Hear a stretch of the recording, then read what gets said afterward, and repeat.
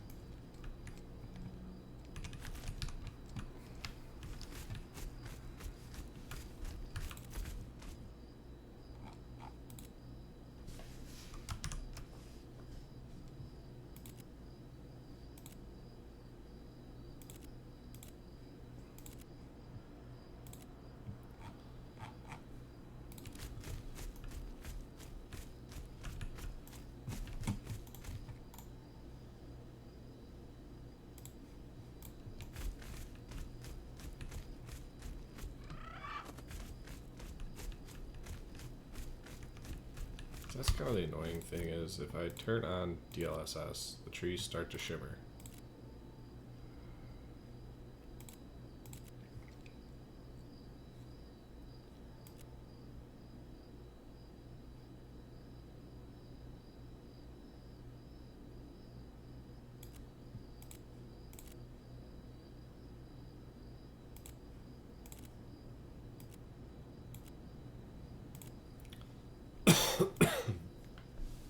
At what point do they stop? You know what I mean?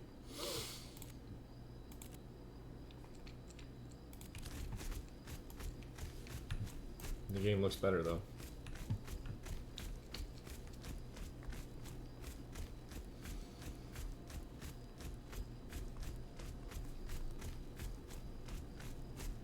I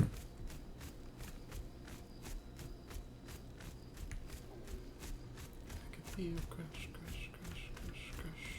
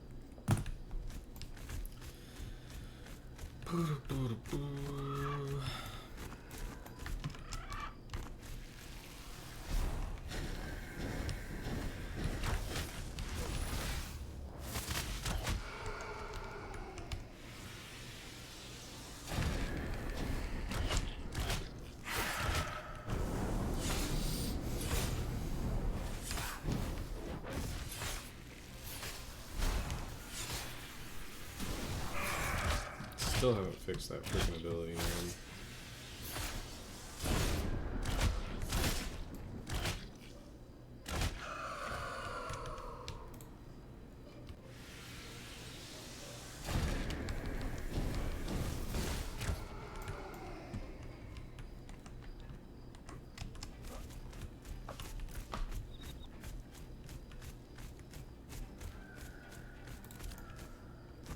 Someday.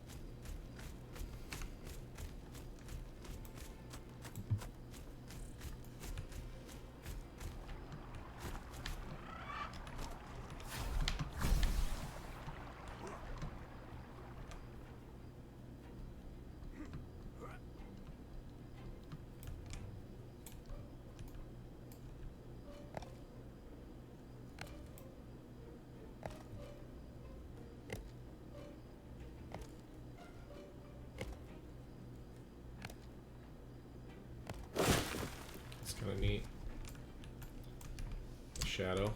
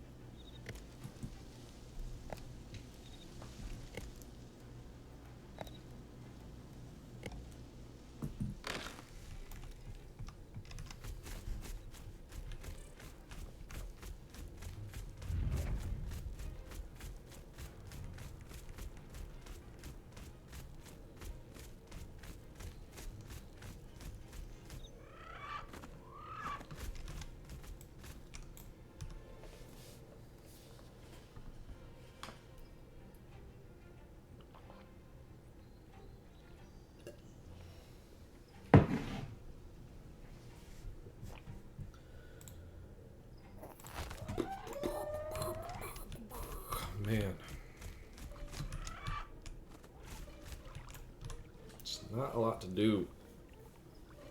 I mean, there's actually nothing to do on the servers today, and it's unfortunate. Not unfortunate, it's a holiday, and the server's gonna get wiped in a few days, so.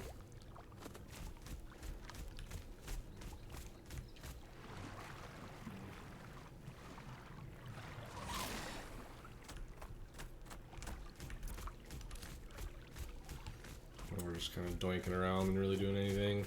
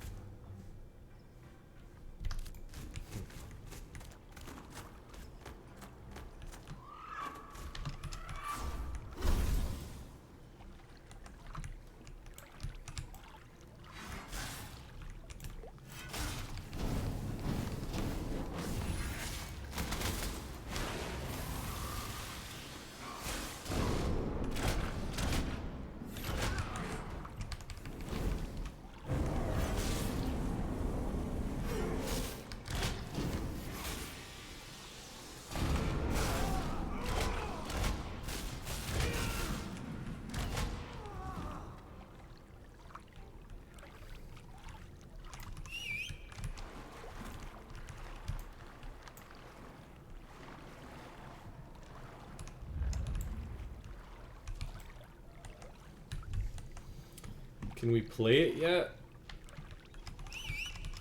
I mean, depends on what you mean by it. I mean, if you just want to, like, get into the game, yeah, you can play it right now, but, this isn't, like, the Steam Early Access or anything. This is just the old Alpha 2 servers that are getting wiped in a few days.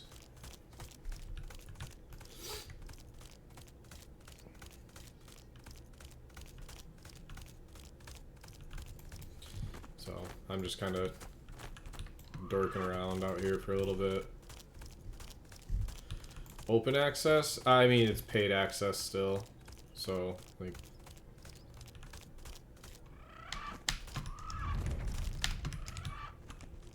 yeah.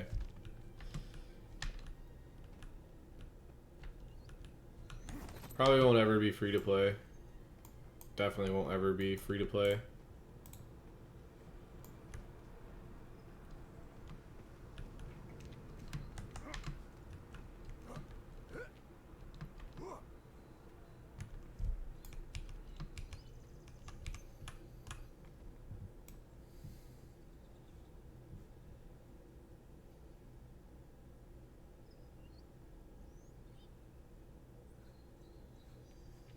Oh yeah, it'll be restarted for sure. Anything that we do on this server is getting wiped December 1st, so in like 4 days. Then there's going to be a fresh start server, or a couple fresh starts with the Steam Early Access on the 11th. And I mean, in a perfect world, those servers don't ever get wiped, but that's pretty unlikely.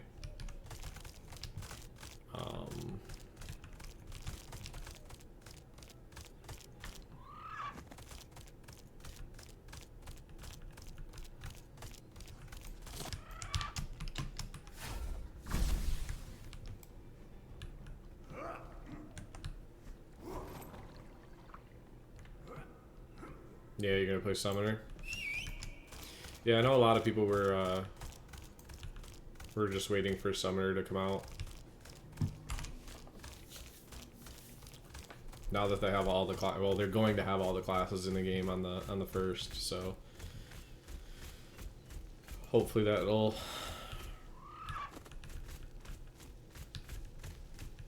bring in some new faces.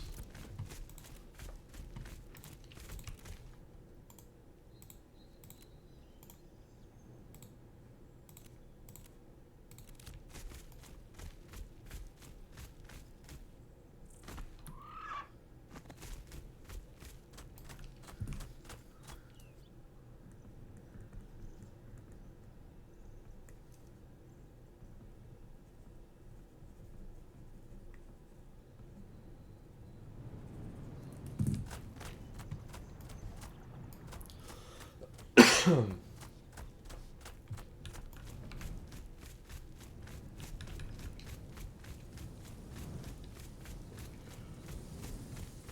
my goodness.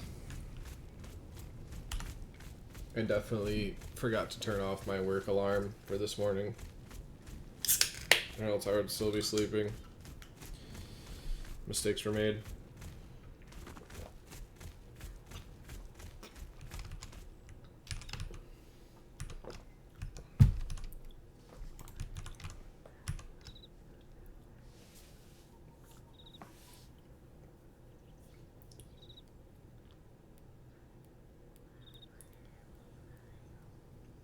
What's up? Good morning, good morning. How are you?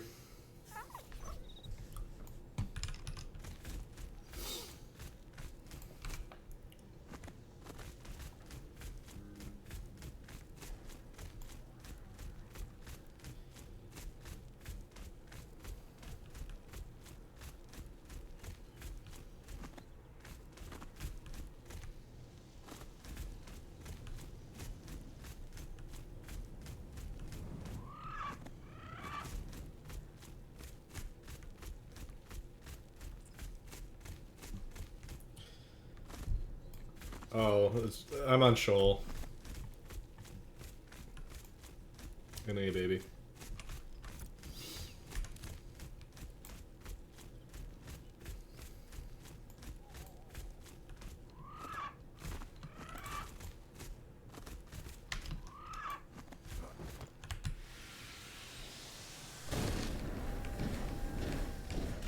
It really is, yeah. What's up, Westone? Happy Thanksgiving, brother.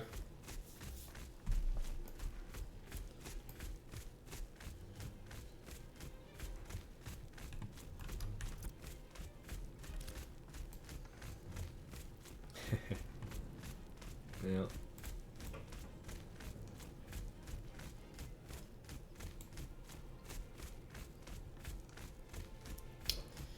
Turkey is in the brine. Yeah, I'm just waiting for the Chinese place to open up.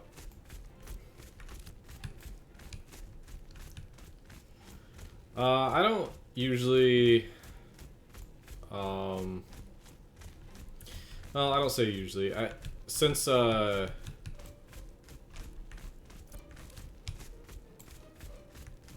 the past, like, 5 or 6 years, I really haven't,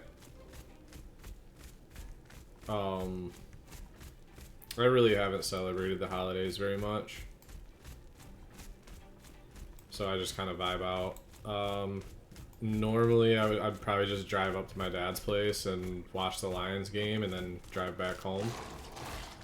But they got like 15 inches of snow last night. So I'm not going to make that drive, unfortunately.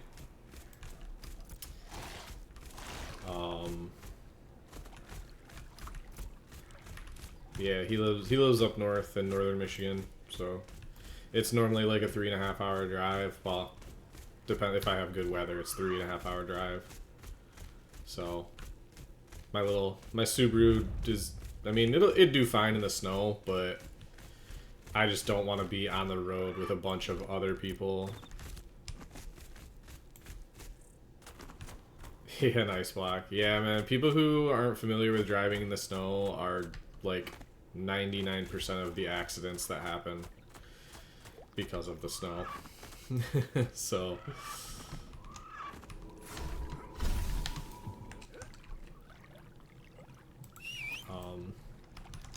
like back in the day, I'm not a big turkey guy, so I'd be the one person who would be like, look, if you don't want turkey, come over and get something different. Like sometimes I'll do like surf and turf, like crab legs and lamb chops, or I'll do a ham even, or just something crazy.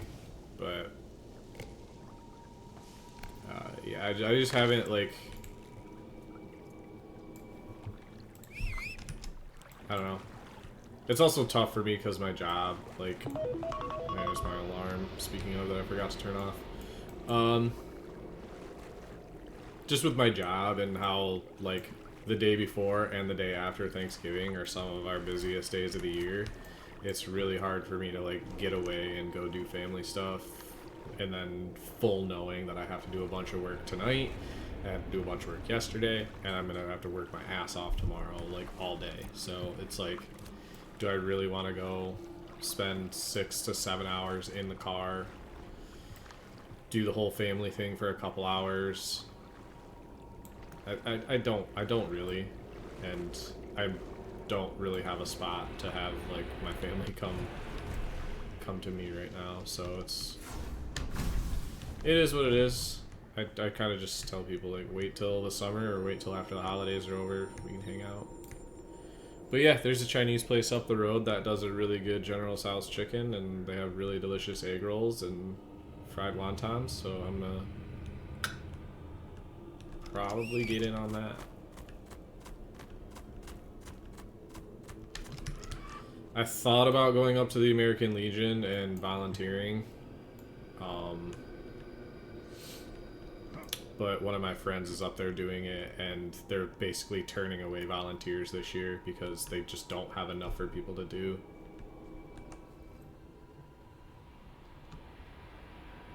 Which is awesome.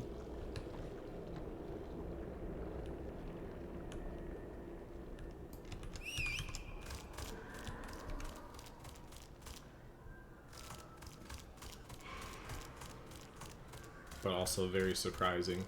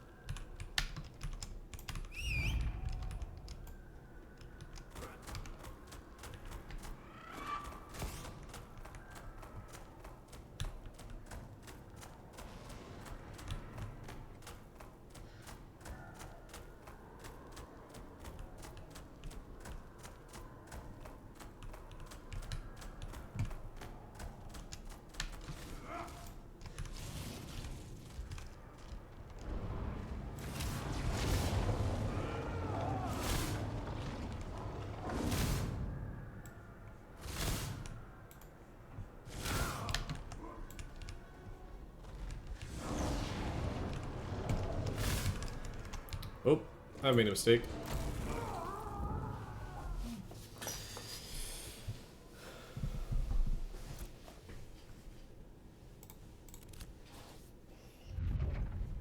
That's alright.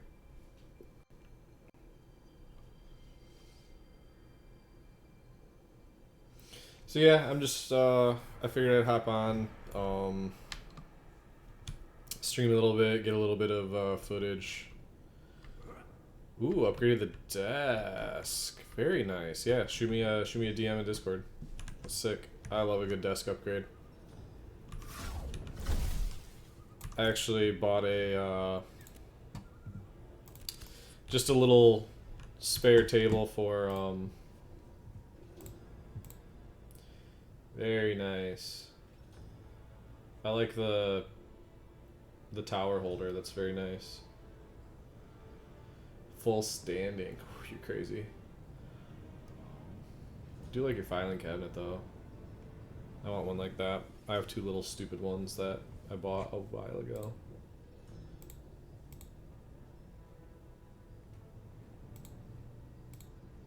Very nice.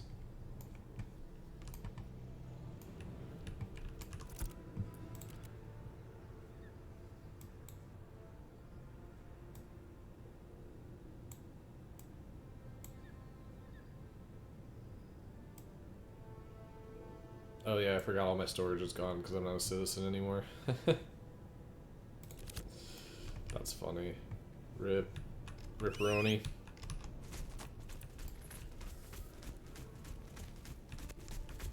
The silver is bugging me. Oh, yeah. It looks... It's a little, out of place. But yeah, I'm just kind of getting some B-roll for,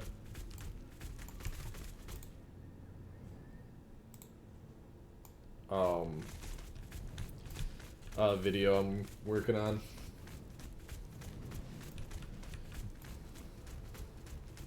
Just kind of getting something to go out and play off in the background.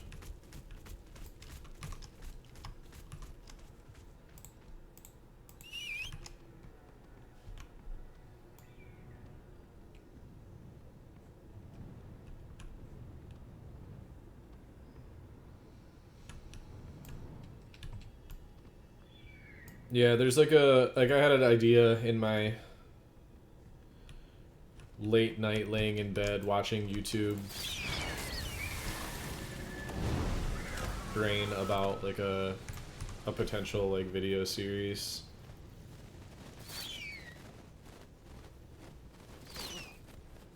I don't know. It's a little bit like different type of content that, yeah, kind of like a, not necessarily like a drama series, but more like a just state of the server. Like a quick like 5 to 8 minute recap of like the ongoings of the current week. Just something to like give me a reason to make a video at least once a week. Because sometimes there's just like not anything major that goes on. So I was kind of working on like a phase 3 recap. Because a lot of stuff happened in phase 3, so it'd be like a, shoot, I don't even know. It'd be a fairly long video.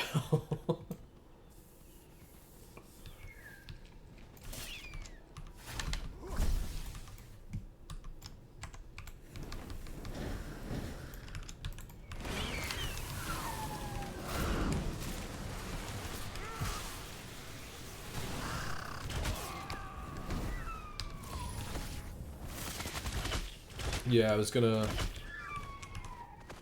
get with one other person who kind of is in the Shoal News Network Discord and see if they wanted to maybe help me write some things up in a little bit more of a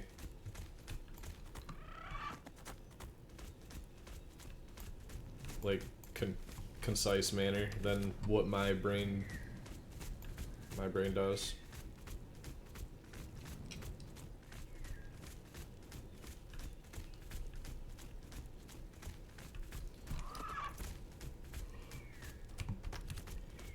Ooh.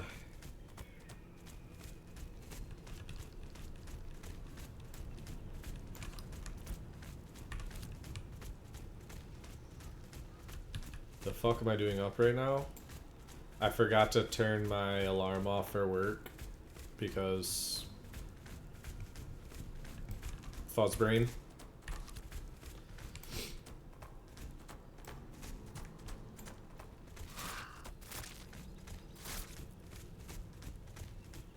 So I woke up to my alarm going off in a panic, like, oh shit.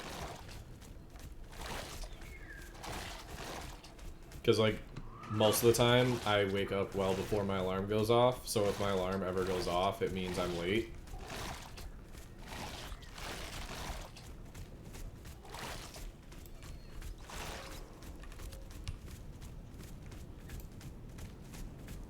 Oh god. Yeah, pure chaos, I bet.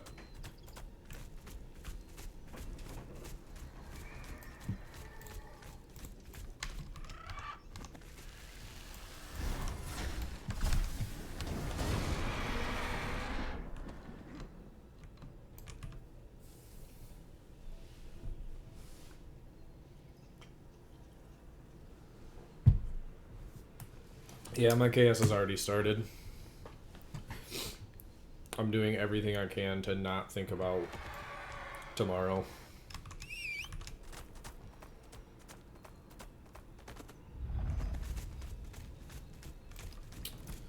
Yep, 6 more weeks. Well, 5 more weeks actually, because this year's short.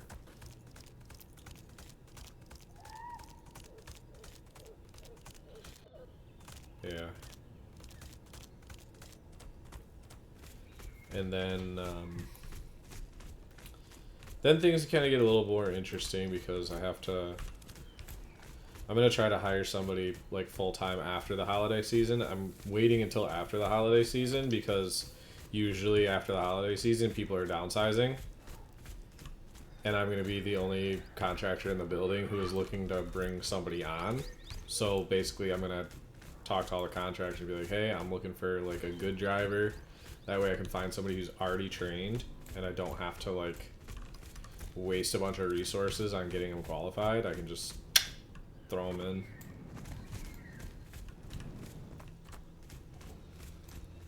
Because I need to hire one more guy so that I can... We're a smaller company. Like, we only run 6-7 routes normally. But I keep a really, really, really good crew so that, like, I don't have to worry about bullshit. But for this time of year, that kind of puts us at a disadvantage because I can't find people who are up to, like, what I would consider my standard for a driver. So I'm, like, a lot more picky. I'm not gonna just take some random person.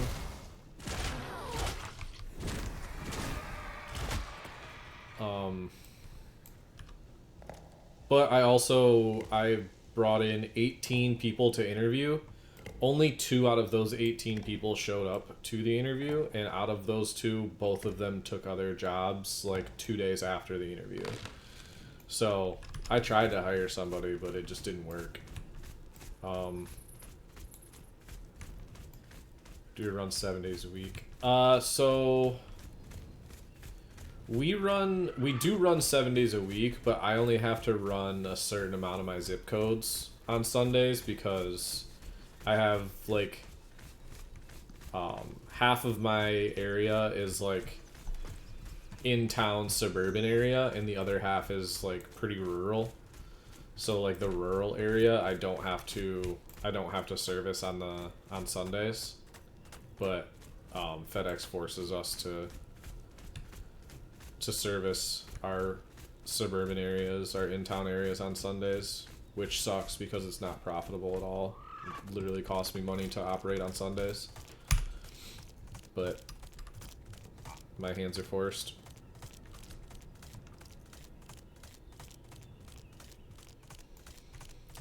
Yeah, I basically, for the past... both. So for the past 3 years, I've been running the operations side of things. I do have a boss. He's my he's the guy who owns the contract and owns the vehicles and all that stuff.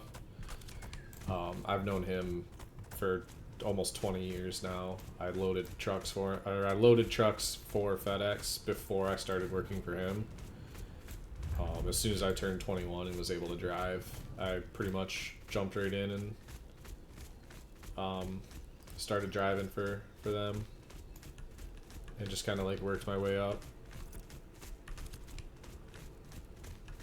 But for all intents and purposes, I'm basically the owner of the company though, because he is very, very absent. Does not, like, he's a good dude and I talk to him every week. Play golf with him a fair amount, but he pretty much doesn't want anything. It was kind of one of the stipulations of me taking over, where he's like, hey, I want you to run my operations. And I was like, okay, but if we're going to do that, I need you to let me do it how I want to do it, or else I'm not going to do it.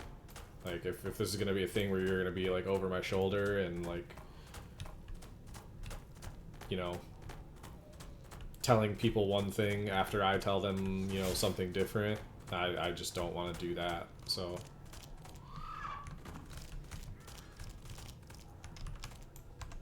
he's been pretty, yeah. I think he very much wants to not be a contractor with FedEx anymore, but he's kind of like dug himself in so deep. He's been doing it since before FedEx was FedEx. It was like RPS or something like that.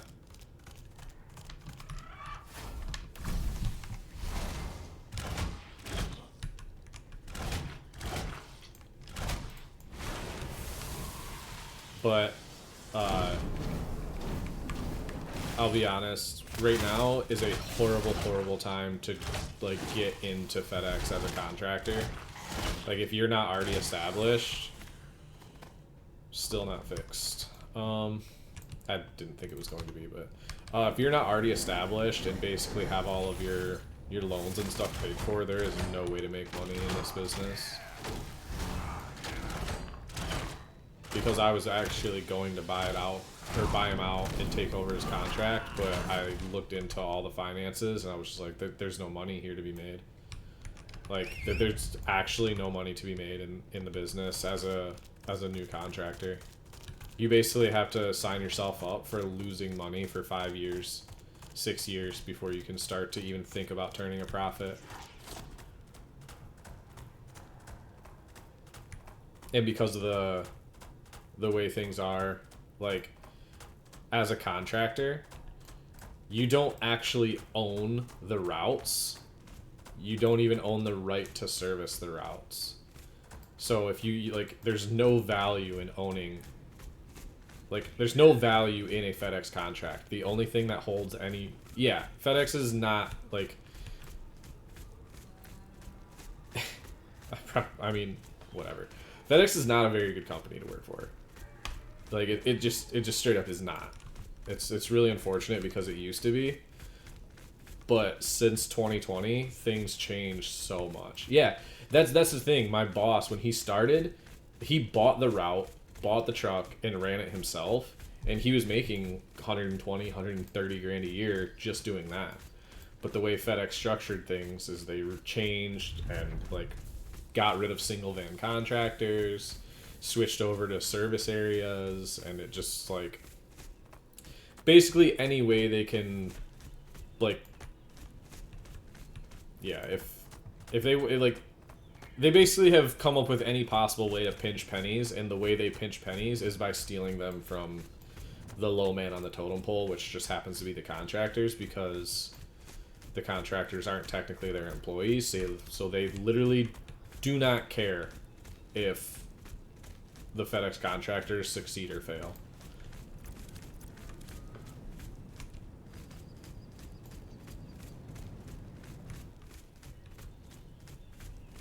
No, honestly, it's harder to turn a profit, like, the more vans you have. Because you end up with more maintenance costs, you end up with more drivers. All it does is it makes your margins a lot better. So, like, you're never going to be at risk of losing money, but you're not going to make as much money as, like, when I say we're a small contractor and we only run like 6 vans, the reason we're able to make money is because we have really efficient drivers, really good drivers, and we pay them good money. So we are able to, you know, my average stop count per van, even with all of my rural area, is 130 stops. FedEx sets my efficiency rating at 107 stops per van. So by their standards, 130 stops in my area is like 3.5 hours of work for my drivers.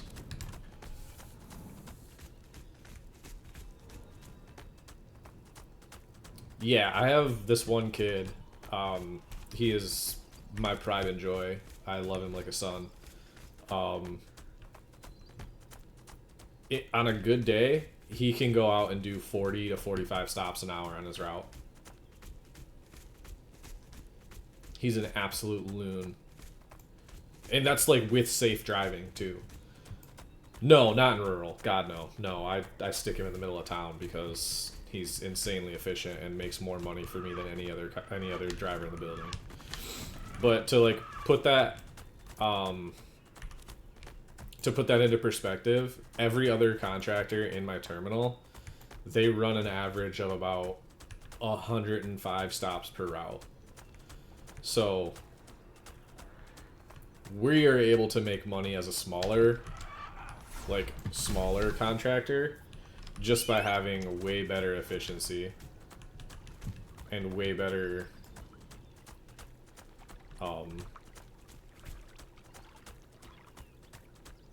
exactly that. And that's what I told my boss, because when I was a driver, that's what I was like. I was like, no, I want to get in, I want to get my shit done, I don't want to go home. So when you hire people like that and you pay them well, they show up, they do their shit, and they go home, and you don't have problems. Yeah, we do route pay, and then this time of year we give everybody a daily bonus on top of what their normal route pay is. And then if people go a little bit above and beyond, then we throw them a little bit extra cash as well. So some of my drivers will definitely make more money than I do this time of year, which is good. They need to. But that also means all hands on deck because we didn't hire anybody. So everybody just gets a little bit more money this year. And that's basically how you spin it. It's like, look, we can go out, we can hire a couple random people. They're not going to be as efficient. They're probably going to hit some stuff. But everybody will have less work. Or everybody can just nut up for 5 weeks, bust some shit out, and we can all make some money. And all of my guys agreed. We're like, no, let's make money. So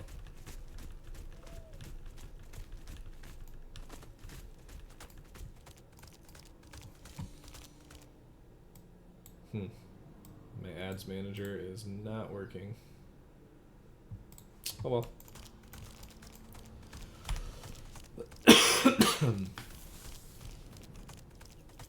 Yeah, that's the other thing.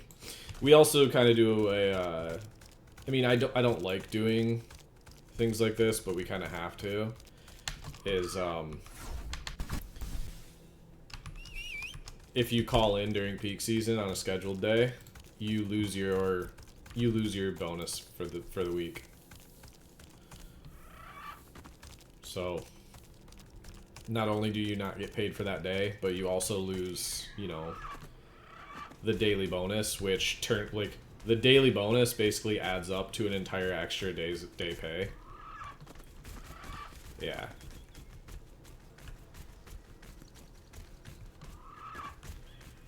I mean, obviously if you're in the hospital, you're also not really getting paid, which kind of sucks, but workman's comp, I guess.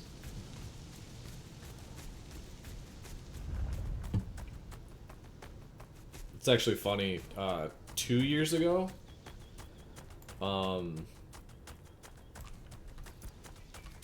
right before peak season, so there's like a holiday event that goes on in my town. So I go out to this holiday event. It's usually the Friday before Thanksgiving. And I'm just like going around town, having a good time, like watching the parade, watching the fireworks and everything. I get home, and like out of nowhere, I just break out in like the craziest fever, and I'm like, what the frick is going on with this? This is crazy.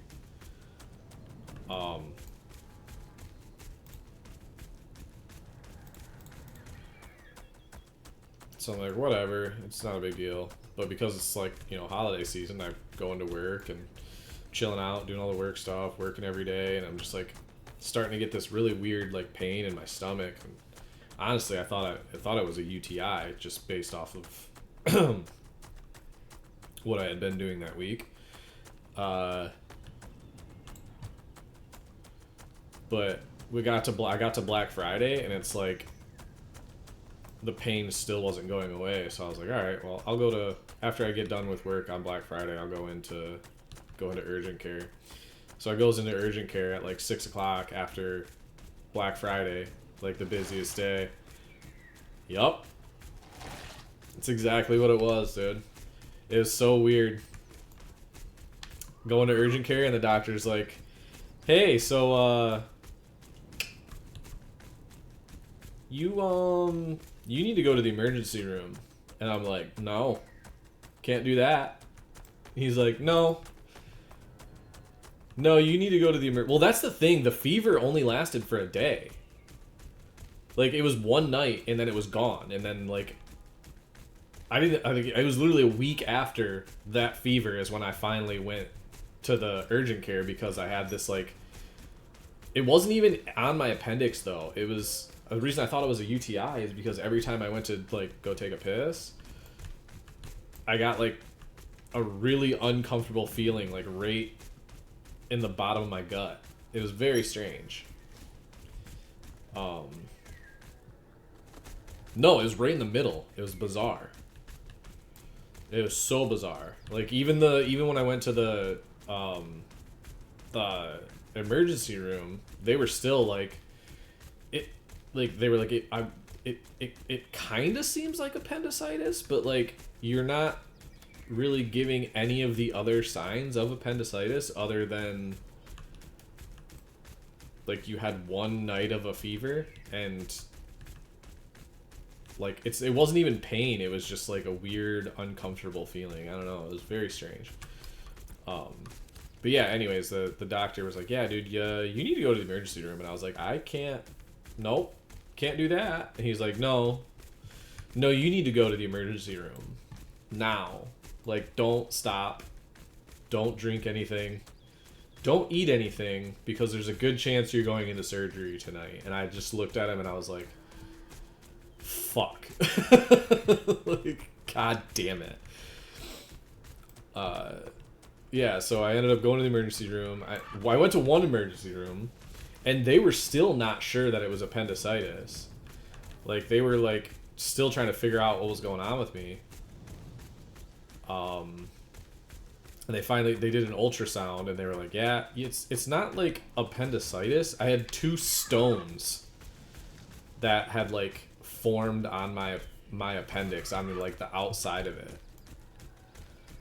And they were like, yeah, dude, like, you were one, like, bad twist, bump, fall away from this, just, like, these stones, like, slicing your appendix and going full septic. And I was like, oh, that's good. And they're like, the unfortunate part is, we don't have a surgeon here, so you have to go to the hospital now, and they're gonna put you into surgery tonight. I was like, you've gotta be kidding me. So I had to, like, they were like, well, we're gonna call an EMT. And I was like, no, you're not calling an EMT. I'm not paying for that shit. Like, just hook me up, whatever, tape my IV up or whatever you gotta do, and I'll drive out there. This is at like 1 a.m. by the way. So I'm after working Black Friday. I've been up since 6 a.m. Like, drove an entire route, went to the hospital, got there, went to the emergency room, got hooked up to an IV, sat there for a few hours, finally get back into the emergency room, and then they hooked me up to a bunch of shit there, waiting for the surgeon, and of course, because it's Black Friday and a holiday weekend, there's a bunch of, like, emergency, like a guy got shot, there's a couple car accidents, so my surgery kept getting pushed back,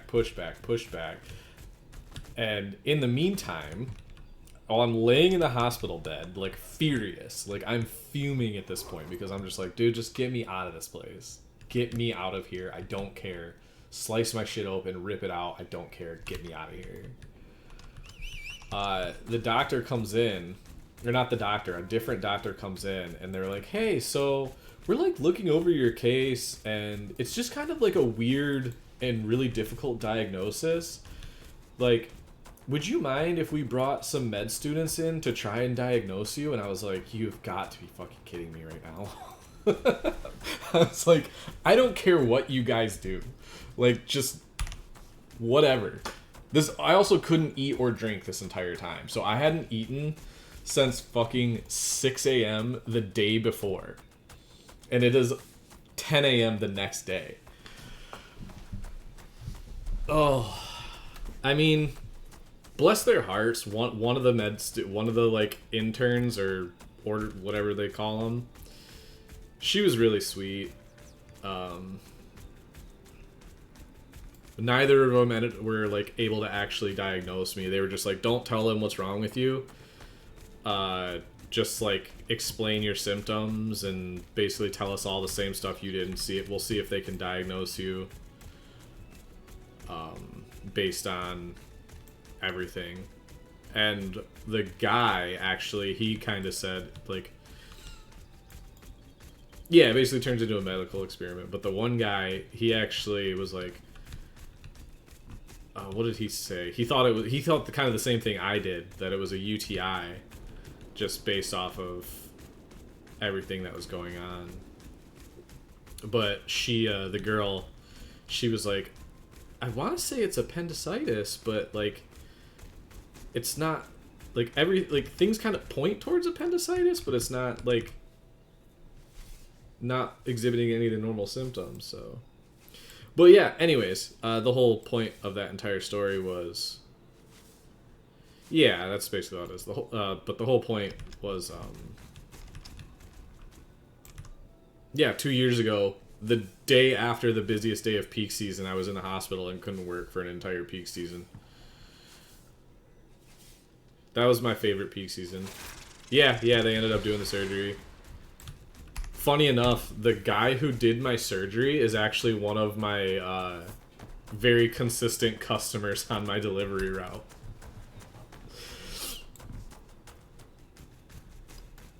Which was hilarious.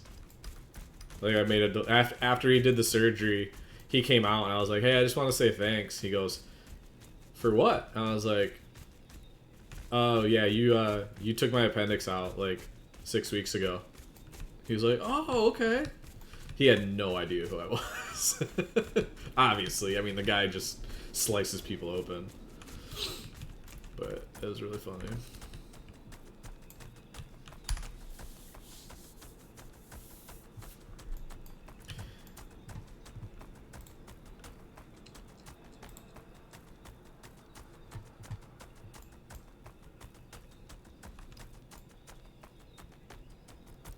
I don't know what that means, but it doesn't sound great. Another fun thing, yeah. Oh, yay. Yeah, that's not ideal.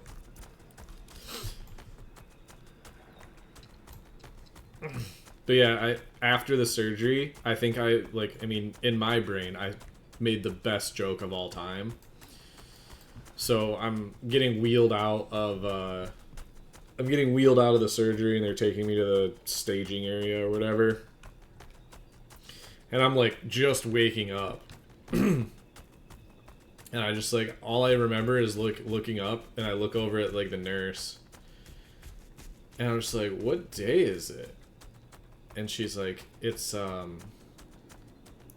Sunday. And I just go, it's Nudie Magazine Day.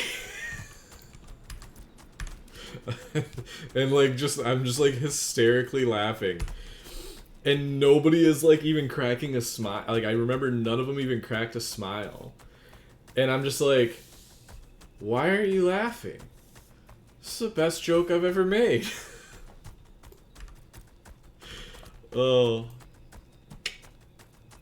it was good. It's a good joke.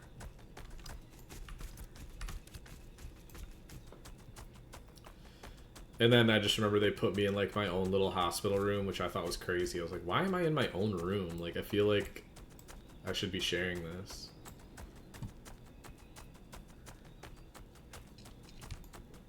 But as soon as I was able to, I just hit the buzzer in my room. The nurse came in and she's like, what do you need? And I was like, when can I leave? Like, I want to be out of here as soon as possible. And she's like, oh, well, before you leave, you have to be able to, like, you have to be able to get up and walk around and, like, go to the bathroom. And I instantly was just like, yep, I'm getting up. And she's like, no, no, no, don't get up, don't get up. I'm like, no, we're not doing this. I'm getting the fuck out of here as soon as I can. She's like, you need to lay down for at least an hour. And I was like, I will give you 30 minutes. Like, I'll lay here for 30 minutes, but as soon as that 30 minutes is up, I'm getting up.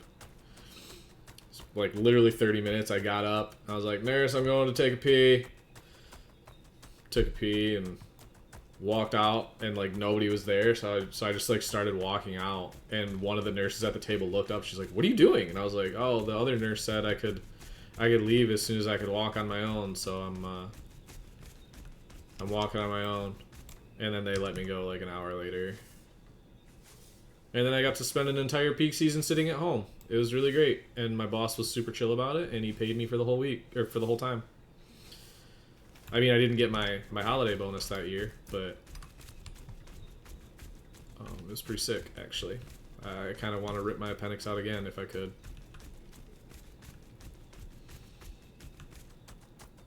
Stay for 4 days, yeah, sure. That's the one and only. Well, that's not true. I was in the hospital like a week after that, but that was for like a surgery that I wanted to do.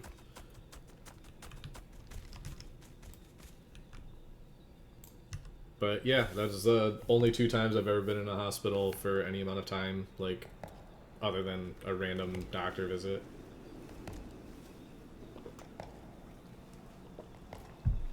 Don't like hospitals at all.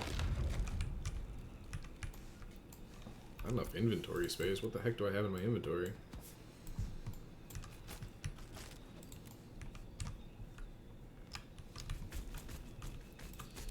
Weird.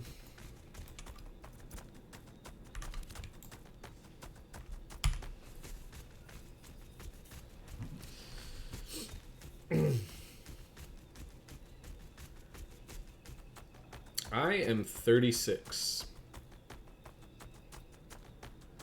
Oh, geez, Pano. Yeah. Yeah, I know. I know I look young. You can't see the gray hairs through the camera.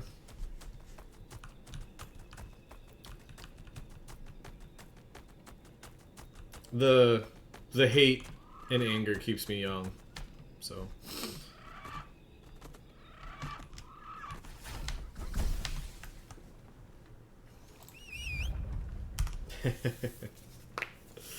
yeah, I always get people always think I'm a lot younger than I am.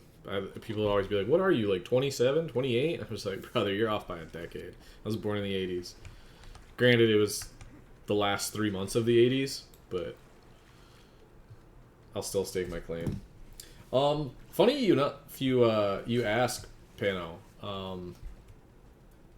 I was actually just writing down a bunch of stuff. So, you didn't check anything since the polar drama. Which polar drama is the first question, and then I can update you from there. Because there was multiple instances of polar drama.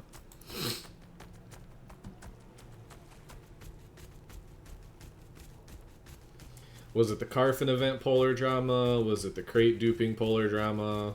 Was it the mayoral decisions which started stuff? Oh, the siege drama? Or the destroying of the jewel crafting drama?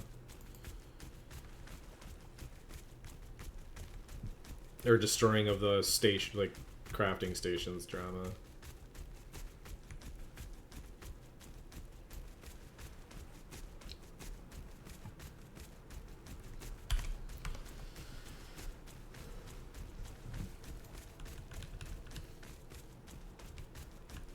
They rushed 25 Zerg towns with people trying to hold or whatever. Oh, okay. Yeah, so the siege drama.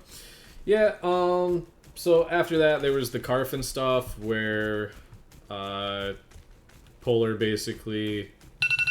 Oops, I had another alarm set. I forgot about that. Thursday meeting alarm. Yeah, so there's the Carfin event stuff where Polar basically locked down the 4th floor of Carfin. It wasn't known to be a bug necessarily or an exploit necessarily at the time. It was kind of, I mean, it was kind of suspect, but I'll give people the benefit of the doubt that people knew about it for a really long time and Intrepid didn't change it, so whatever. But they locked down the 4th floor Carfin, where they were able to farm bosses to get eye level 29 weapons at rare quality very, very regularly. Intrepid at that point said, hey, this isn't intended, so we are going to delete all of those items that were gotten from that event and any gold or transactions that happened involving those items, whatever. So that caused a bunch of drama. Some people quit over that. After that, there was the crate duping drama, where a bunch of people were using caravans that were larger than the size they were intended to be. But again, I'm just going off of what people told me about it. The players asked Intrepid if it was intended. Whoever they spoke to said yes, it was intended. So they continued using the large caravans. Then they stored all the crates from those caravans, waited for the diminishing returns to go away, turned in the crates, and made insane amounts of gold. And at that point, because of the outcry of the community, Intrepid then decided that anybody who used the bugged caravans was going to get their account actioned, whether it was deleting items or given bans or resetting characters. And that caused a whole bunch of drama because, I mean, only the people who were in the conversation between themselves, the players getting banned, and Intrepid know exactly what happened. But based off of what I was told, a lot of those players who got action said, fuck this, I'm out. After that, there was a bunch of drama about how certain people are held to a different standard than others. Certain people are given benefits that others aren't. And also somebody may have leaked, or said they received leaked information that there was going to be a server wipe coming up. So then at that point, I believe, is when Polar, as a guild, just kind of said, hey, we're going to take a break. We're going to step away from the game for a while, wait for things to get into a better state, and then wait for the wipe, or wait for more content. So they kind of took off for a little bit. Supple kind of filled right into the Polar void. Oh, 100%. Supple kind of took over as like the big bad guild, being the big Zerg, you know. They were good for the game, though, for sure. It's always good to have those Polar and Supple guilds in the game, though. You kind of have to have the big bad guilds. But basically when Polar left and Supple kind of filled into those shoes, that's when the server kind of started to take a little bit of a downtick. Not because of Supple, but just because people started to run out of content to do. Some of the crafting benches, like the armor bench, was bugged for a long time, so people couldn't craft the gear that they wanted to.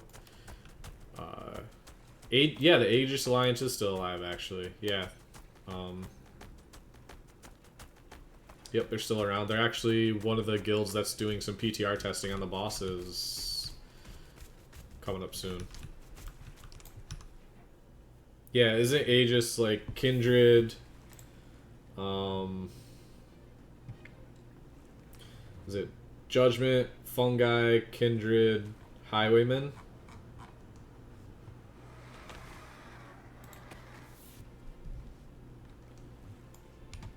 So it's 4 guilds right now?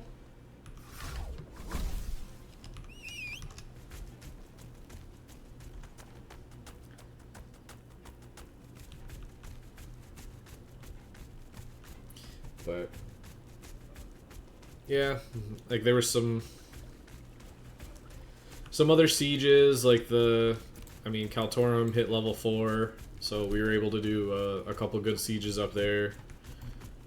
Supple decided to step away after kind of the content ran out because they, in my opinion at least, they just drove away all of the possible content they could have made in the game.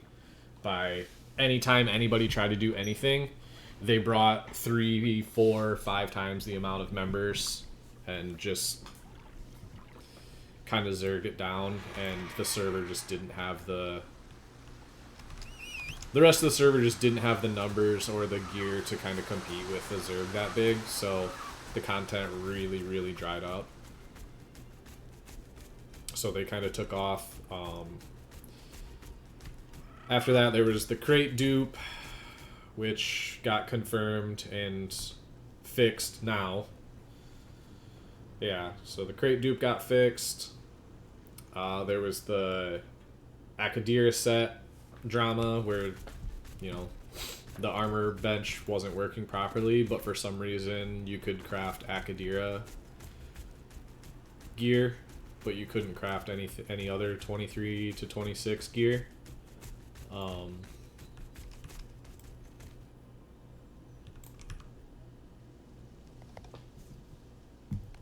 So that kind of made a lot of people stop playing. After Supple took off, basically all that was left was like guilds like Vice and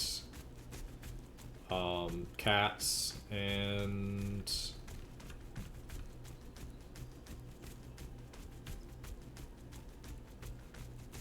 EBC, Amnesty, the Australian guilds.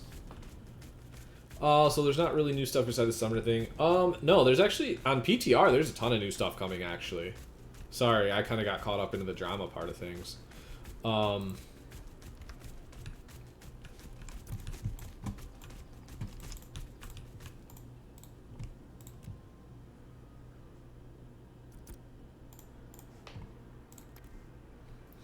Yeah, there's like...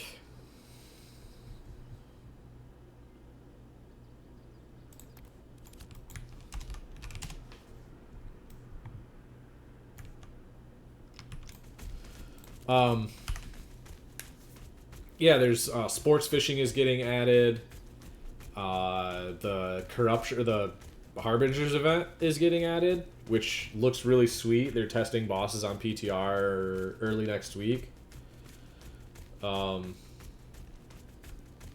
Yeah, the Harbingers event is gonna be like the next step up of PvE content. It's, at least from what I saw, the Harbingers are like the big bosses are really difficult. The world bosses are very difficult content. So we'll see where that goes. They added in, like, if you haven't been on PTR, like, there's a ton of cool stuff on the PTR now.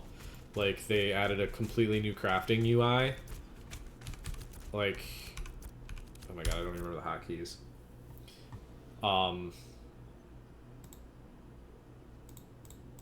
In the new crafting UI, it shows every single recipe in the game, even the ones that you don't have.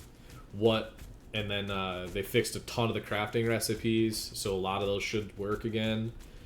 They added like a recipe tracking to where now if there's a recipe that you want to craft, you can like track the recipe and go out and farm the stuff. What else did they add in? They fixed static rarity. They have done changes to drop rates. Yeah, I think Apprentice... Was it Novice and Apprentice crafts are cheaper now? I don't know if Journeyman got changed that much.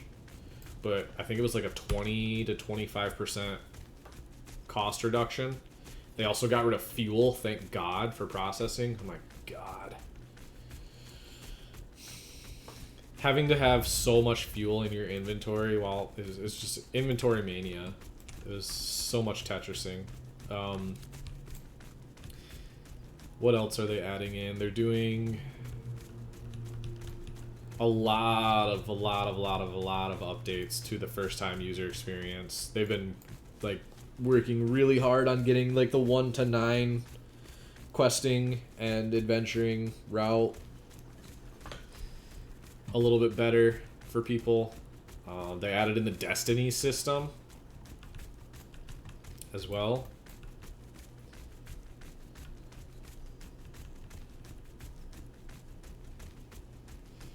Yeah, I mean, rarity for gathering is going to be a little bit tougher than it was before, I think. We'll see. I think that's one thing that needs to be looked at and adjusted more so than other things. But we're getting there for sure.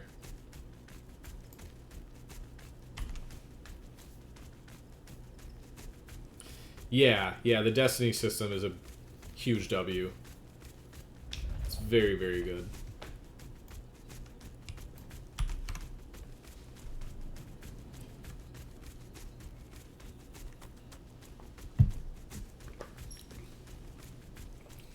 I bet this is an epic willow.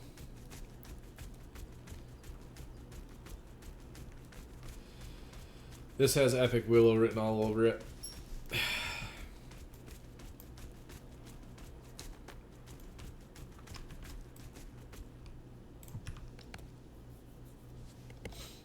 There's also like weapons and armor that you might be able to get through the Destiny system as well. Does the game have skins that you can buy and craft? Not yet.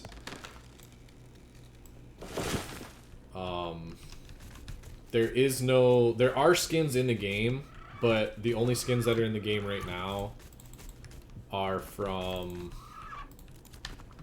previous purchases of like packs and like founders packs and Kickstarter stuff like that. They are going to add in a cash shop where you can buy skins for your mounts and buy skins like armor sets and stuff like that. So that is coming. It's just not in quite yet.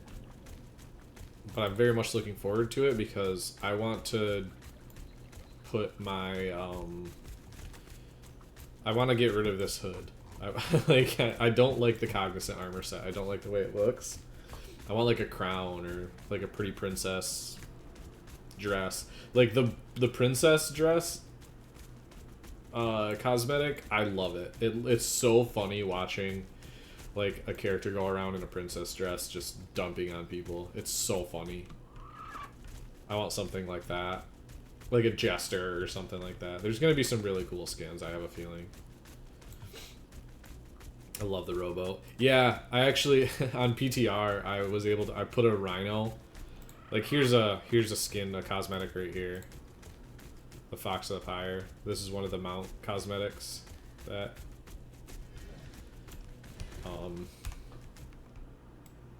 I forget which pack that came from, but it's one of the coolest mount cosmetics, I think. It's one of the earlier ones. It's really sick.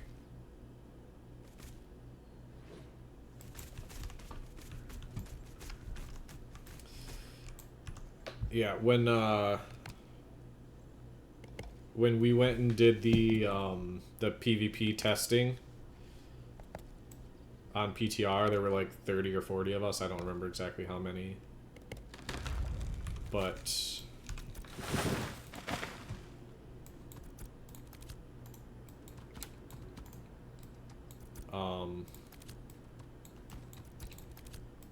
the GMs who were up there, they gave everybody who came up there a rowboat and a temporary flying mount, which was probably one of the coolest things that I've gotten in this game.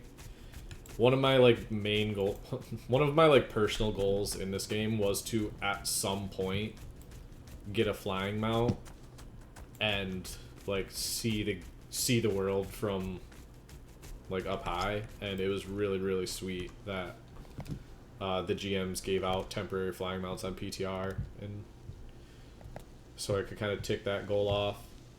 And then because it was temporary and it was just on PTR, I flew around for like an hour, flew around the Anvils, flew around the Tropics, flew around Riverlands, went and saw some shit, and then just like traded it off to somebody else and told them like, yo, check it out, fly it around, and then you know, if you feel like it, be a good person and trade it off to the next guy. Just let as many people experience it as possible, because it is really cool flying in this game. I'm not gonna lie, it looks so cool, and it's such a huge advantage. Like, I kind of want to be a mayor of a town at some point now, because just like thinking of the PvE, like just the PvE advantage of having a flying mount is insane.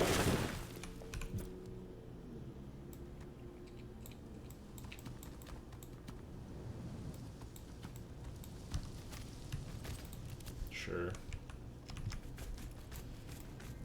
You know what's crazy? I gathered so much in this phase. Like, every single day I was out gathering in some capacity. Every single day. I did not chop a single legendary braidwood in this phase. I don't know how it's possible. I probably chopped 200 or 300 braidwood trees. Maybe even 400, 500. But to like not even get one legendary braidwood is kind of crazy to me. Word on the street, you're doing... No, that's not happening. I don't know who told you that. I'm not playing Bard. I'm playing Mage forever. Mage will forever be my main. Now, there is a possibility that I level a Bard alt and have that as a backup, or for, you know, some other situations that might be necessary. But no, no, I'm always going to play Mage as my main, unless they absolutely just like completely fucking brick the character, which I don't see happening.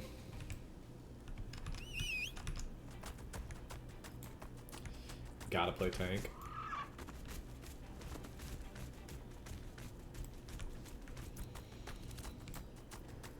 Sommelier. I played tank in phase 1 and a little bit in phase 2. What's up, Thogly? How's it going, man? Hail. Hail to the high thane. Yeah, I played tank for a while, actually. I leveled 2 tanks. I leveled 1 in phase 1. I didn't quite make it up to max level in phase 1, but then I played 1 up to max level in phase 2. I just couldn't... I just didn't like it. You know? I just didn't like the way it played. It felt like... It might be changed now compared to what it was, but in PvE, it felt like the only thing I could do, like the only thing I was there for was to attack the mob first. There's no other reason to be there outside of just attacking the mob first. My abilities didn't feel like they did anything to keep me alive. I was completely at the will of the clerics and the bards and stuff. Which I'm sure it changed now, but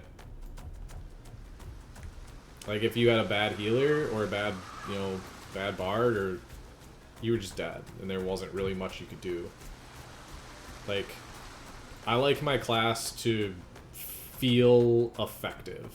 Like I like when my class, like when you know I'm there, you know what I mean?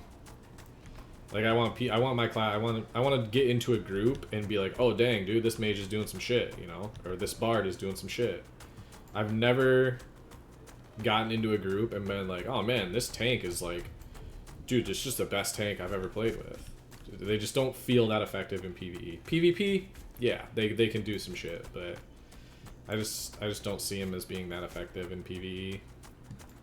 I mean, they're effective, but impactful, I guess is the word I'm looking for.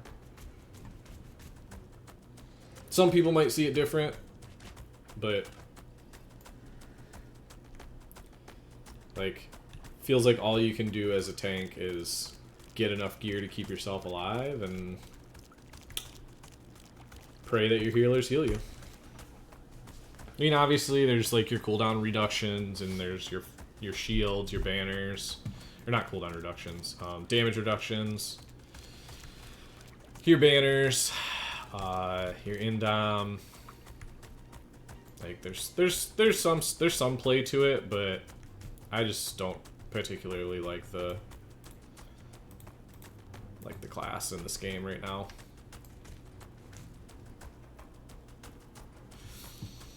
So here's kind of the other thing to that. I don't think you actually need a tank in a group for PvE. Like, I feel like if you have a good cleric and a good bard, you can just run a fighter or a rogue tank, or, I mean, hell, you could run a cleric tank. Legitimately. Like, a good cleric with a bard help, you could hold aggro as a cleric. Yeah. I mean, even for the leveling process, you could get away without a tank. Like, you could literally have a rogue evasion tank, or you could have a cleric just shield and scepter heal tank. Just stand in the circle. 90% of early access is going to be summoner. 85%. I think 85% of early access is going to be summoner. I think there's a solid 15% of players who are really locked into their class, like me, and are going to play that.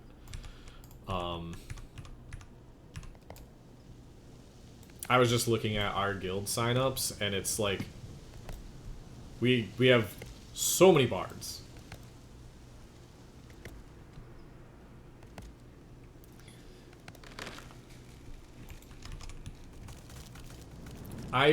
Yeah. I mean, when I first started looking at Ashes, I saw the summoner and was like, that seems like it's going to be broken as fuck in this game. But the more I've played it, I also really don't like pet classes at all. I haven't played Summoner, but the more I've played the game and what I've seen from Summoner, and the fact that it is a pet class, I'm just not really interested in it. And exactly that, like, until they get the pet UI to be functional in a way that you can actually micro and, you know, do cool shit with it, it's gonna be really, really hard to play the class well. Kind of what Johnny said there. Summoner doesn't really have a spot right now. It's just like a supplemental. It's exactly that. It's a supplemental role.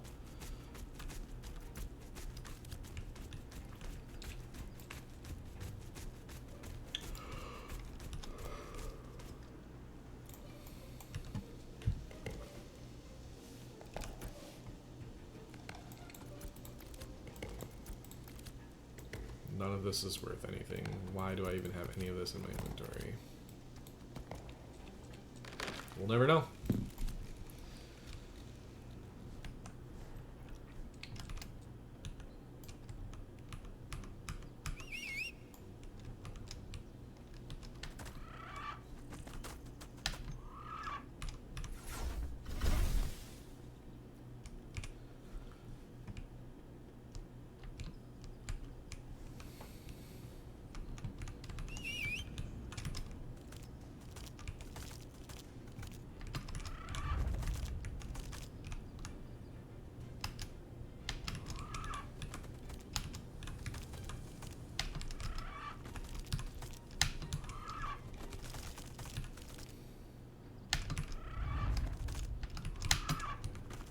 Dang it.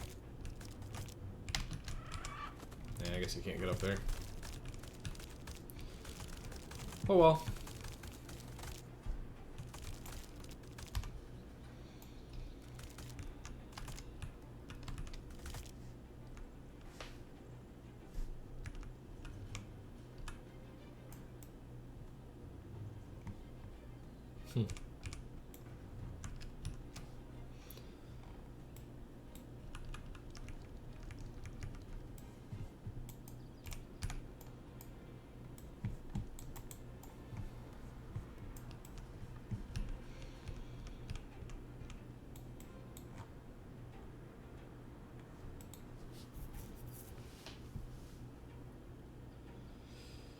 Yeah, I mean, summoners are just they're.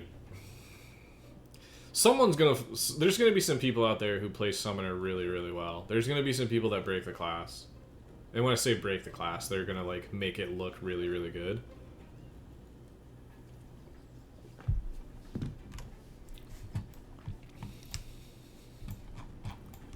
Just because they're like good players.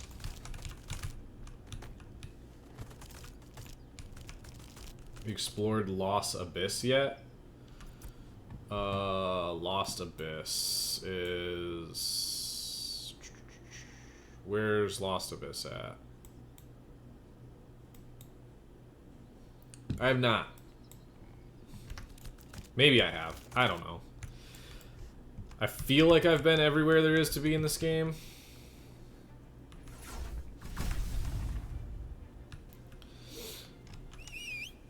And maybe I haven't.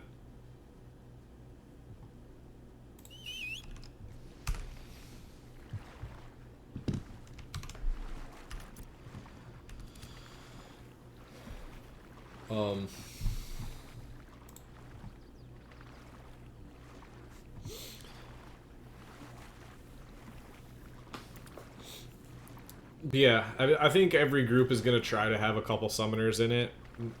I mean, maybe not even try to, but are going to be forced to have summoners in it because that's what people are going to be playing.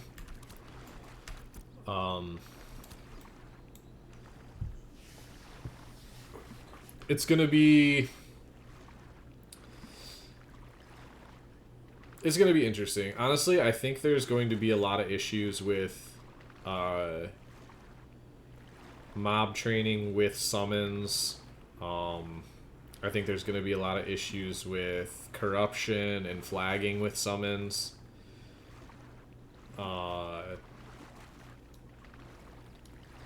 don't know. I just have a feeling there's some stuff that needs to be worked out before the 11th. I'm sure they're cooking some stuff up for the next round of PTR. Like, they might be on a holiday this weekend, but I'm sure there's people who are working on some stuff right now.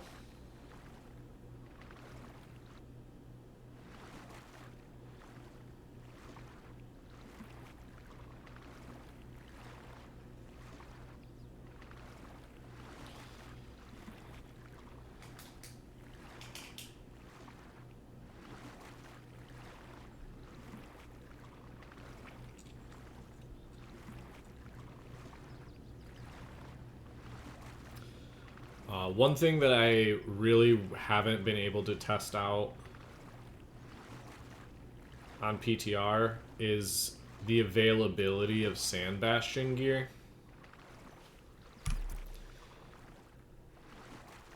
Because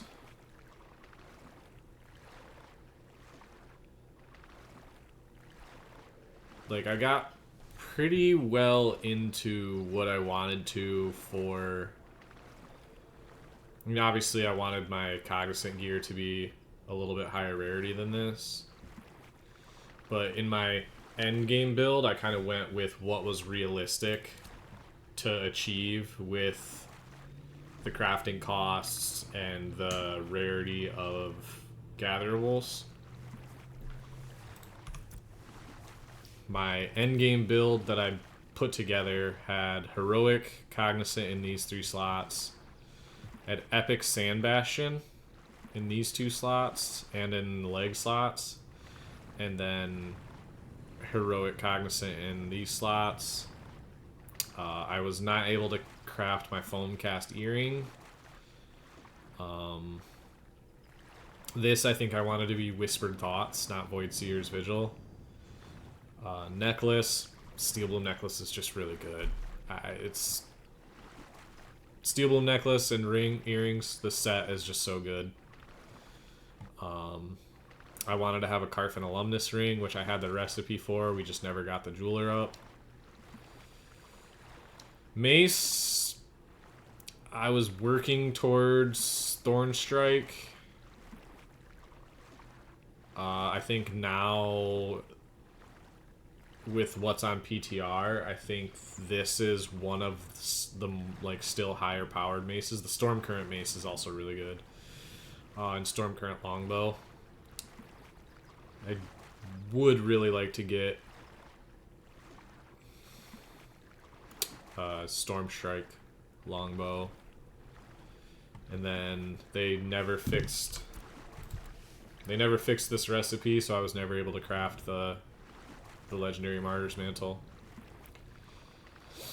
But I mean, probably like 1, 2, 3, 4, 5, 6, 7,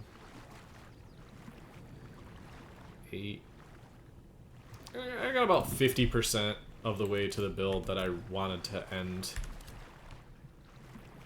the server on, really.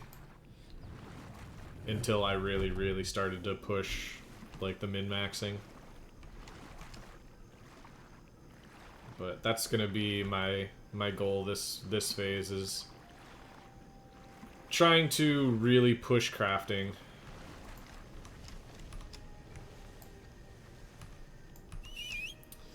Yeah, I mean, it was... My mount's dead. That's unfortunate. It's hard, man. It's hard to get enough emblems. Honestly, if I had put more focus... Well, the emblems isn't the hard part, honestly. Like, yeah, it takes a long time, but there are places to farm Thornstrike. If you really hammered down and just did it for an entire week straight, you could have enough Thornstrike emblems. Probably not even a whole week. Probably less than a week.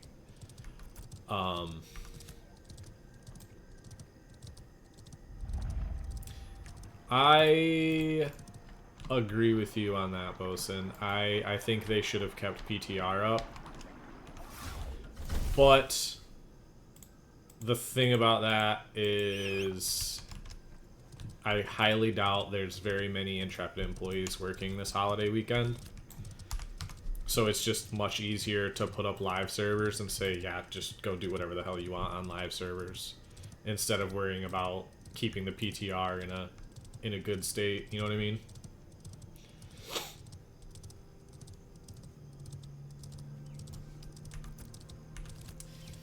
Yeah, I mean, I have some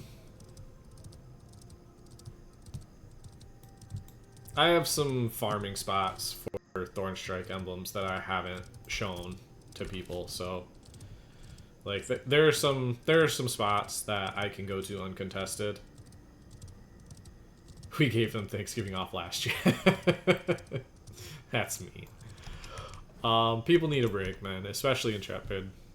Not even especially, but like they've been probably grinding until their eyes bleed, getting the stuff ready for December. So I'll give them a weekend off. You know what I mean? They're good people. They deserve time with their families. I'm sure they all have families.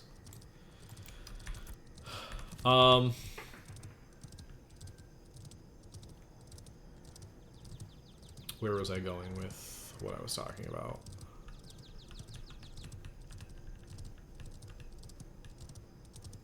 Holy shit, it's my first cacao tree. Like, legitimately the first cacao tree I've seen.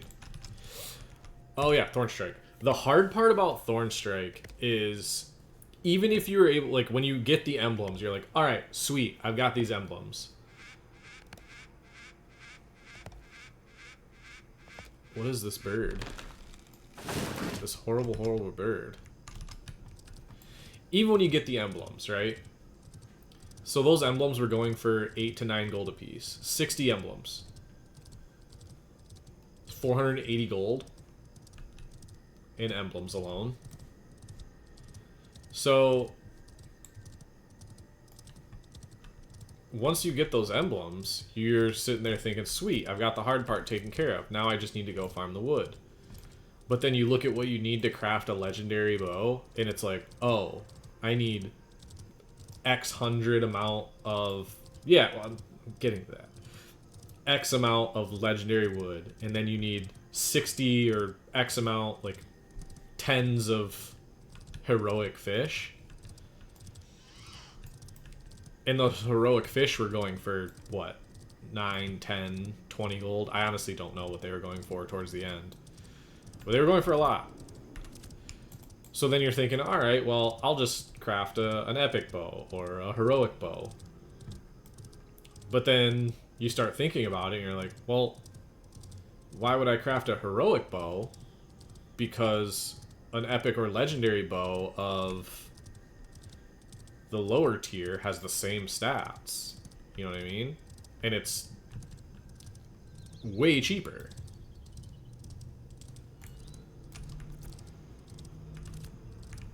So you basically have to make that choice of, do I spend about 1,000 to 1,500 gold in materials? Because you can't really farm. I mean, you could farm it yourself, but if you hadn't been working on it for a while, then you're pretty far behind. Or do I just sell all these emblems and use that gold to buy myself a weapon? Or to buy myself materials to just craft a legendary level 26 weapon and, you know, be 10% under what max power, you know, the max weapon is. And that's what a lot of people did.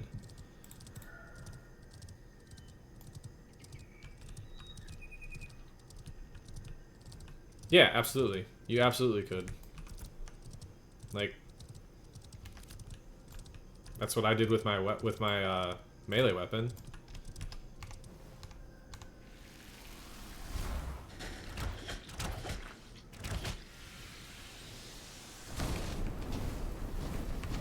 These guys were supposed to have a chance to drop like certain gear. This actually might not be a bad farm in the future. Oh, never mind. Oh yeah, I'm definitely going to be building level 29. I think a lot more people are going to be building 29s because a lot more people now have an understanding of what exactly you need to get there. I mean, how many emblems do you think just got sold or just got thrown away because people just straight didn't realize what they were, you know? Exactly, thousands. I mean, I know I personally threw away or vendored probably 100, 200 anvil essences.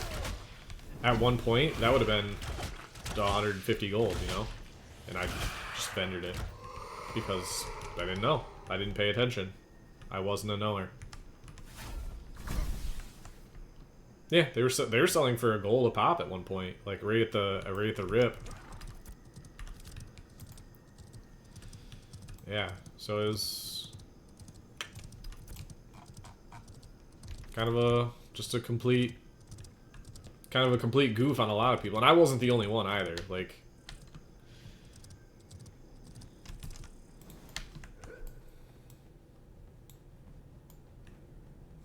oh yeah, I'm already working on my I've got part of my second PC setup coming on the 1st, I think, is when it's supposed to show up.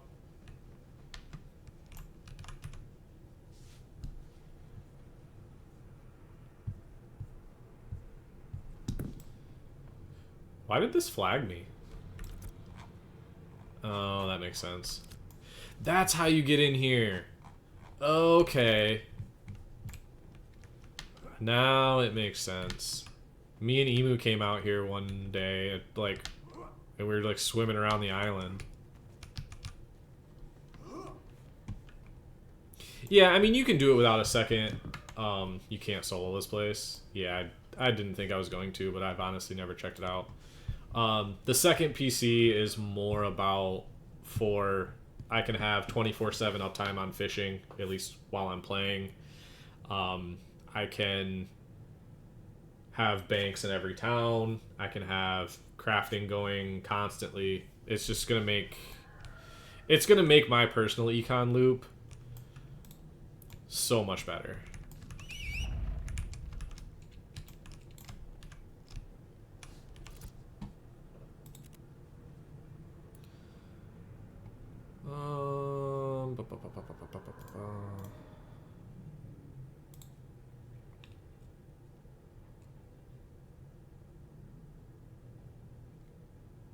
Zopkin solo. Hit the button. Yeah, I'm working on that right now.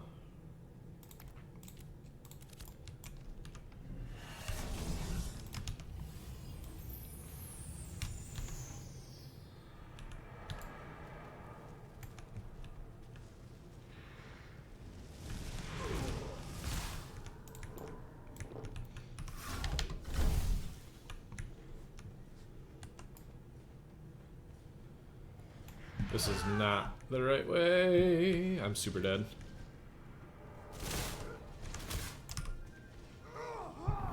Almost made it. Oh, 1 second. Ah. Oh, yeah. Old age is really showing.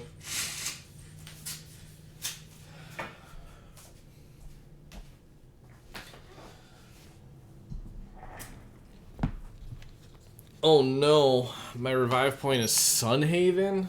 Blech. Oh well.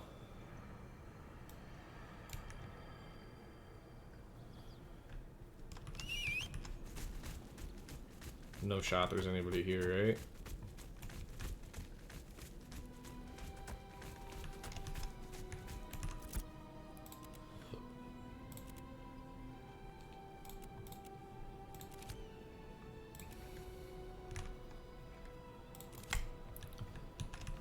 Honestly, if I stayed on my mount, I might have been able to squeeze through there, but no luck.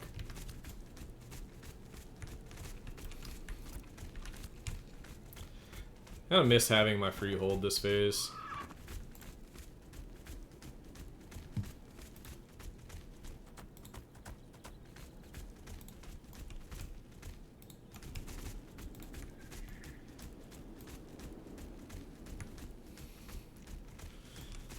Yeah, I think they have a lot of work to do on freeholds, honestly.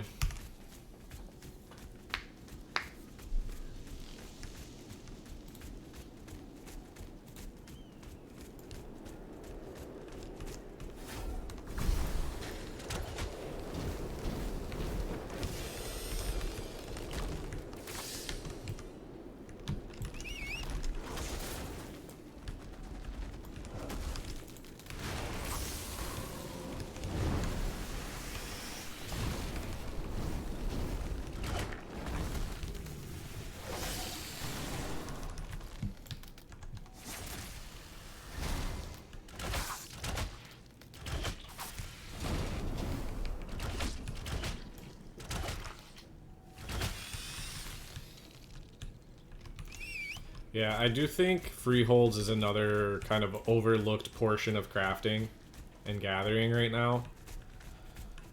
Because in phase 2,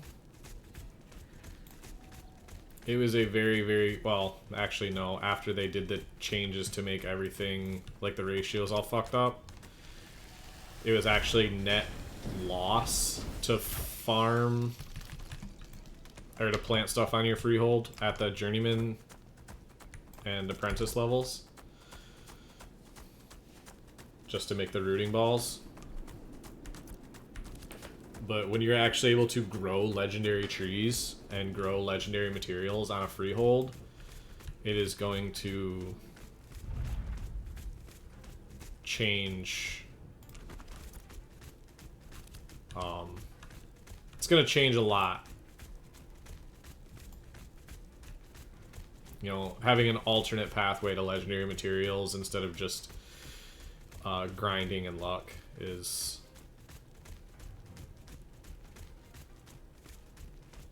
going to help a lot.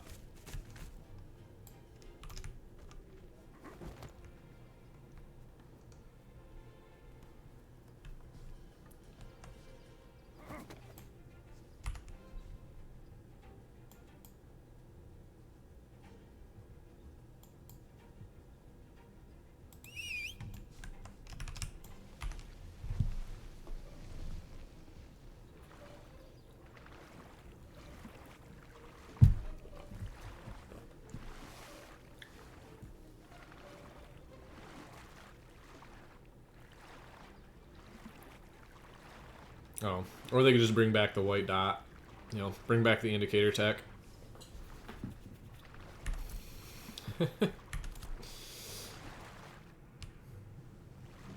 I kind of hate that this is what swimming in the water looks like now. I really don't like it.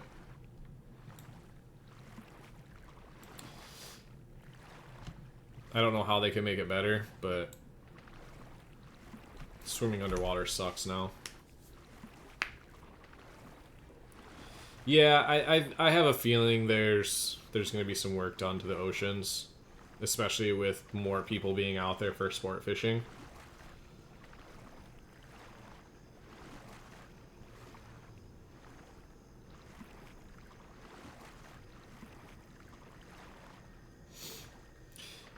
Yeah, I don't think you were around when you could do like underwater gathering and stuff. Whetstone. I think you might have been a little bit late to that party. There used to be like a bunch of gatherables on the ocean floor out in the tropics, and it was a pretty good source of slate and zinc and stuff like that.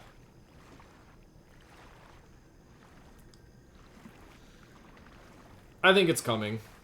I think the ocean is going to only get better because with sport fishing and the ships and naval combat that they're adding, it's only going to be... Yeah, exactly that. It is kind of like the main... Why did I get off my mount? That was silly. So I can do this. Or not. But yeah, it used to be like really clear.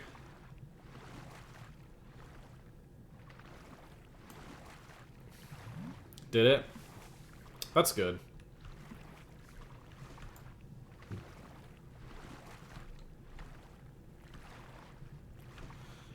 I've sunk a few boats in my day.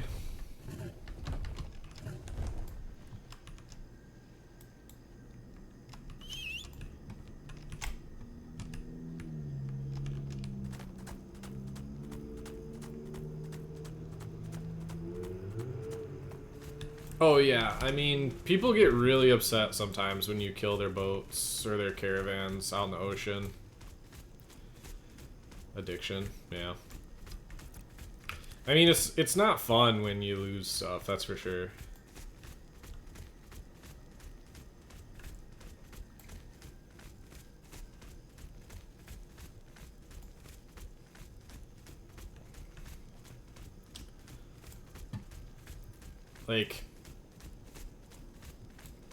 Like the first big run you do with a caravan is so nerve-wracking because like once you get the first run done, it's it's way less stressful after that because the first run pretty much pays for the entire cost of the caravan and the whatever's inside of it. And it gives you a little bonus to your econ, so it's like, okay, well now you're just playing with free money at that point. At least that's the way I looked at it.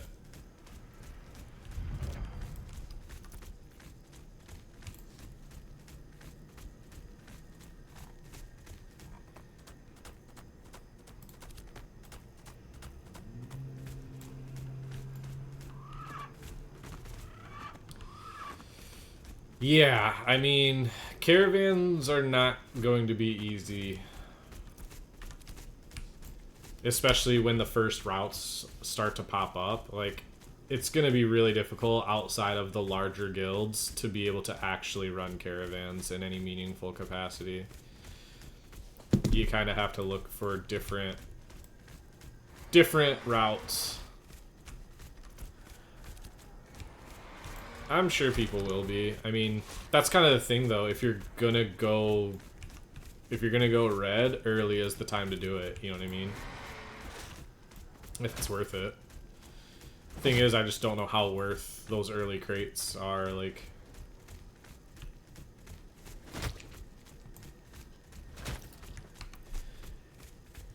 oh yeah, it's a different monster than from what you've seen. Like, Fresh Start is gonna be insane. It's like wherever you go, there are people. Wherever you are trying to be, there are people. Everything is congested, contested. Like, I don't remember there being... Well, with how, with how dynamic gridding and the servers work, the server workers work,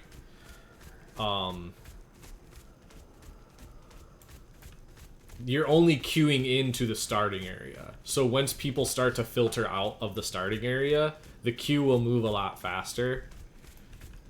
And once you get out of the starting area, if you know, get disconnected or whatever, you're not trying to queue back in to the start. You're not trying to queue back in to the starting area server. You're trying to queue back into a different server worker. So it makes the queues not as like painful.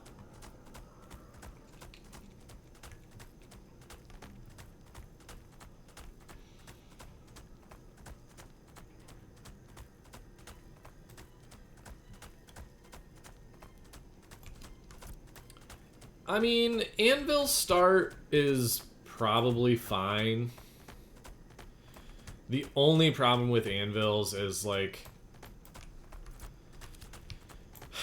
it's just so far away from where the rest of the content is, man.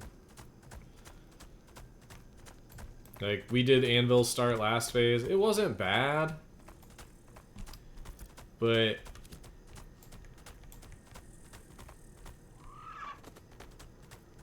I don't know. Everything is... We'll see. Just with how much work they've been doing on the Riverlands first time user, like the Riverlands 1 to 9, it's just really hard for me to want to go do Anvils again when the Riverlands is available. Yeah, I mean, I kind of have a... Yeah, I also have that, like, small advantage of, like, not really being concerned with getting to 25 day 2 or 3 or 4. Like, I'm definitely taking a more casual approach to this launch out of, 1, necessity, because work, and 2, because, like, I'm gonna get to 25, and I'm gonna get to 25 faster than a lot of people. I just am not gonna be, like, the first person in the guild like I was last phase, you know?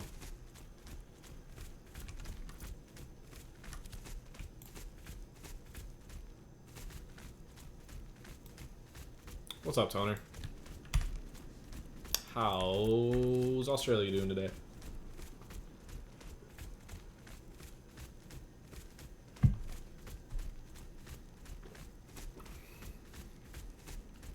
Or tomorrow.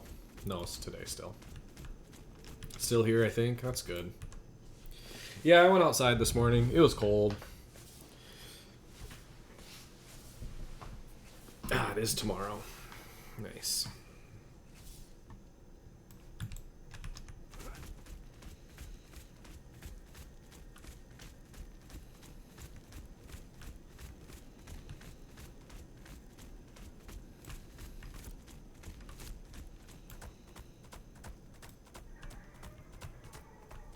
How do you do treasure maps? So you have to get an excavation kit of the same rarity of the map that you have. When you get the excavation kit, you click on the map like you would a quest item. Excavation kits, you can just craft them. I think it's what? Copper fragments, zinc fragments. Let me take a look. It's in Arcane Engineering. Yeah, it's 1 zinc fragment, 1 copper fragment, and 10 wood. Unprocessed. Then you craft them at Arcane Engineering. Once you get the excavation kit, then you just click on the treasure map like you would a quest item. And then it'll put a set of circles depending on the size of the map. The guild tier list? I did not. I'm sure I already know who's on top though.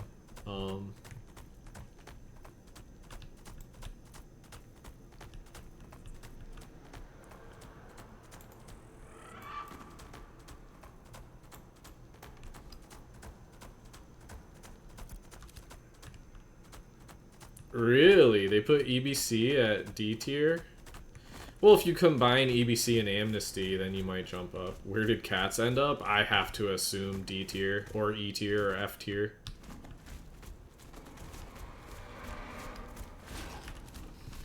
Actually, they probably put us at like C, which is kind of crazy.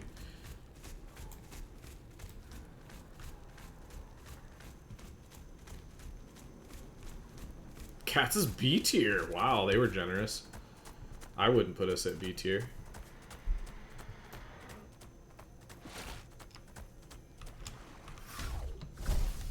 I mean, I guess I'd put us at B tier for like showing up and doing stuff.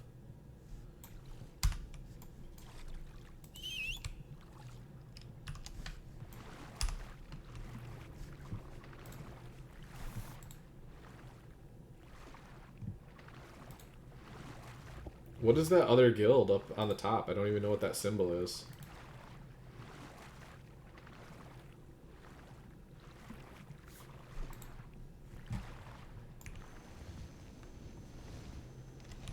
That's Oh, they put EU guilds on there? That makes sense.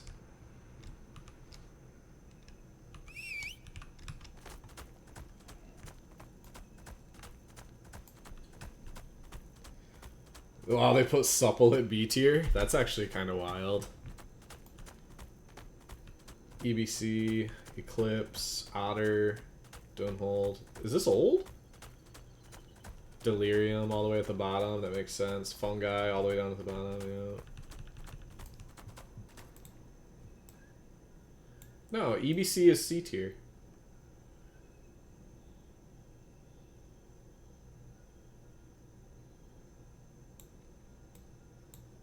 Yeah, Aura's B tier. That's funny.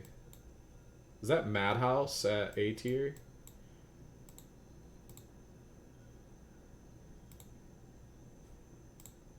Yeah, sure. I like it.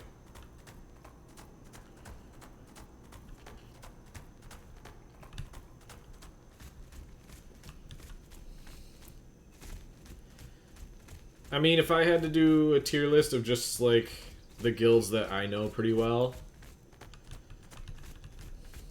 probably catch flack for this, but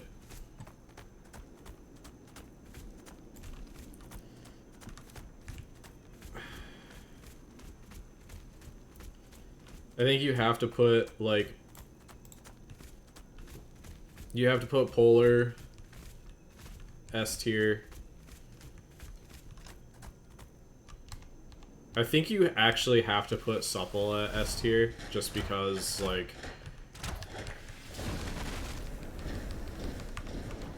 they were around and they, like, basically ran the server after Polar left. We never really got to see Supple do, like,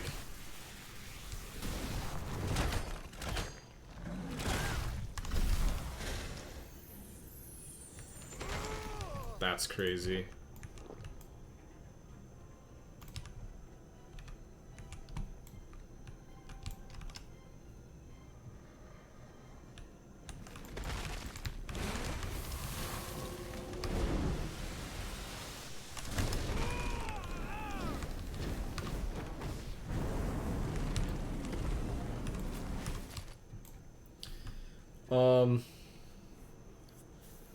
I would put Vice at, like,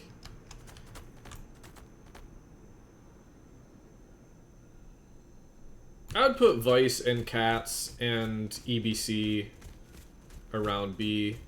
Vice at B just because of your econ. If I'm going strictly off of PvP, don't hate me for this, but I would put Vice at C tier. Amnesty, I would put at A tier. It's hard to find a B tier guild, though. You know what I mean? Like, I feel like there's actually a big enough gap between the A tier guilds and the guilds below them that there's just not really a spot for B tier guilds. And you have to, like, factor in size and, like, if you're just going off of pure skill and, like, the players,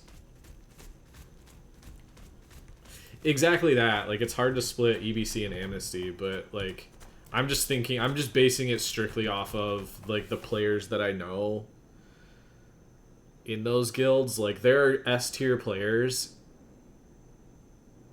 There's S tier players in both EBC and Amnesty, but as entities themselves of what I've experienced personally, I think Amnesty as a whole is slightly above EBC as a whole. But that's a really hard distinction to make.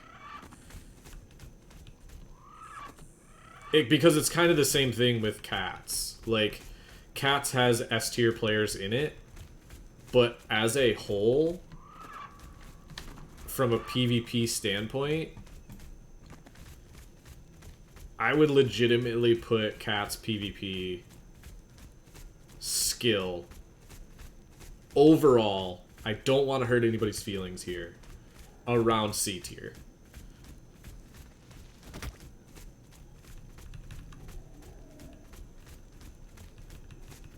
Like, we definitely have a couple of very, very good players.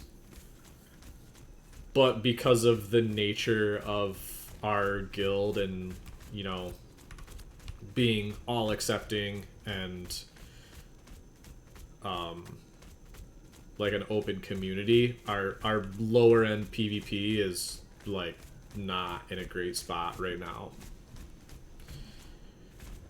So basing it off of like our top end mixed with our bottom end and our, you know, ability to show up in numbers, I think C tier for a PvP guild is very, very reasonable.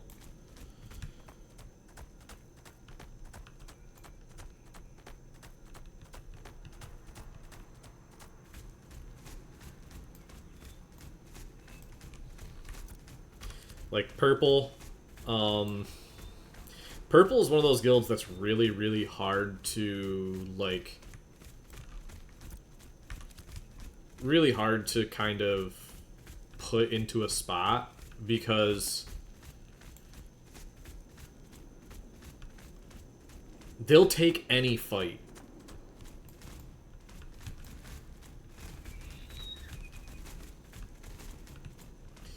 Yeah, like, Purple will take any fight at all. Whether it be 1 verse 20 or like 5 verse 25 or whatever. They're just like chaotic. They're chaotic neutral. You know what I mean? Like, I know there are some good econ players in Purple, and I know there are good PvPers in Purple for sure. I don't know exactly what tag they're going by now, but like GBK is a really, really good PvPer. I don't know if they're going by Cruelty or if they have a different tag now, but well, that's what I mean. They're just really hard to kind of give a spot because sometimes they show up and just obliterate people. But then they'll just like disappear for a little bit. So it's really hard to try and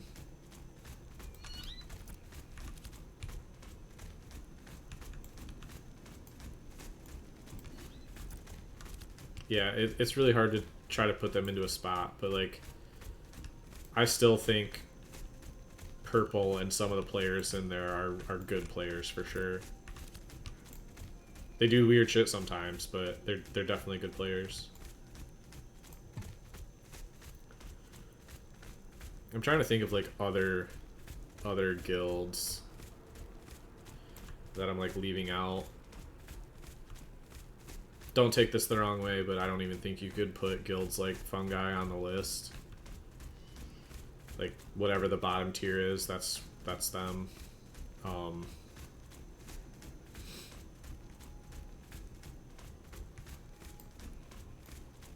Dunhold, the guild doesn't really exist anymore in any real capacity, but I mean, they were good PvP. They had players that PvP'd, but they never really made like a presence on the like overall server scale. Yeah, exactly. I mean, it's really easy for me to make judgments about EBC, Amnesty, because I fought EBC and Amnesty a lot. Vice fought quite a bit. Overlord, never really fought them.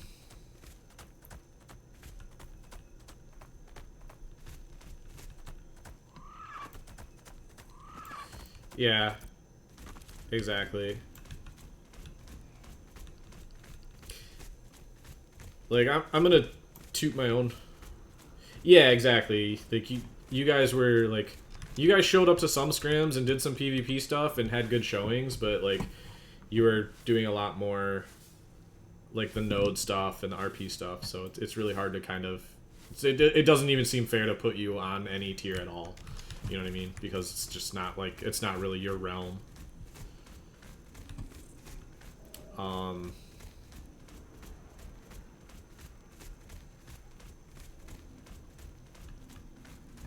But yeah, I'm gonna toot my own horn a little bit here, just because, like, I don't know, it's kind of a weird spot to be in.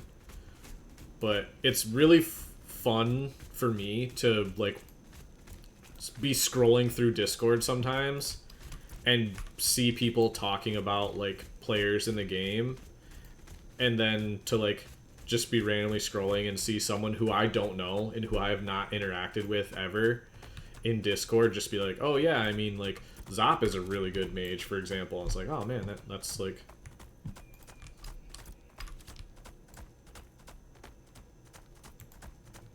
That's kind of cool to just, like, stumble upon sometimes.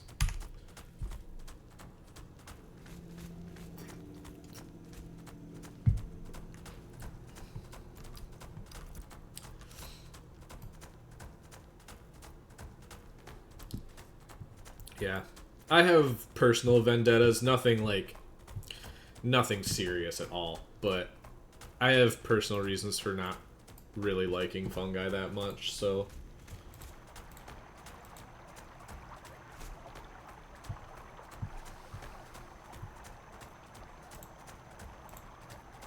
Fed, that's funny. Ethereum.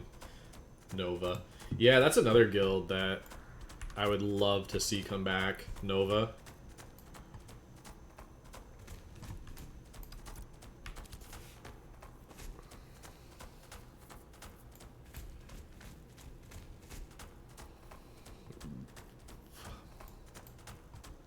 Yeah. Hard is another one of those guilds that, like, you see them around, they show up to some stuff, but, like, it's really hard to quantify because I just don't... I just didn't do enough. Like, even though they were in our alliance, it was just like... I don't know. Maybe I just never was online the same time they were, so it was very few interactions.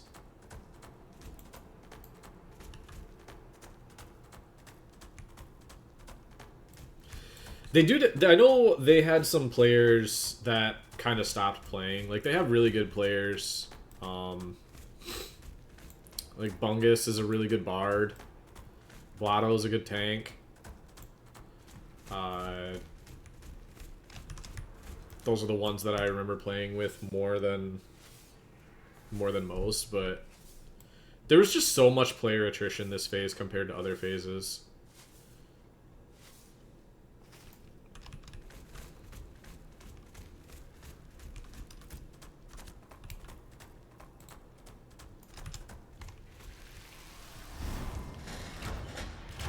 Like, it was full guild attrition, player attrition, and just, like, burnout from a lot of people in every guild.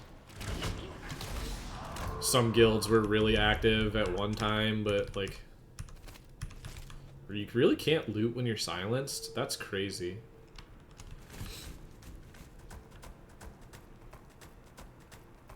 Oh, trust me, like, when both Polar and Supple left, the server just had nothing to do. Like, it legitimately became, like, it was hard because the two most active guilds weren't active at the same time. Like, EBC Amnesty and Cats, and, like, we weren't active at the same time, so it's like, it was so hard. Yeah, exactly. You had to schedule PvP, which feels bad. Which, also, I need to speak with you, both of your guys' guilds, actually, about stuff like that. At some point, about PvP.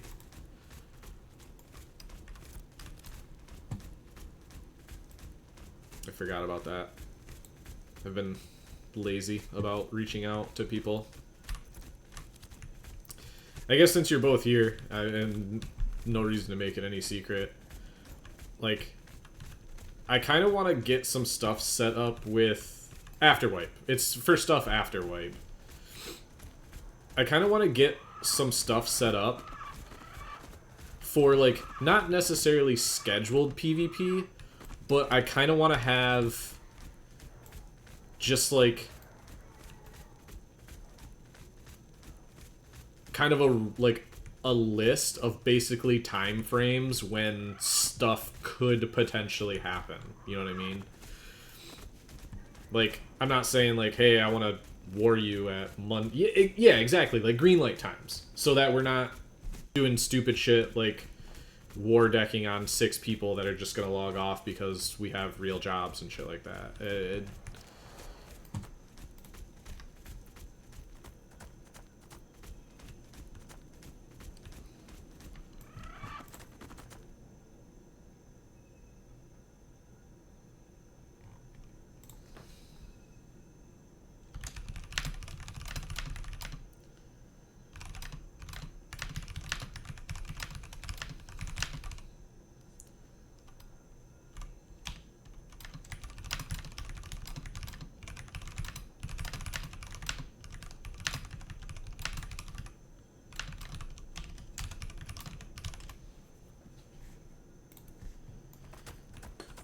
Yeah.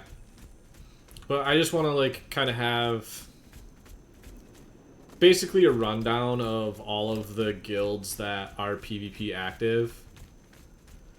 And just have, like, a reference sheet for, like, if we did want to have, like, I mean, obviously there's going to be spits and spats over, like, farm spots and stuff like that going on. But just having, like, an active... Hold up, level 13 and 14 gorillas?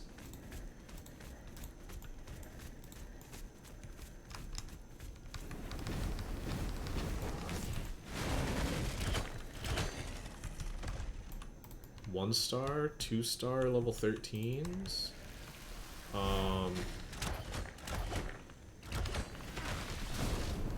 There are a lot of mobs down here, guys, and it's really close to an Ember Spring.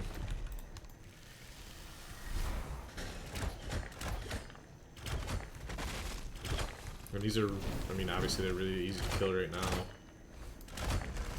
This isn't that far away from New Ayla either.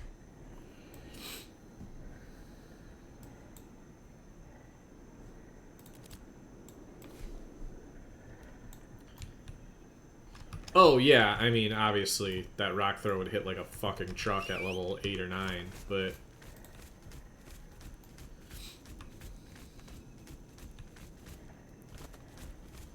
This could be like a 3-4 man group situation. I mean, you got 2-star hippos, which are really easy to kill. Crocodiles, like beasts. If beasts are able to actually drop gear now.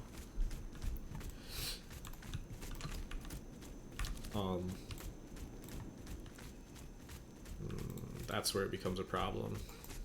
You got elephants out here as well, like...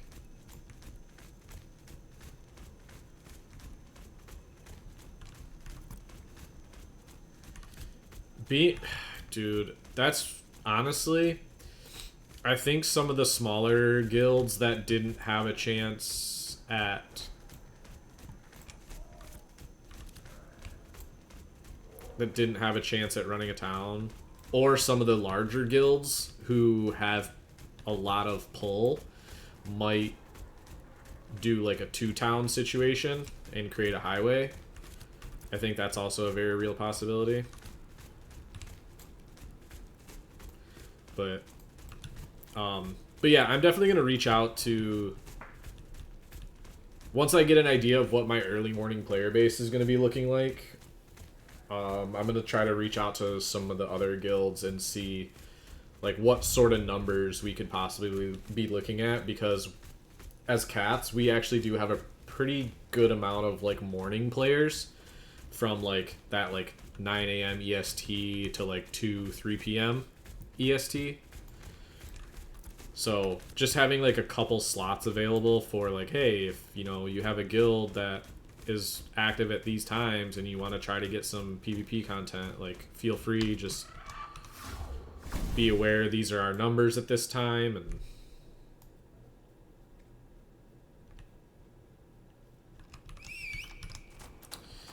yep,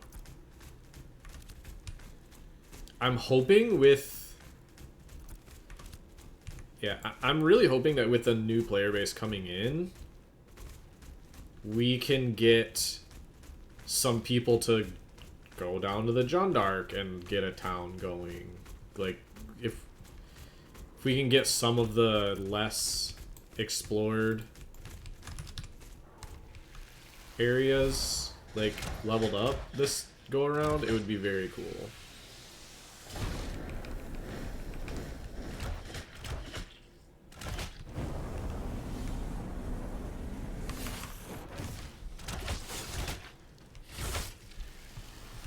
Yeah, the XP was just broken, though. Which, I don't know how valid this is. But, I have heard that Anvil's node experience is still borked and has not been fixed as of yet.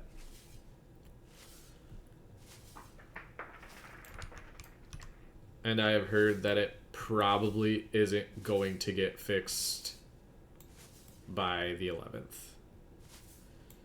On PTR.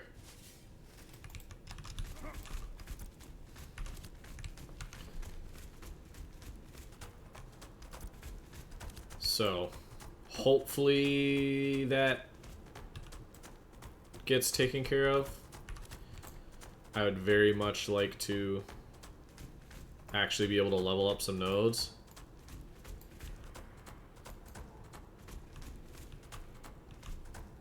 Yeah, that's a really, really big one. Like,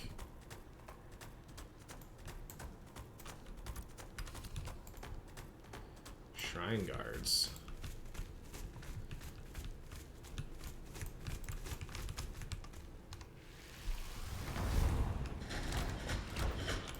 Definitely not going to be able to do this in 3 minutes, but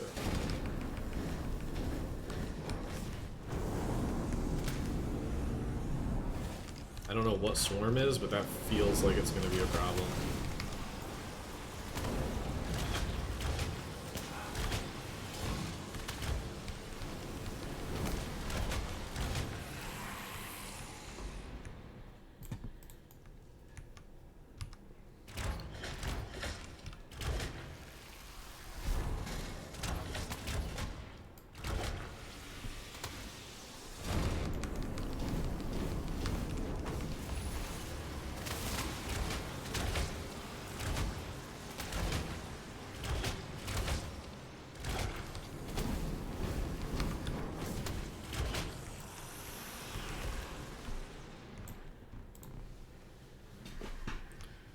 Maybe I will. Is this a melee one?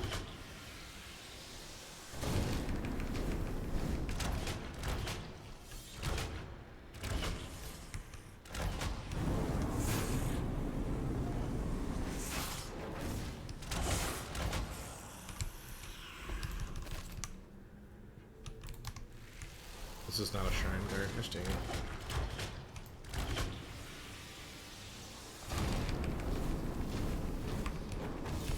You won't be doing a resurgence until later in testing. Right on, man. Yeah, I get that.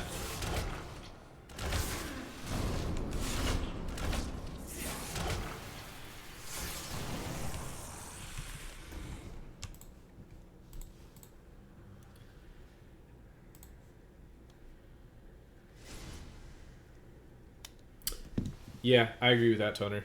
I'll be honest, I was very, very surprised at how quickly things went up in the nodes this go around.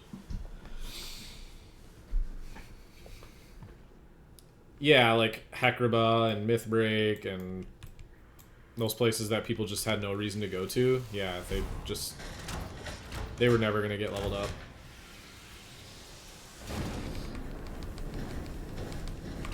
So that right there is a perfect example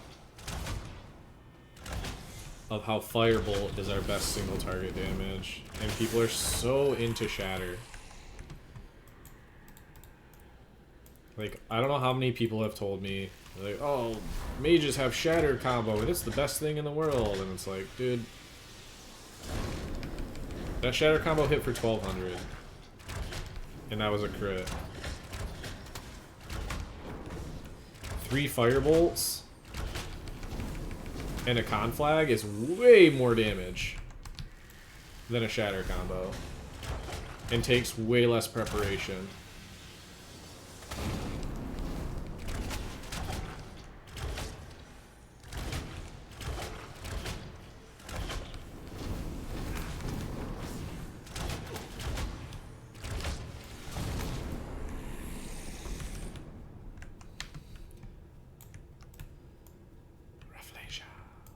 Oh, this event's over, so...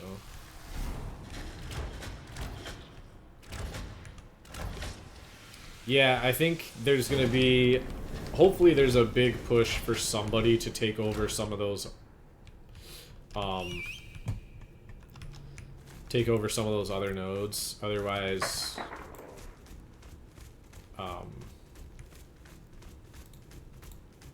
yeah, we're never gonna see the Jundark weapons or anything like that.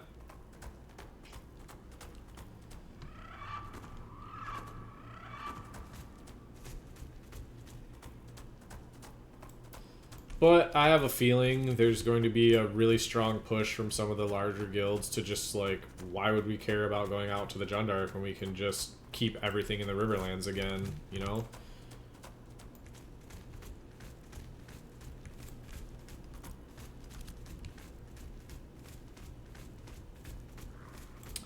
Yeah, it just doesn't, the effort doesn't, like, the effort you put in doesn't, it doesn't feel good. It's like,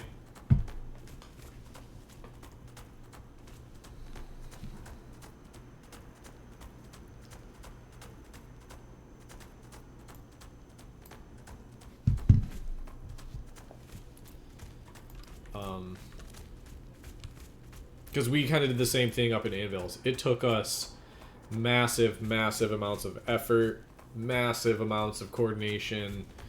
Like, we were pushing on a daily basis to get people into the Anvils to do stuff in Kaltorum. And doing stuff in Kaltorum sucks because there's no mobs above level 15. In the end, or in Kaltorum. So once you hit level 15, everything in Kaltorum is basically useless. And it sucked.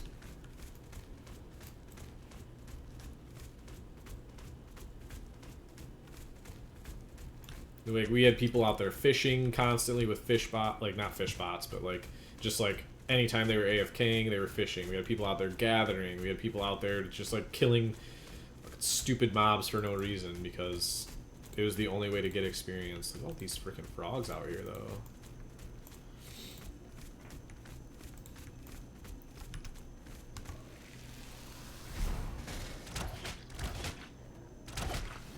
Oh, exactly. That was... Yep. And we were worried about that, too. We were actually worried about that. Luckily, Cats votes in really high numbers. So...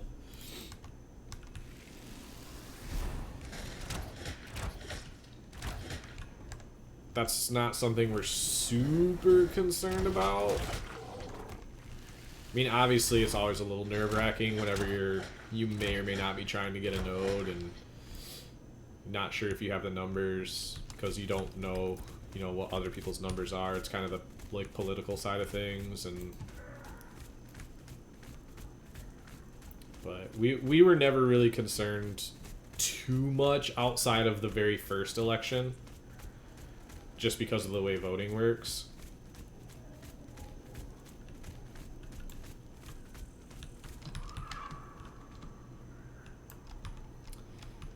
How do the political side of things work?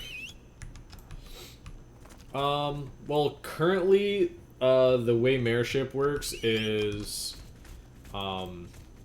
every month there's an election, and anybody who is a citizen of the town can,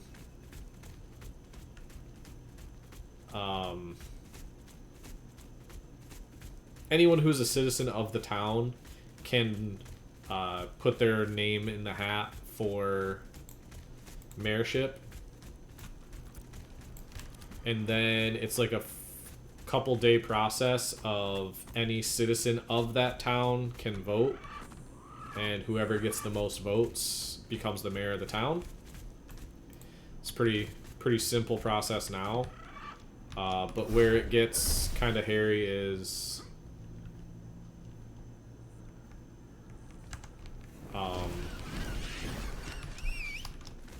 you never really know who's in your node, who's like voting, who's maybe just running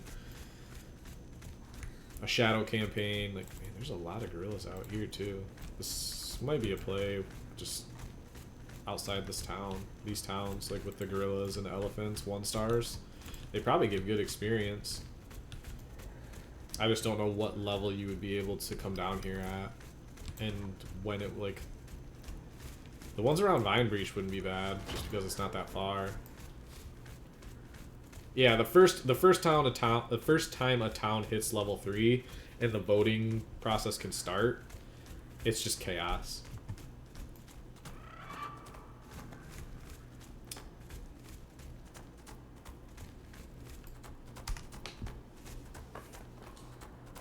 Yeah, I'll be honest. I don't even know what Cat's plan is. Like, somebody knows. I know there is a plan, but I have no idea what it is right now. I mean, for all I know, we could be going anvils again.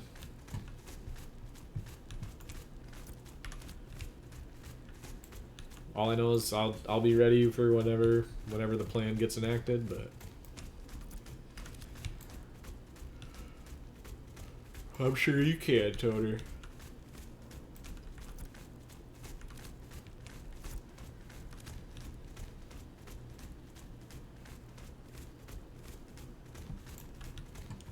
But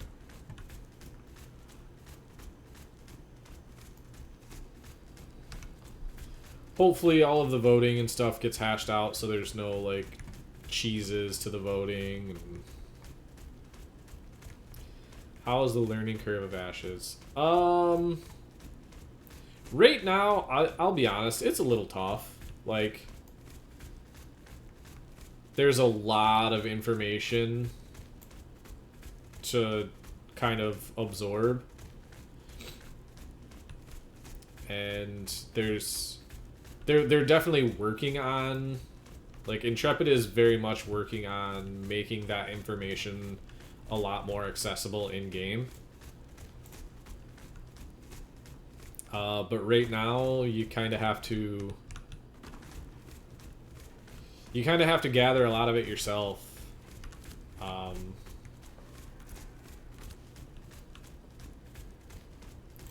as far as, like, the classes go, like learning your class and, like, learning your abilities and, like, how your character plays, that's fairly simple if you've ever played an MMO before. But, like, information in this game is a really, really important asset, and if you don't have the information, you're putting yourself at a pretty steep disadvantage.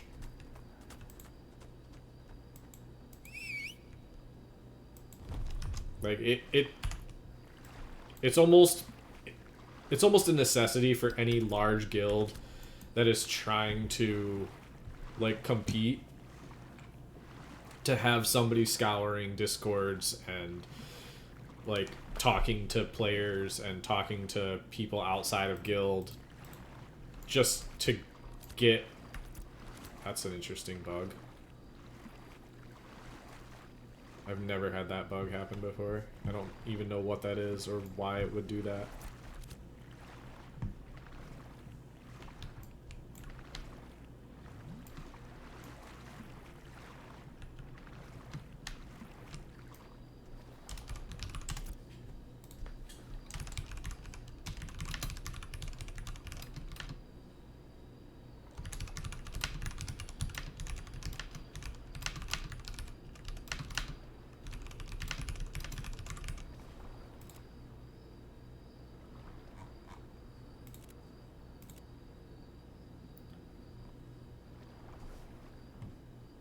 I mean...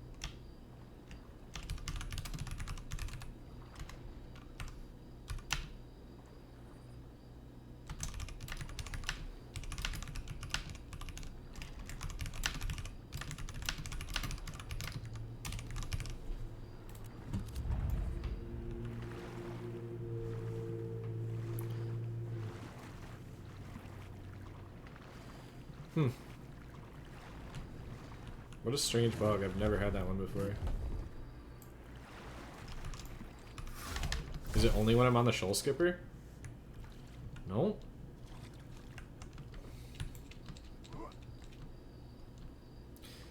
Yeah, exactly, ropers. All of that stuff is very, like, it's just good to be in the know with, you know, which guilds are hostile, which guilds have strong PvP, where the good farming spots are, where the good loops are. Like, it's all important information to, like, know and have and gather, especially in a game like this where it's very open world and sandboxy.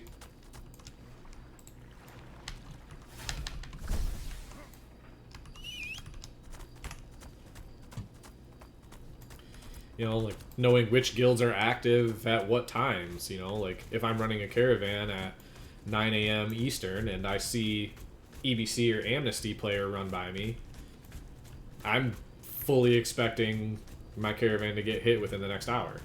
It's just how it goes.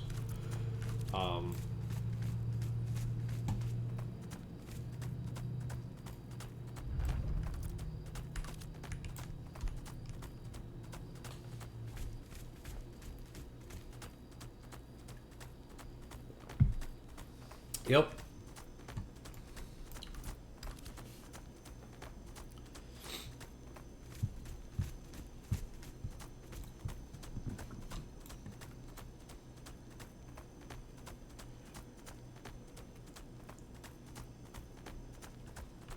But, like, on the other side of things like that,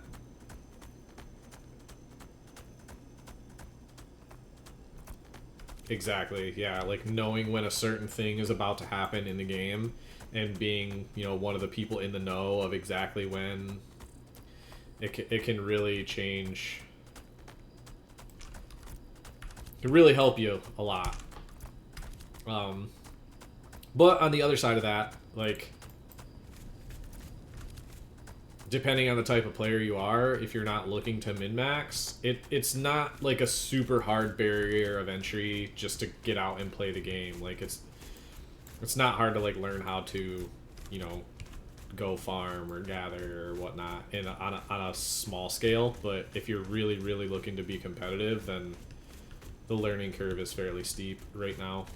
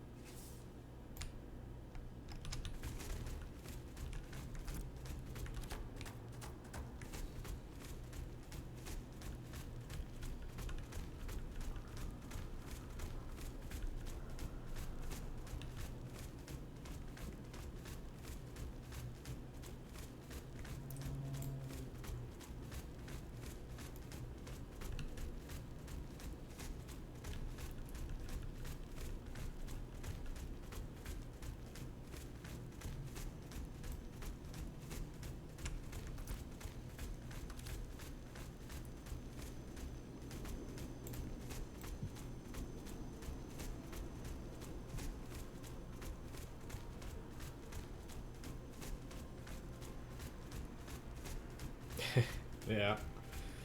Hey man, bards are wild. And guess what? It's all gonna change when they nerf you guys into the ground again.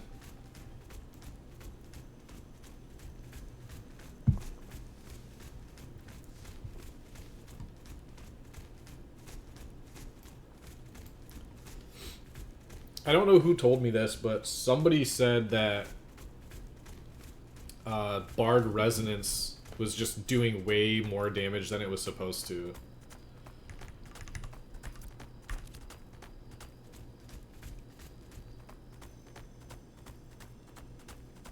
Like the Resonance dump was just doing infinitely more damage than it's intended to.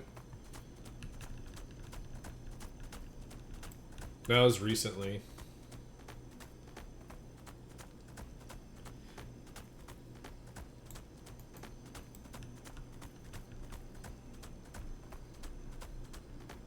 It's so easy to just run right past cacao trees because they look like every other frickin' shrub on the ground. I mean, they look different, but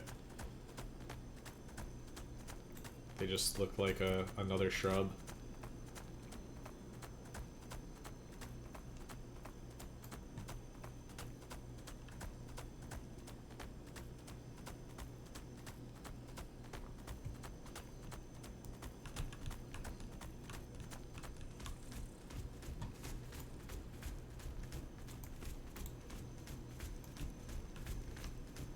The crabs.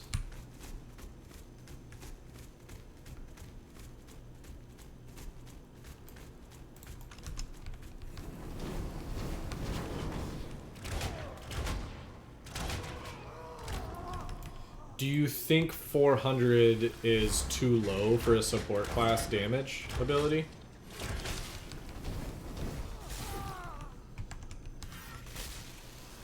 And do you think that Bard should be considered a support class?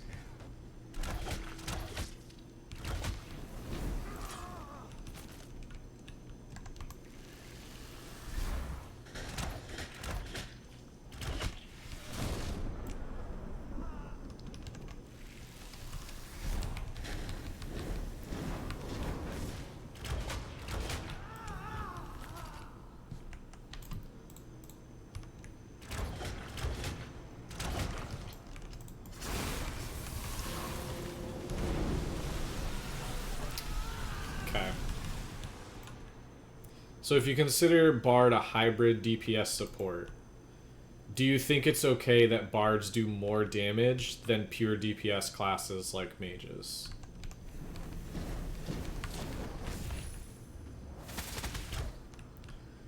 No, I am playing a mage class.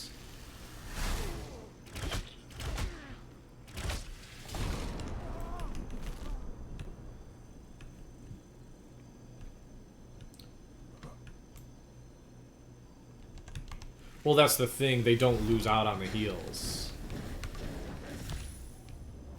Their heals get better by speccing. Well, I guess they lose out on the yellow mask, but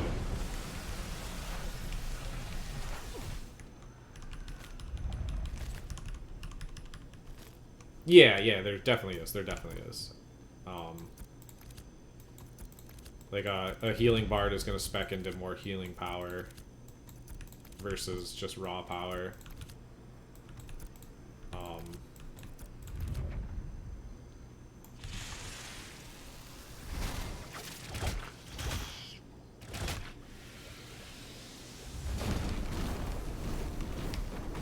Yeah, I mean, and just to give you full transparency, we still are in alpha, and even with the Steam early access, we are still going to be in alpha phase. So just so people don't get their hopes up about things being in a completed state in 2 weeks.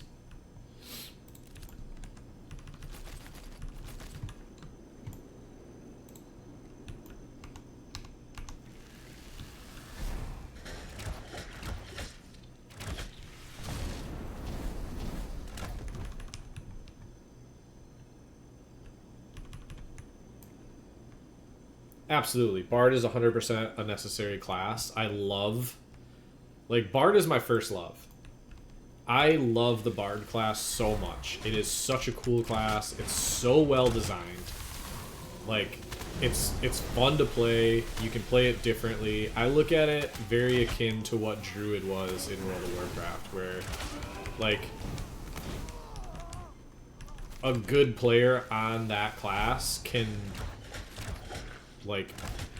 change fights, you know what I mean?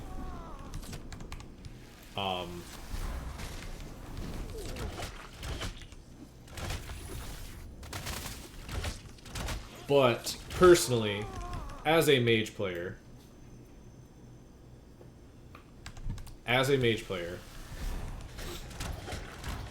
being outclassed by the other casters in DPS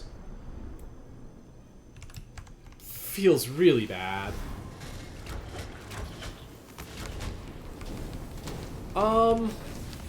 That's the thing. I don't know for sure. Like, I don't know for sure if it's an issue with Bard or if it's an issue with Mage. Because Summoner feels really underpowered as a caster class. In my opinion.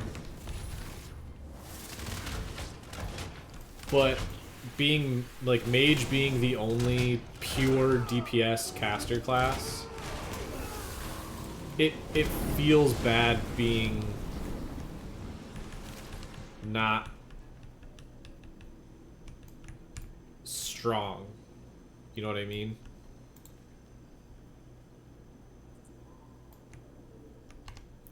Yeah, very true, Toner.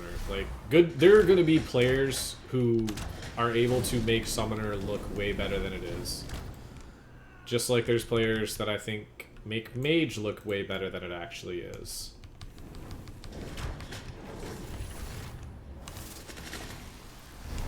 Like, I can make Mage look good. But because I'm a good player, I know that it is not in a good spot as a class. Like,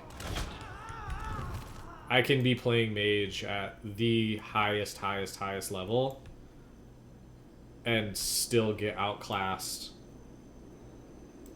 just because of class balancing.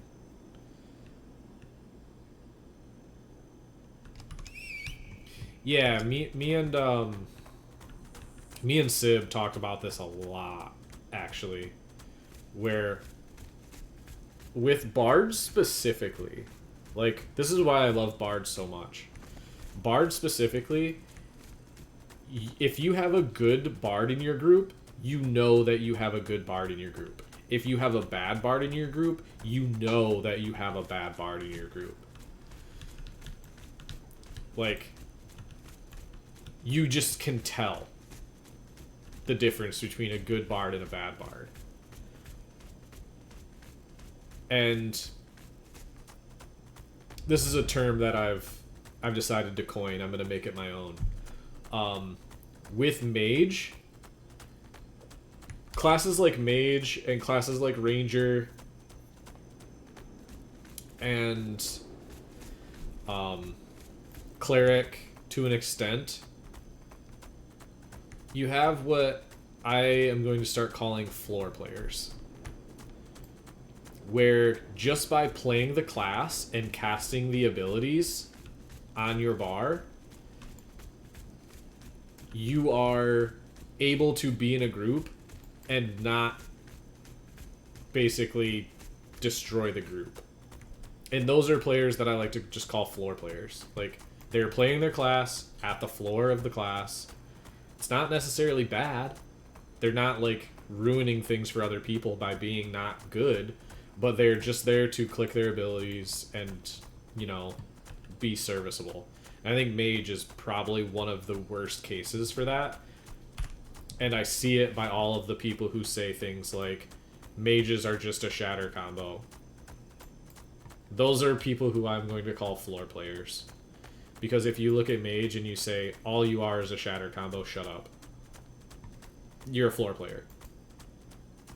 Like, yes, you can absolutely show up to a group and do this. Like, anybody, any mage can figure out how to go, like, look, I do damage, you know? Like, any mage can hit a 3-button shatter combo, do damage, and be serviceable in a PvE group, but there's so much more to the class and so many more intricacies when you get into PvP, and when hopefully we get into higher, more difficult PvP, that the good players can actually, you know, make a difference and, like, show that the class is right now kind of dog shit compared to other classes.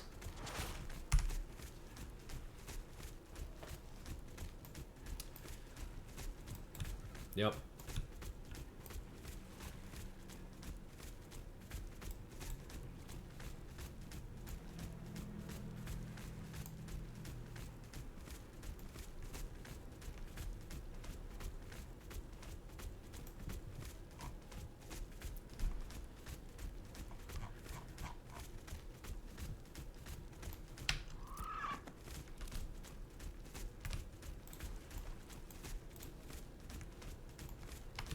I wonder if I can even kill this.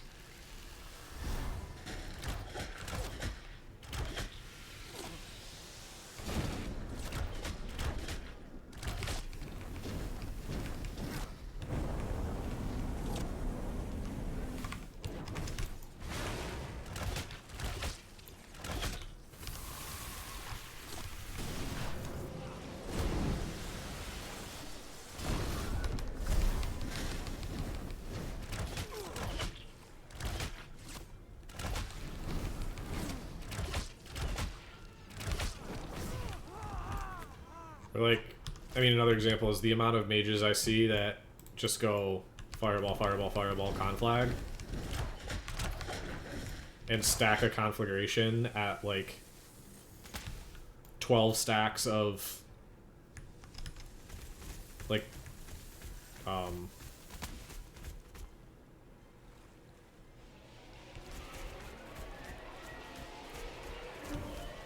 at, like, low stacks of burn, so they don't get, like, the full...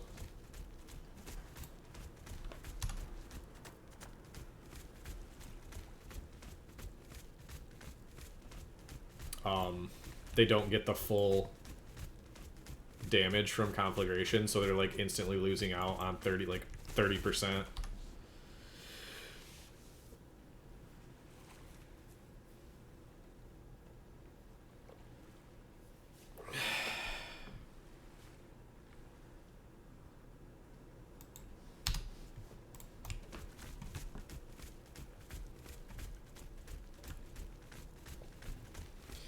Or just, like, people who see conflag as like, oh, yeah, they have 1 stack of burning, let's just throw a combust on them.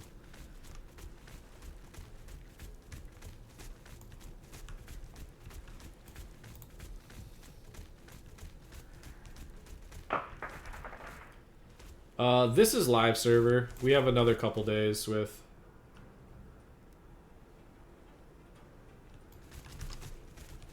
So low-key, am I crazy to want a ranger this phase? No, this phase, like, we need more...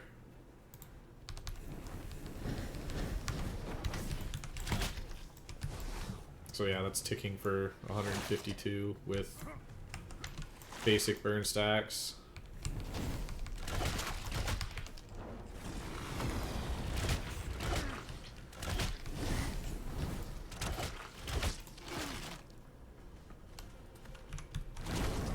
Let's get a full burn. And ticking for 185 instead. So just simply by like going the extra bit and getting the full tick, you can get like an extra, what is it, 4 ticks. You can get an extra 200 damage out of your combust. And then if you are doing things right and have thermal equilibrium, instead of just instantly going for your shadow combo, 17 summoner signups. Dude, we have like 15, not even 15. We have a lot more bard signups than anything else. Like, I don't know how many times I see mages just like throw their burn combo out, not even think about it, throw out their combust, and then don't reset their combust. Like, it happens so much because everybody wants to start off with that shatter combo, so they instantly burn their freeze, and then they don't have a way to reset their conflagration, and it's just like you're wasting so much free damage that it's crazy.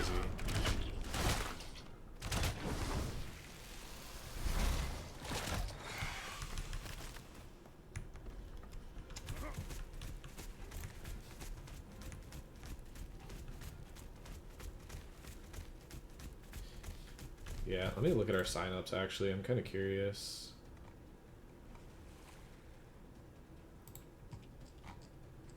I know we have a lot of people that aren't signed up, but we have 1, 2, 3, 4, 5, 6, 7, 8, 9. 1,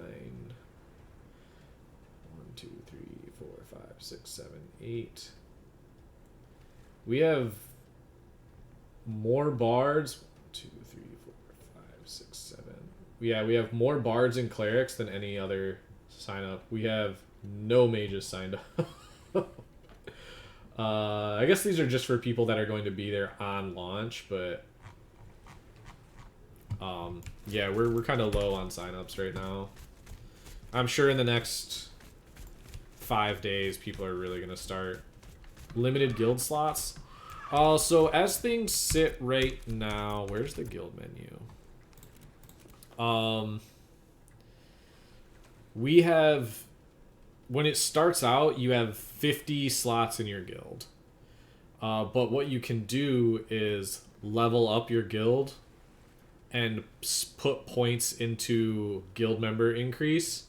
So we've done 4 increases into our guild members up to 110 from 50. So there are limited guild slots, but there are ways to increase it.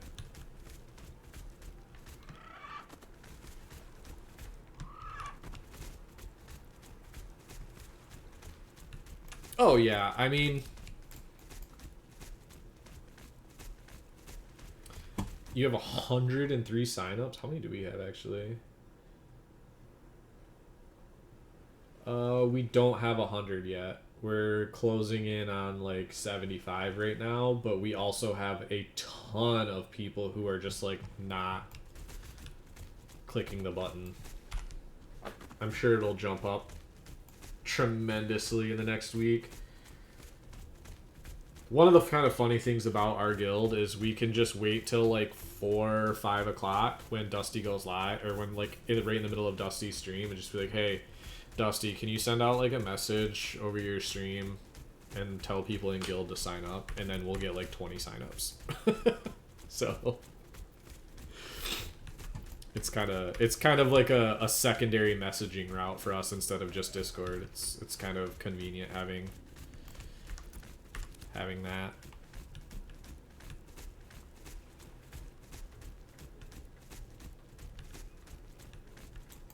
Yeah, EBC and Amnesty are making a very, very big push towards being one of those good content guilds on the server. I love that. Are you guys still planning to stay NA, I would hope.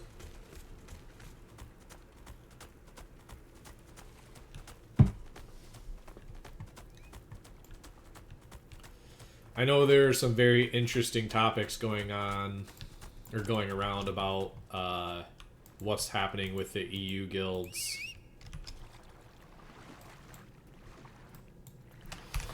Yeah, I've thought about that too. Like when we actually get closer to launch, like how many servers we're gonna have, like if we're gonna have oceanic servers, and like how the split is gonna be. It's gonna, like, I don't know, it's gonna be sad to not have, like, there might even be a US East, US West, like multiple servers, and it's gonna be sad to not have like some of the same players. Like I have a feeling, just based off of what I know about Dusty and Cats and our plan, is we'll go where the content is, I believe, which is good. I hope it kind of stays that way.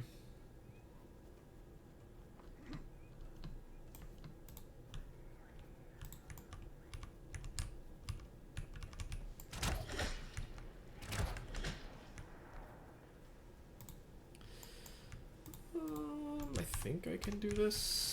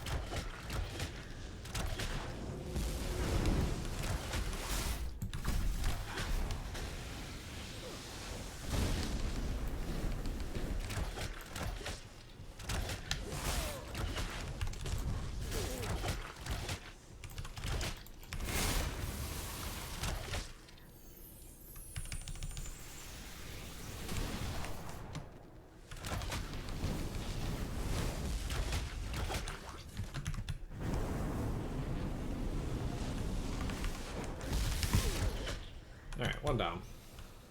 Our sparring partner, Chinese Mega Guild RMT. Might Whisper emblem. I have never seen that one. Not gonna lie.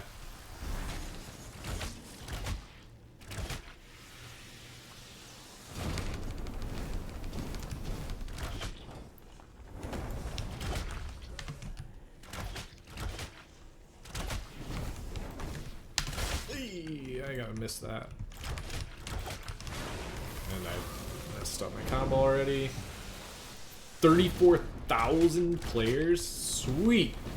Goodness sakes. That's a large number of people, man.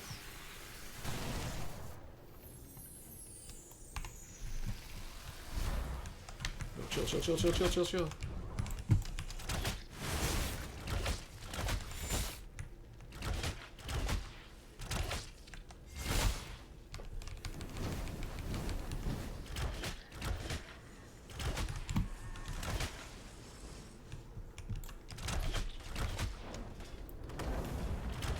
That's awkward.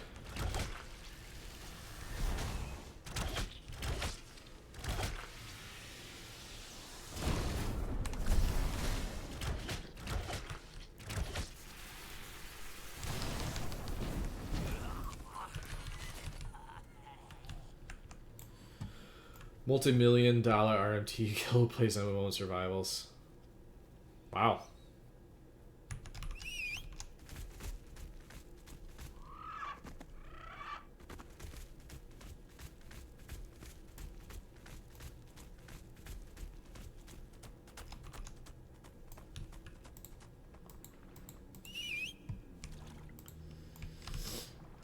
Yeah, I mean, whenever I hear numbers like that, it just kind of reminds me that even though Cats is like we have like multiple hundreds of people you know, thousands of people in the Discord. I think it's still in the thousands. I can't remember. We're still kind of small potatoes compared to a lot of guilds out there, a lot of communities.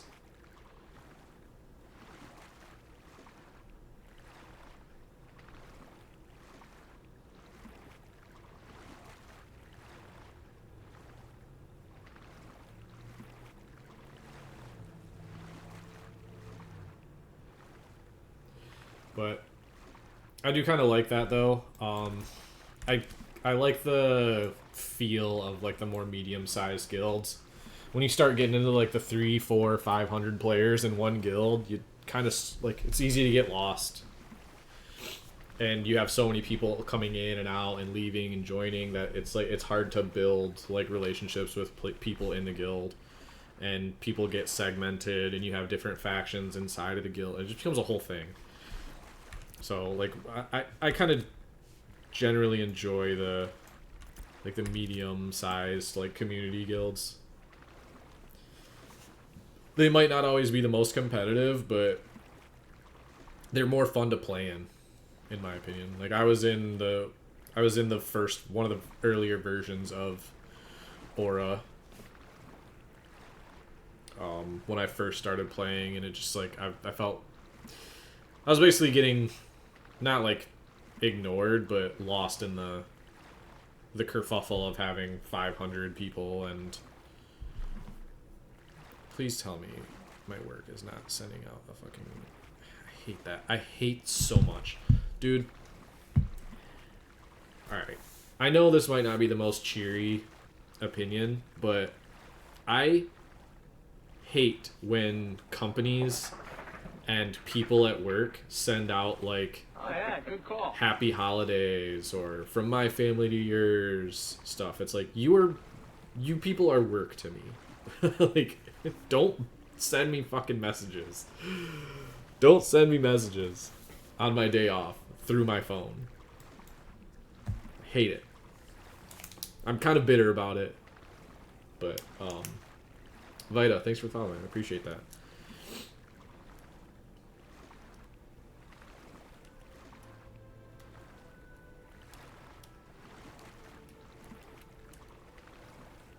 I don't know. I guess I'm being bitter. I could just turn my phone off on the holidays. That's a much more reasonable thing to do than be upset about somebody sending happy holidays to me, but I also hate group messages, but I have to be in them.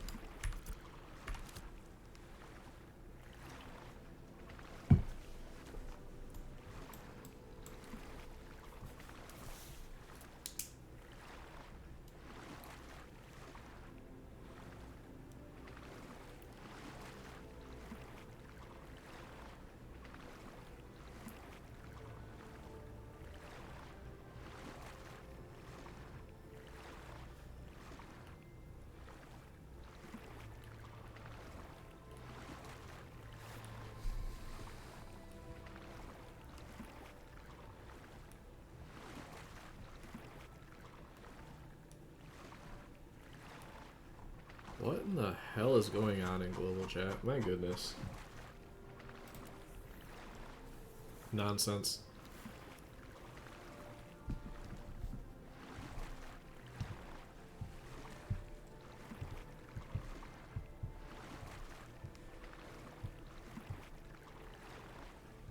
I really hope they fix the server worker stutters, man. I don't know how they're gonna do it, but need it to happen. Tropics is by far my favorite biome from a visual standpoint. What's the plan today? Honestly, I'm probably gonna stream for another hour and a half, and then I'm gonna probably get some Chinese food and watch the Lions game.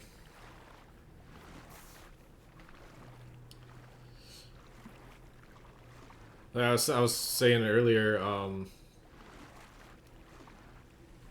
I actually was gonna go volunteer at the American Legion with a friend, but they were like, there's so many people out here volunteering right now that there's actually not enough stuff to do for as many volunteers as they have. Which is... Aren't you married? I am... No. No. I am happily divorced.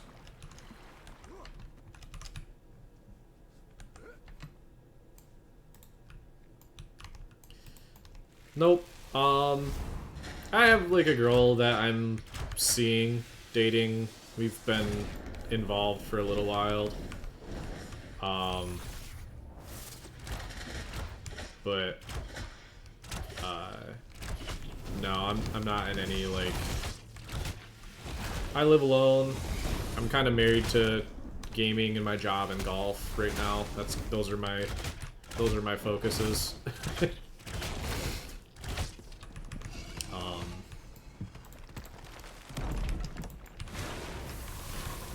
Yeah, normally I would go travel up north to my, and go see my dad today, but he's about 3 to 3.5 hour drive. And they got 15 inch, like, I think he said they got like 15 inches of snow last night. So he called me last night and was like, yeah, don't bother coming up, it's gonna be chaos trying to get up here. So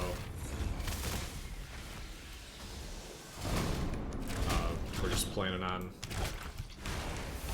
family stuff at a different point. And yeah,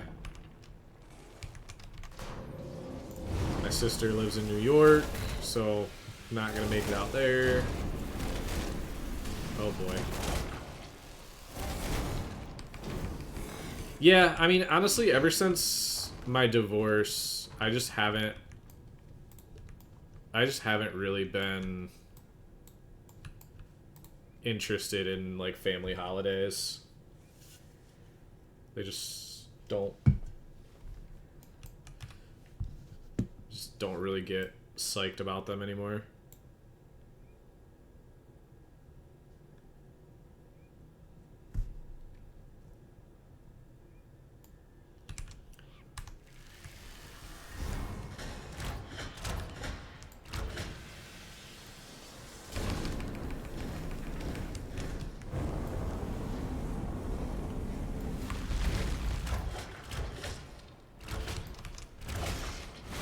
Did he interrupt my combust?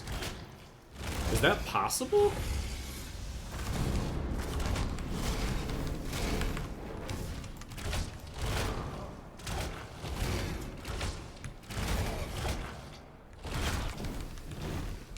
Gross kids.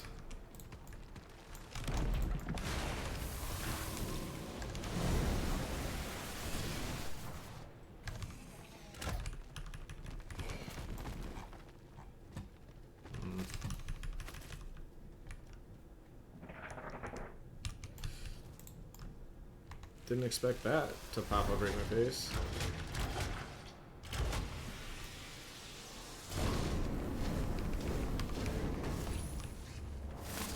Yeah, I made a conscious decision to not have children.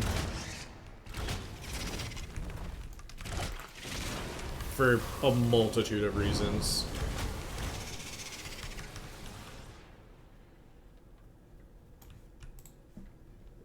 One, because, like, I know myself. And selfish isn't the right word, but I find it hard for me to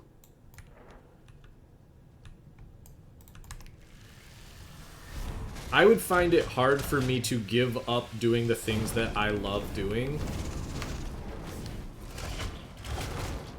And I feel like I would get resentful.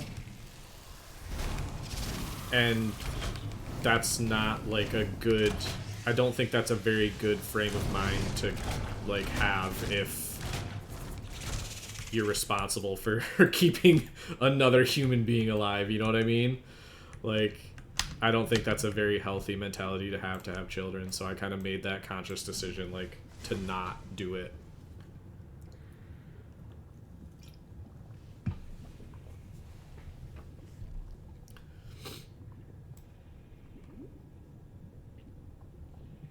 Among other things that are a little bit more personal reasons, but that was honestly the main one.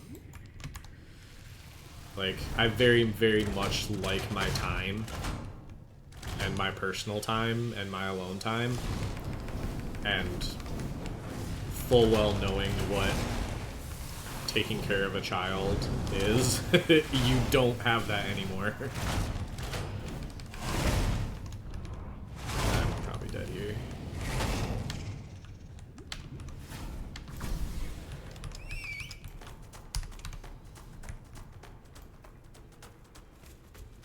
Yep.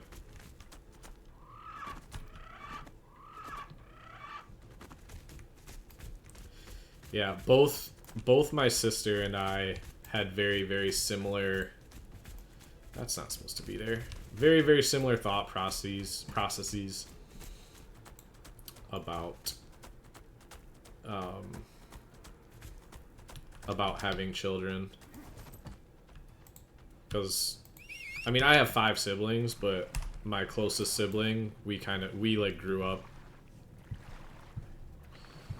in a very interesting household, so we both kind of have very similar ideologies about kids and families. But she fucked up and got pregnant. Not, she didn't fuck up. Like, she's married and has a awesome kid. My nephew's awesome. But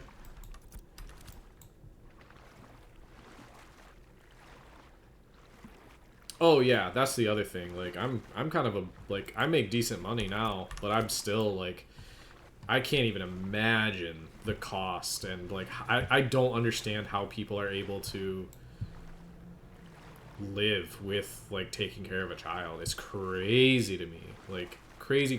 Like, I know people who make way less money than I do and have like 2 kids, 3 kids. I'm like, how are you doing this, man? Like, you like, I don't understand. It's crazy. I don't understand how people are surviving. But good on them for making it work. I'm just happy to have Ashes, you know? Ashes is my baby right now. Ashes is what I'm taking care of. That and my golf game. I gotta try to get 5 more yards on my drive and shave off 2 to 3 strokes around on my short game this year.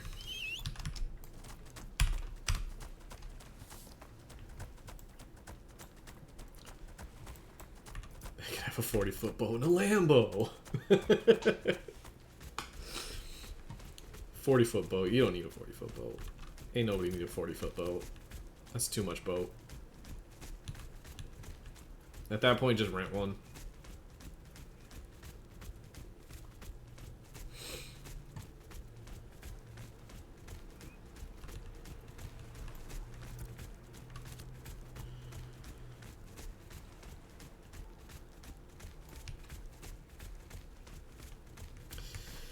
But yeah, man. I tell you what, December 11th cannot get here soon enough.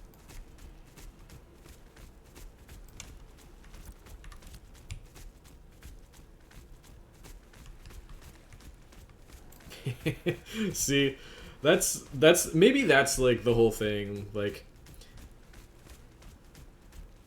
playing Aeon 2 is a good time sink. I'm off that. I can't make the switch like from one MMO to another. Like, I get very invested into one thing and kind of make that my one thing. I can't bounce around and play other games, because if I like go and play another game, I'm just gonna be like, I would just much rather be playing Ashes.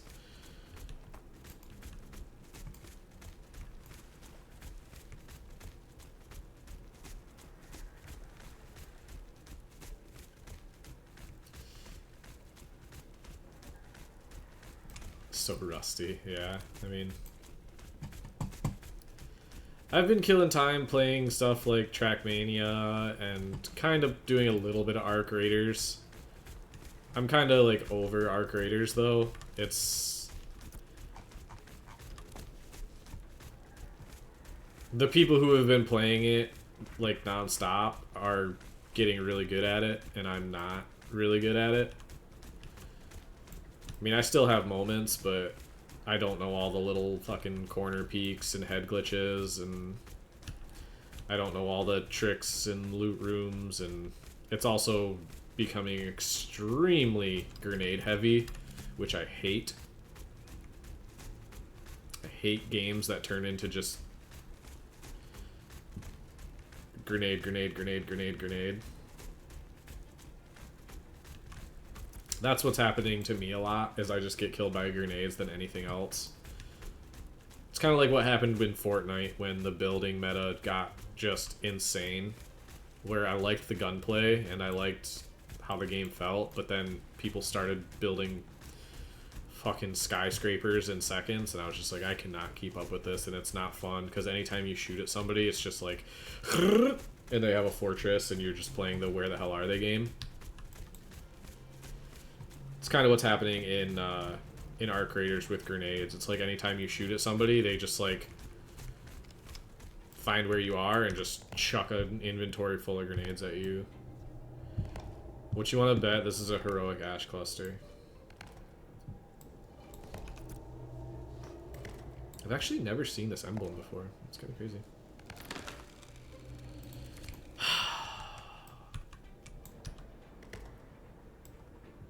Day late and $1 short, boys.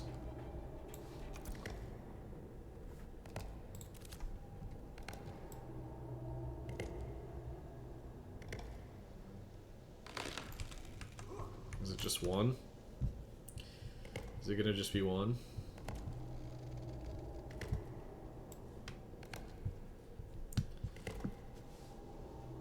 Is it a rainbow cluster, you think? Wow, it was just one legendary ash. I thought for sure it was going to be a cluster. Crazy.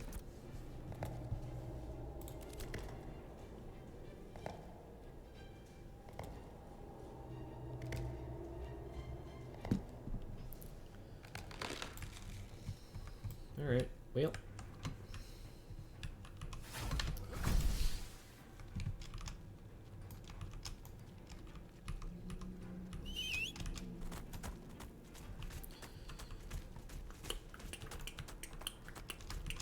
Has anybody tested out the mules on PTR? Like, I'm sure it's just more walking, but does it feel like a good change? Being able to stack 3 crates instead of 1, or 2 crates instead of 1?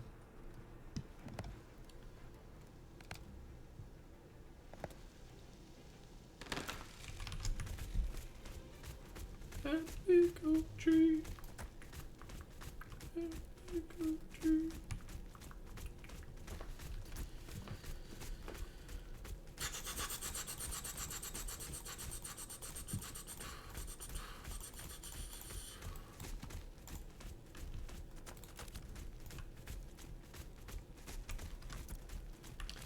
It's actually a huge game for the Lions today, too. They really, really, really need to win.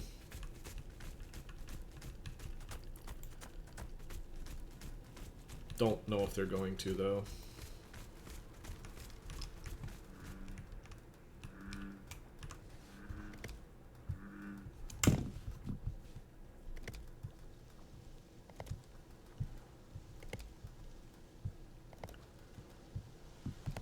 Oh, probably gonna try to record a video today, too.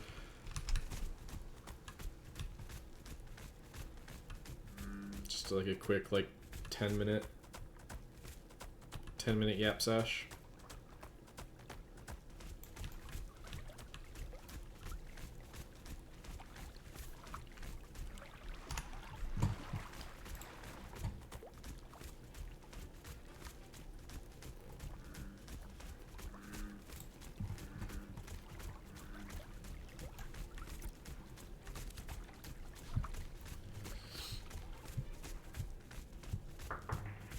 Almost booted up Diablo 2 the other day, I'm not gonna lie. I was just like sitting here looking at like Didn't really want to play on the PTR.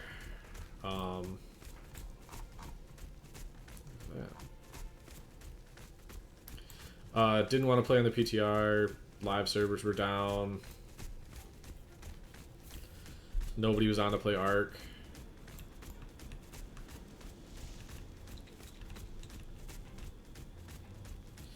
Yeah, I mean, you kind of have to have that for PTR, though, because you want people to actually, like, you want the people who are playing to actually test the things you need instead of just going and testing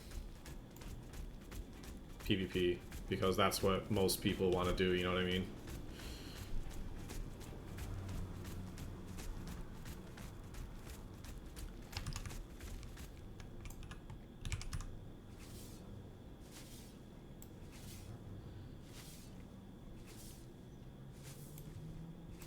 Yeah, it's...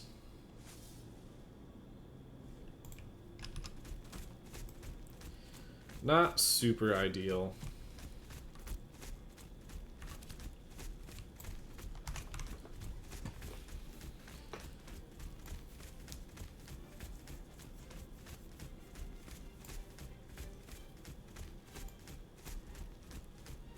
Half the day and all my bandwidth to update PTR. I just play Albion. Yeah. Yeah, I've hopped on and done a couple of the like the first time user things. I can't do it. I have to just turn this off. I can't deal with the fuzzy trees. I've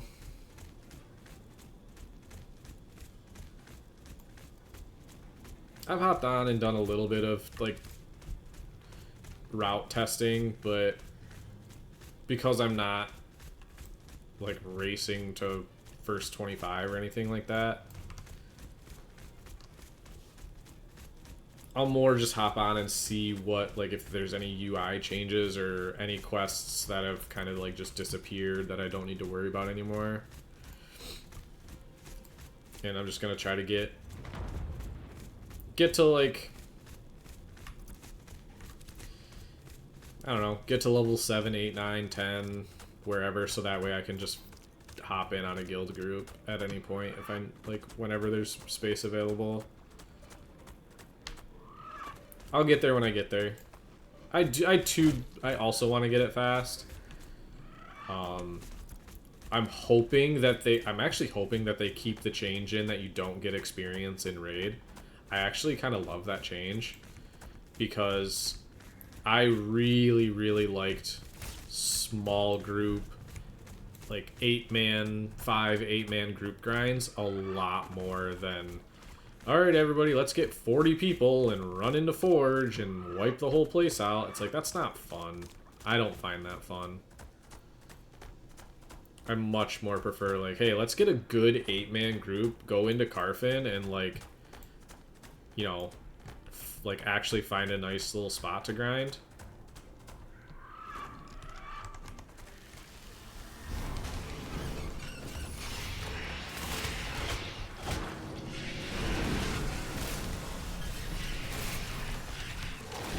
Play smart instead of half of our group getting wiped because they don't know how to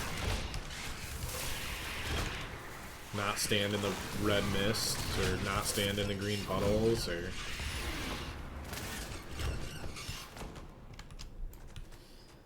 Yeah, I mean, I'll get to level 8 fairly quickly and work from there. Mob grinding isn't hard for me. I don't mind standing in one spot and just, like, casting my spells and yapping to people. We'll see, though. I have to see what our group composition looks like. Because I might be able to hop on right away when servers come up. On the 11th.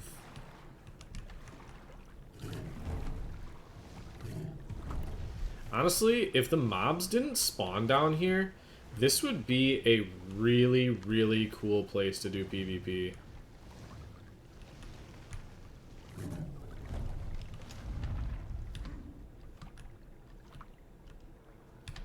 Like, a 3v3 down here would be kind of sick.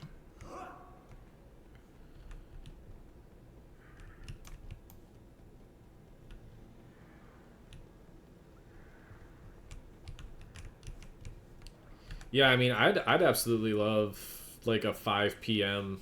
EST drop because I know I'll be home.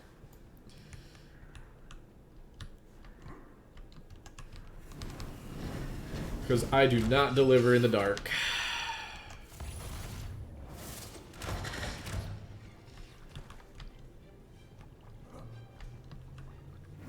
Like, this would actually be kind of a cool, like, dual arena. They could just get rid of these bat spawns. This is what arenas should look like.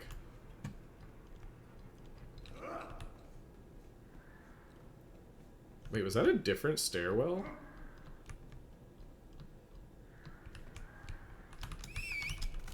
Dude, I hope they get rid of the frickin' 4 a.m. frickin' resets, dude. That sucked so bad. I hated that. Oh, there is a different entrance. I didn't know that at all. Neat!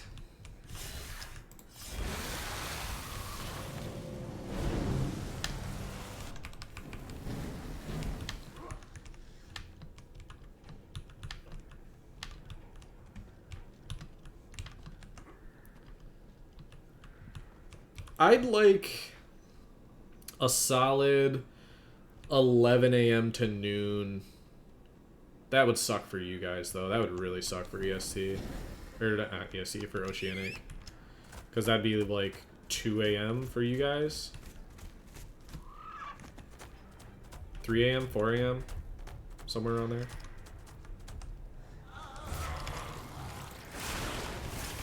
Yeah. Well, that's kind of why I was thinking like 9 or like 10, 11 a.m. EST.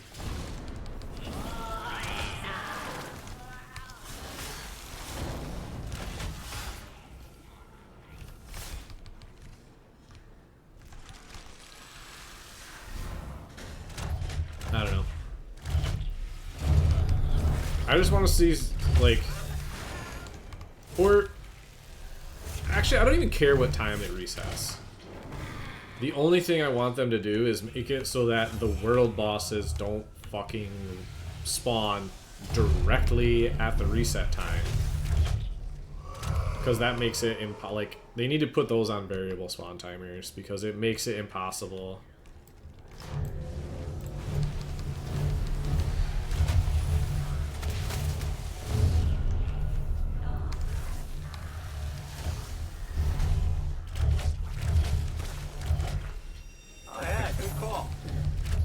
Lustro, thanks for the follow, man. I appreciate that. It just makes it really hard for anybody other than Degens and Oceanic to be like at the world boss fights, you know, other than the random resets throughout the day that happen because the servers get bunked.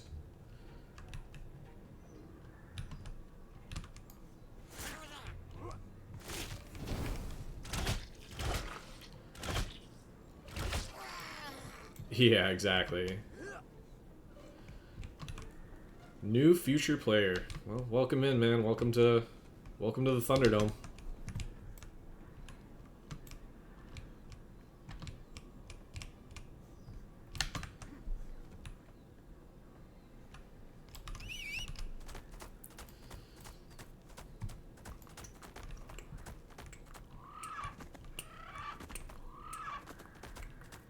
I wonder if I can get on top of there.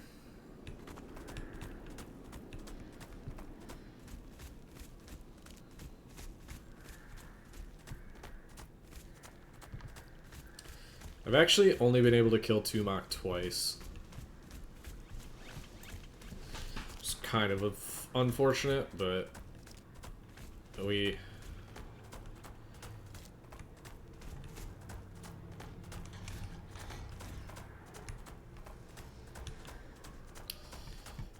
Yeah, I mean, we struggled. When we tried to do it the one time, we struggled mightily with mechanics because a lot of people just hadn't ever seen Tumak before. So people were just like standing in the shroom, or standing in the frickin' the bat, and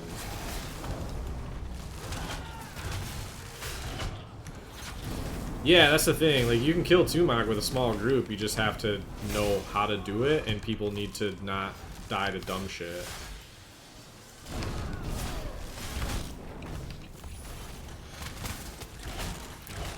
The most we had,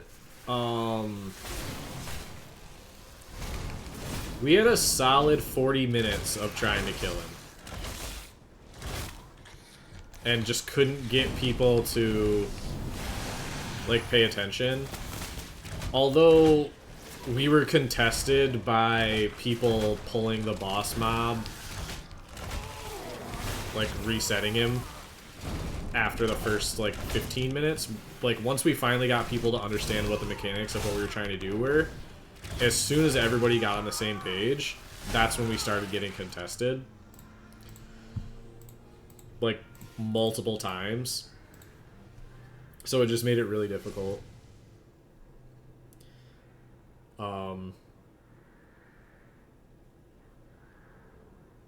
We also can't really do it without the entire server knowing about it. Ever.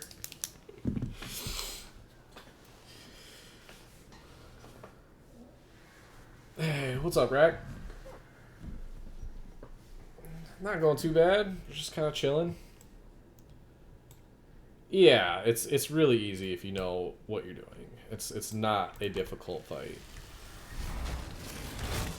It just feels difficult because you're just bashing your head against a freaking troll log for a really long time. Do you know if people will have to make ults to improve the growth of their character? If you were trying to be self-sufficient and like trying to min-max characters and trying to min-max your progression, then yes, you will need alts. But like you can definitely play the game without. That's not a Risen Bone Guard. Like, I've played this entire phase without an ult.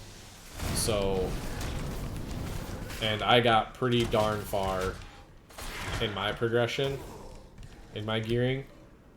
Oh, I can definitely get on this roof.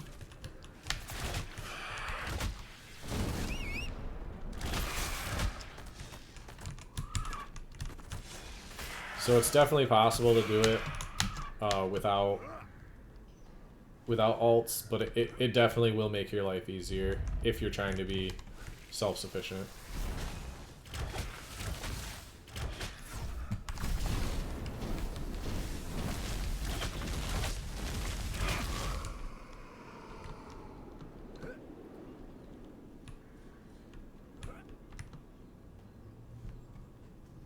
I do hope that Intrepid makes some small changes to the crafting and processing to allow players to be self-sufficient in one thing. Maybe not max efficiency, but at least make it so you can have a pathway to crafting, say, for example, master level gear. Not master level, well, I'd say at least journeyman level gear being self-sufficient, you know what I mean? Like,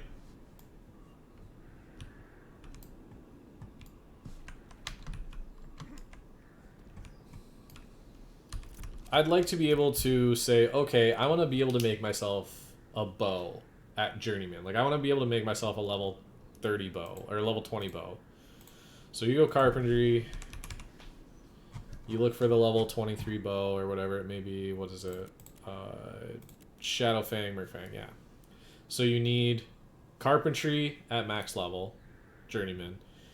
For this, you need journeyman weaving. For this, you need journeyman milling. So you would also need journeyman lumberjacking. You would also need journeyman herbalism to do these things. So that's journeyman lumberjacking, journeyman herbalism, journeyman weaving, journeyman milling, and then journeyman carpentry. So you would need 5 up to journeyman. At this point, you can only get 4 up to journeyman. So I would like to see there be a pathway to be able to craft at least one crafting profession self-sufficiently. I doubt they're going to make that happen, but because Intrepid really, really does want to see a community be built around the crafting.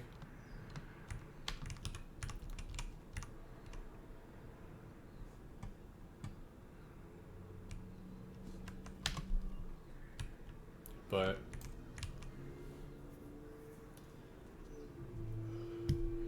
yeah, but I mean, there's a lot of people who don't have the ability to do that. You know what I mean? Hello, Sir Trevor. Like whether it be cost gated, time gated, don't have the hardware to do multiple accounts.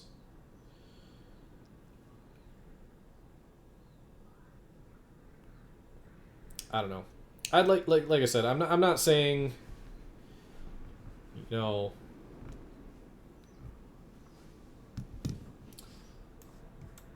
yeah, I'm not saying let's make it so everybody can pick one profession pathway and go all the way up to master, grandmaster. But I think journeyman is fine. You know what I mean? Like, you should be able to be self-sufficient journeyman.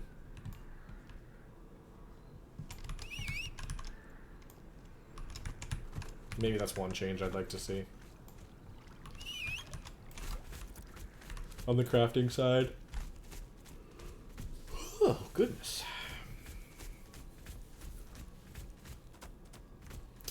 Correct. Yeah, I mean, that's the other thing. Some people don't have friends.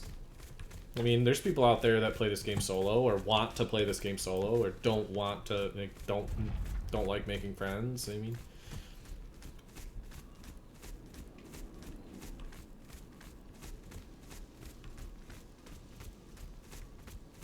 it's also another option, but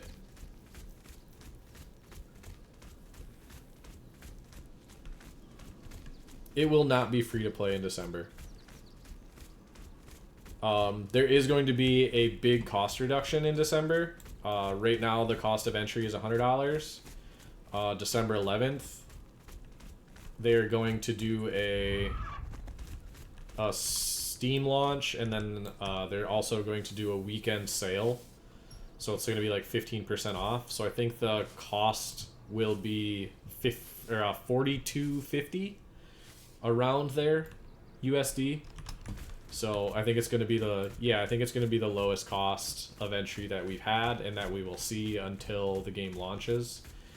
When the game launches, there will be no cost of entry. It'll just be subscription based, so it'll probably be around that, like $15 to $20 a month.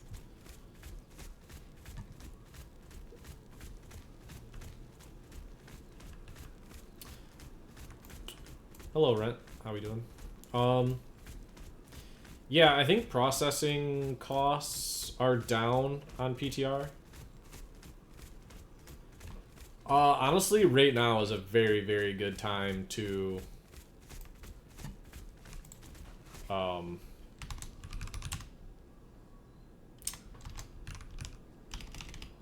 I guess my thing's not working. Right now is a really, really good time to look for a community because a lot of communities are starting to build up their player base with new players coming in and build up their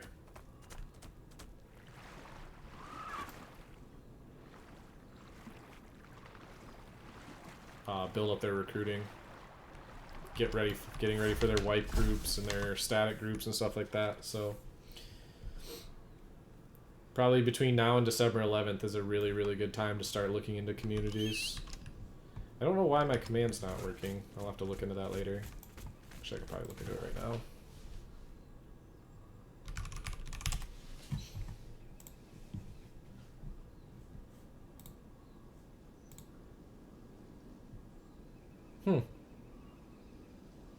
Interesting. Because I was going to change it to EBC. No.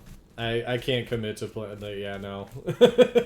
Even if I wanted to like join EBC, I think the Oceanic time zone would be way, way, way, way, way too difficult for me.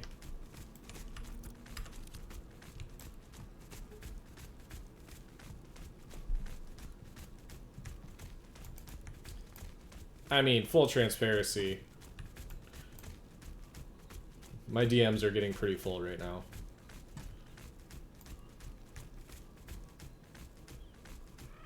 You have to be a security guard with internet access. Hey, there's multiple security guards with internet access that I know of.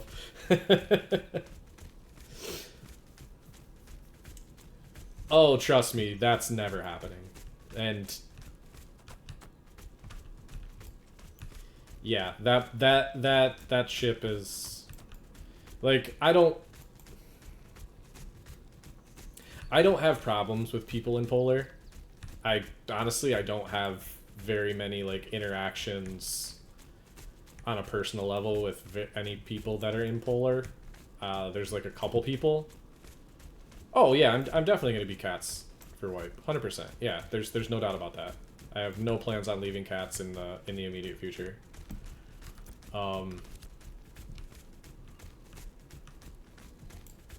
But I don't like how the way Polar operates is not conducive to how I want to play the game. That's the like long and short of it. Because I have been asked a couple times to like I it's not like I've gotten messages from like TMX or anything like that, but there's been a couple people in Polar who have asked me to join them, and I just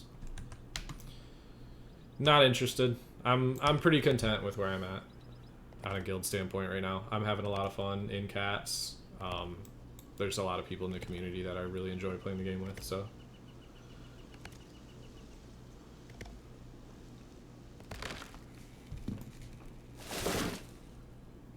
I don't even think that anything to win mindset destroys games. I think guilds like Polar are a necessity in MMOs like this. There has to be a large guild, there has to be a big bad.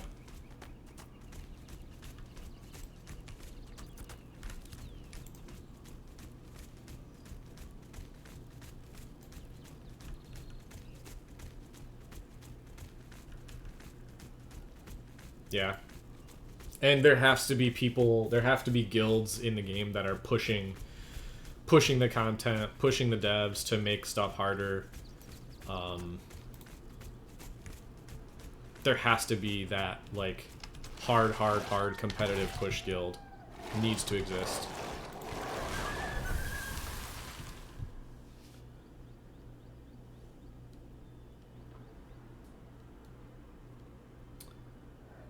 So, I'll play devil's advocate on this, Sir Unsington.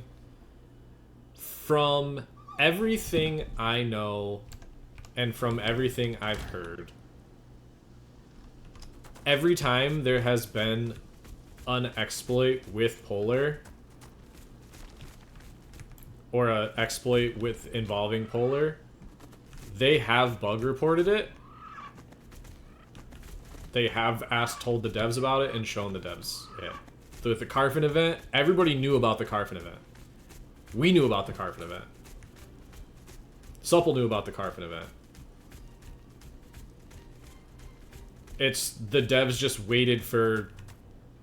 It's one thing that the devs, I think, need to do a little bit better of a job on, is responding to, like, being more clear with their communications about what is and isn't accepted when it comes to things that are exploits, things that are bugs, and be a little bit more quicker to hit the action button. You know what I mean?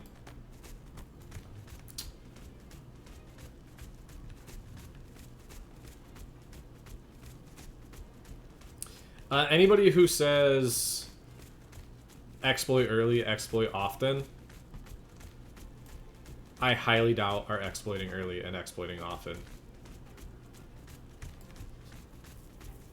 I honestly think that's just something that people say to rile up the masses. Yeah, that's been an old saying since, I mean, the first time I saw it was back in Wrath of the Lich King with rogues using, or engineers using bombs to glitch out the platform and getting world first. I mean, I'm sure it was before then, but that's the first time I remember seeing it. Or, you know, it's not an exploit, it's an interesting use of game mechanics. You know, it's a clever use of game mechanics. It's not a bug, it's not an exploit.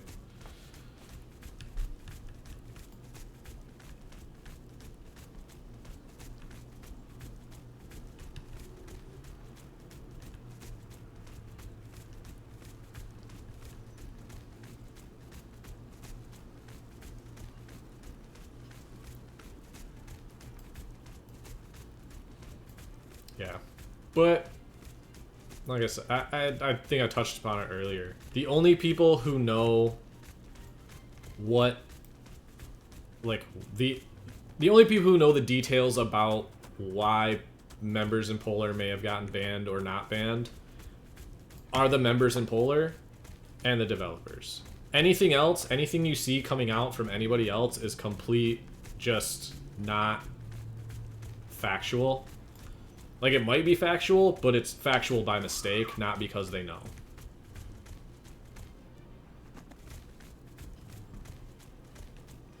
So, I'm not gonna comment on it. I'm not gonna say, what up, McBee? Yeah, I'm not gonna say Polar exploited. I'm not gonna say they didn't. I don't know, honestly. Like, as far as I know, from what I've been told, they thought it was a bug. They messaged the devs told them it wasn't a bug, so they continued on doing it. And then somebody along the way decided that there was something going on that shouldn't have been going on, and Intrepid took action on some accounts. There might be more details to that, but I don't know them. So as far as I know,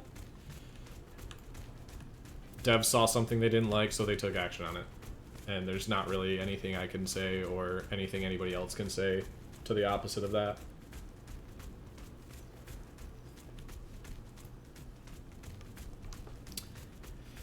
Yeah, you're not wrong. And I think part of that might be because things got brought to the forefront and more people became aware of the issues. And then people who didn't care about exploiting went on to use it. Like, Polar may have been the first people to find it, but they weren't the last people to use it. You know what I mean? And I think that says a lot about some of the players and some of the Discord and some of the discourse in the community. It's like, yeah.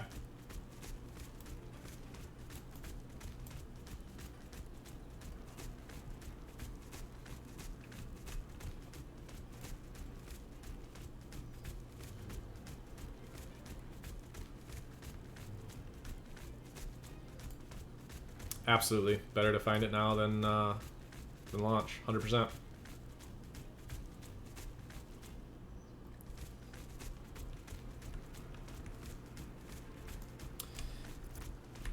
Yep. I mean, duplication is, it's just such a hard thing to deal with because, I mean, look at Diablo 2. I don't know if anybody played Diablo 2 back in the Stone of Jordan meta, where people were just duplicating so many things. It's like duplicating Jaw runes. It just makes the economy ridiculous.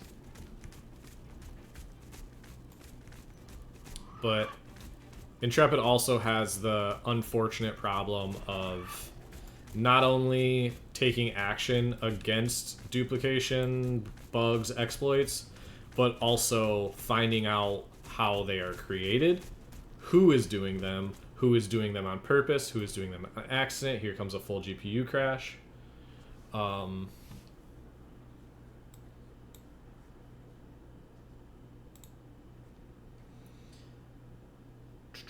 Game crashed fully again. Interesting. First time today.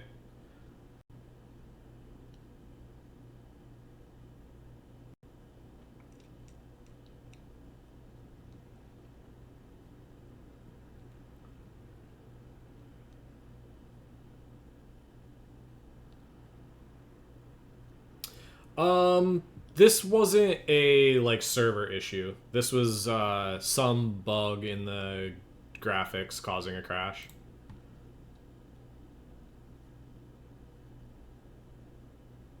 I think it's a compatibility issue with my video card and the client.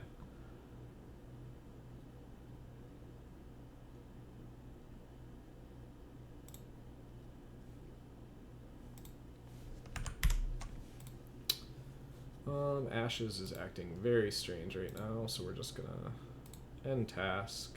We're gonna relaunch.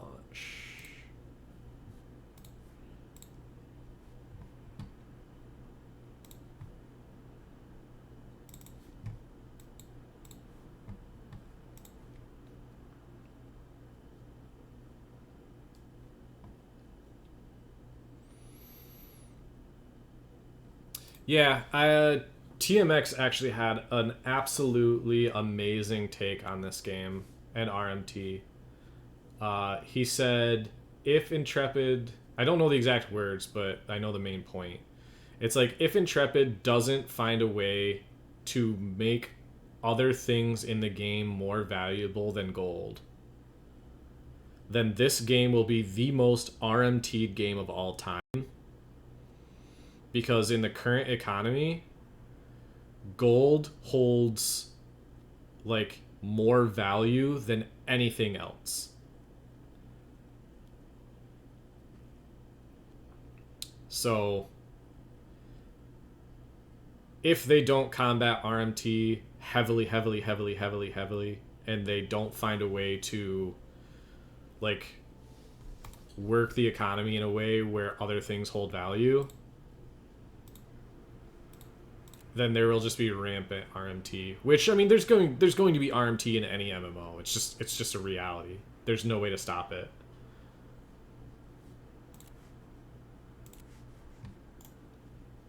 But just the way the economy is set up in this game. I mean, there's ways to make gold in this game via crates, caravans,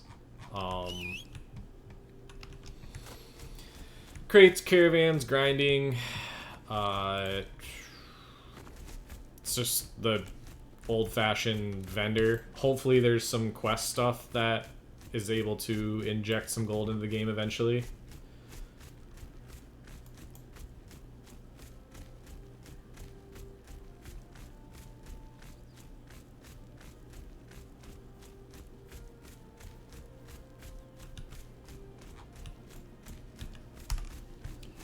But yeah, it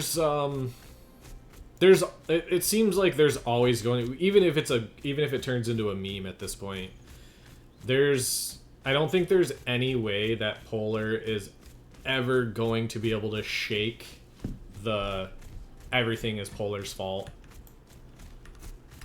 mentality. I don't think it's going to be possible. Which, hopefully it just turns into a meme. But, or hopefully they don't, like, they do play the bad guy really well. They play into it sometimes, and hopefully that's what they're going for. Otherwise, like, anybody who joins Polar, you have to understand, is probably going to have the mentality of, we are the bad guys, we are the people that everybody hates. So they're going to attract a certain type of player base. But, I mean, hey, if that's what they're going for, awesome, good for them. It's gonna be fun, man.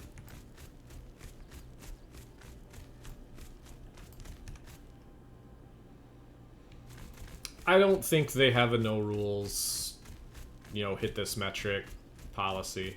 I don't know what their policy is, but knowing some of the players that are in Polar, have been in Polar, have come from Polar,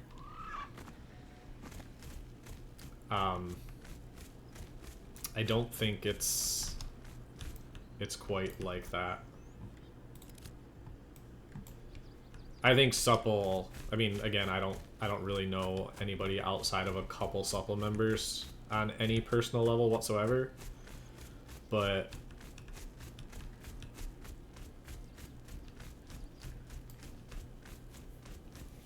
there's a couple guilds out there. I think Polar and Supple are both the type of guilds that their goal isn't necessarily to have a healthy server. Their goal is to win the server. You know what I mean? Like, though I think they're the type of guilds that they want to challenge every single mayorship. They want to win every single siege. They want to take over a server, and at that point, they will say, we have won. And they've done it in multiple phases, where they get to that point, and they're like, okay, we've won, where's the content? No content, nobody can challenge us, alright, bye. That's just the type of guild that some of those guilds are. I think Supple is kind of like that. I think Polar is kind of like that. Like, they will create content while they are here, but once the content dries up, they will be gone.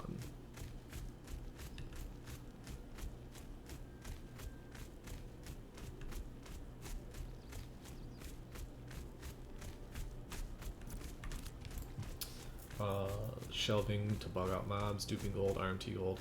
And while, yes, a lot of guilds do that, a lot of players do that, a lot of people do that, communities do that, there is a little bit of onus on Intrepid to police that stuff a little bit better. Like, that is part of the developer's job, along with part of the tester's job to find that stuff. But if it gets found, and if it gets reported, and it doesn't get fixed in a reasonable, like, time frame, at a certain point, the blame has to start to shift a little bit, you know what I mean? Like, yeah, in a perfect world, would it be great if players just policed themselves and didn't seek every advantage out of everything? Yeah, that's never going to happen. There's always going to be players who are trying to push that envelope. Yep, I agree. I 100% agree with that, Toner. The caravan duplication was known for so long and not taken care of.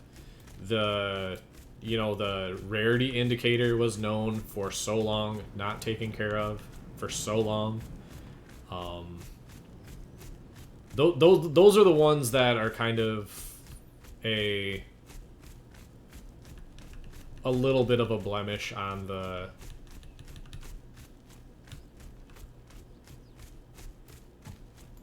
those are the ones that are a little bit of a blemish on the dev team, I'm not gonna lie. There could have been a little bit better, like, I mean, some of the stuff that made it into phase 3 that was brought up on, like, in PTR bug forums, sent into CMs, like, it was just like, guys, like, this stuff's in the game, it really, really, really needs to not be, and it still made it to live. Those are the ones that were a little bit frustrating to me.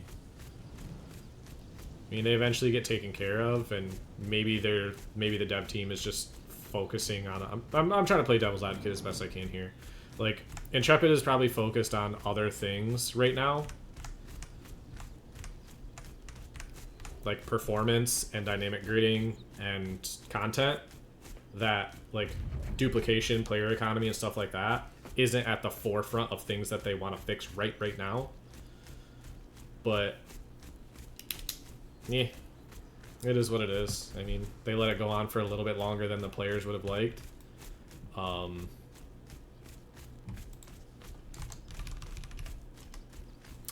But there's a video on that YouTube there that I actually go into kind of the fact that the live service that we're getting from the developers is kind of like it's like not 100% necessary, you know what I mean? Like, they're giving us the live servers as a playground to mess things up, to play with, to fuck around with, find bugs, like, break the game, essentially, is why we're here. We're kind of here to break the game. So when they do find somebody that breaks the game, then they use, you know, that information to get data. Hopefully they're taking that data to fix the problem at the root instead of fixing it on the surface level, which I think is what they did with the Carfin event. They kind of fixed it on the surface level and then disabled it so that they could find the root of the problem. I think that's what they were, at least I'm hoping that's what they were doing with the duplication stuff, is they didn't know what the root of the problem was, so they looked at it and let it happen for a while. When they did find what the root of the problem was, then they disabled it on the surface level so that they could go back to the drawing board and fix it. Do you have draw distance to low in graphics that stuff generates slow in front of you like bushes? Yes, I play on very, very low settings. I'm a performance guy. I like to have good performance, so I play on low settings. Game is not optimized very well right now, so playing on high graphic settings is kind of draining on my system and gives poor performance.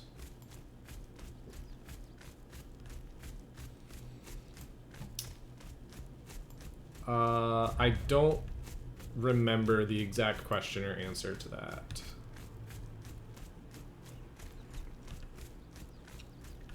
Yeah, definitely defense. That's kind of my thoughts on it too, is not everything is as simple as fix, you know, oh yeah, there's a dupe, we know how to fix it, we'll just fix it. And it's also not as simple as, oh shoot, there's a crate dupe, it's going to ruin the economy, but we don't know how to fix it yet, so we can't quite disable it yet. I'm just kind of looking at it from a different perspective than a player perspective.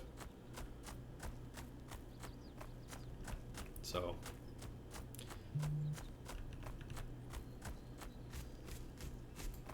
it's kind of a catch-22, you know? When you're offering a live service and people are expecting live service functionality, like, you know, instantly stopping dupes and stuff like that, it's hard. It's got to be a very, very difficult job for Intrepid. I don't envy them. I don't envy their CM team or their Discord team either. They get a lot of flack. Like, I feel really bad when people get on, like, attacking tirades and start adding Steven and Maggie and Jacob and all those guys and planning. Like, it's gotta be frustrating for them.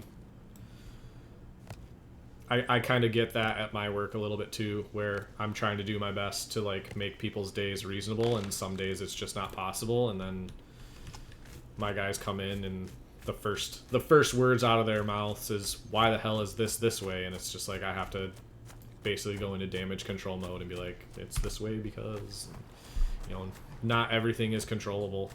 Some things are just tough to figure out. Yep, absolutely. Like, I don't know how many times I've sent in stuff about Aftershock just not working, like sent videos to Planendorf and had a conversation with Planen about it, like, hey, you know this isn't working, right? And then, you know, sent it in, and he said the team's gonna look into it, and, you know, that was 7 months ago. Do I wish it worked? Absolutely, but I have confidence that somewhere on a legal pad it's written Mage Aftershock not working inside of Intrepid Studios. It's there somewhere. So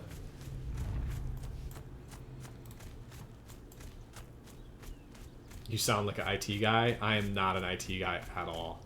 Honestly, my IT, like, knowledge ends at Google search, YouTube video.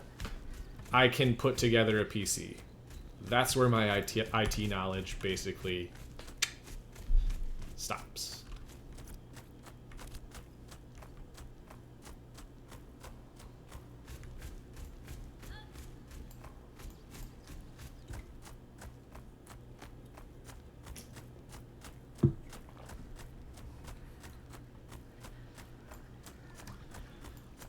I think saying Polar isn't worthy of respect is a little bit of an overreach.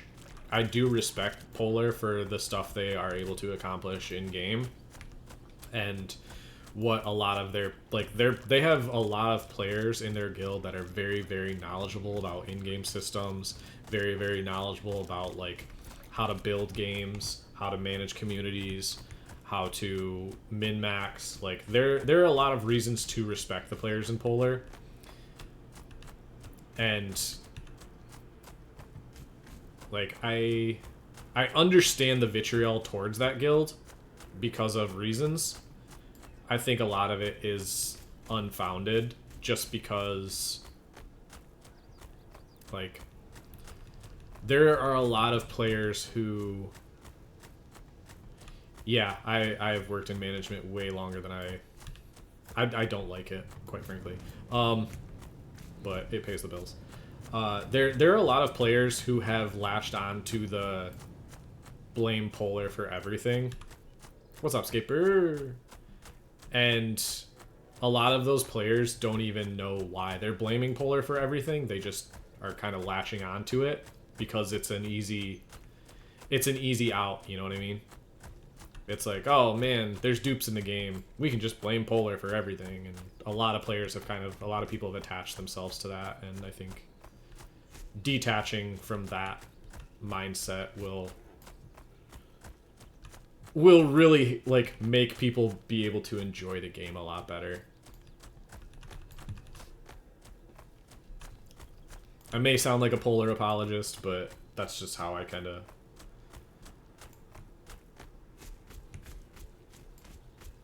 If it walks like a duck and quacks. I mean, there's a lot of different types of ducks out there, brother.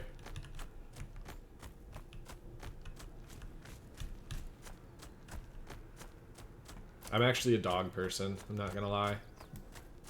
I don't really like cats, except for Munchkin cats. Munchkin cats are freaking adorable, it's ridiculous. But I'm a dog person. I have not played Ranger enough to make an in-depth comparison, but I can say that I think if you're looking for single target DPS and big chunker abilities, you really want to look at Ranger a little bit more than Mage. Mage gives you a lot more of like sustained pressured DPS. Like, I'm gonna hit you a lot of times for a reasonable amount, and it's not gonna stop coming. Whereas Ranger is more of the, I'm gonna hit you for 1,000, and then I'm gonna hit you for 1,000, and then I'm gonna hit you for 1,000. At least that's what it looks like and feels like from my perspective. Like I said, I have not played Ranger enough to really give an in-depth like look at it. But they're both like strong DPS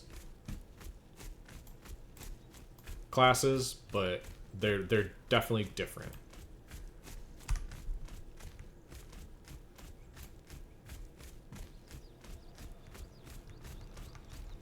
Yeah. Mage is fun, man. I really like it. It's a really high floor class. Like it's gonna be really hard to play Mage poorly. But I do think there are enough nuances in the class to make it interesting, and like there are ways to play the class at a higher level than other people. There's enough ways to play the class to differentiate yourself from a bad player to a good player. And I think that's a really good balance. Like, that's a good sign for class balancing.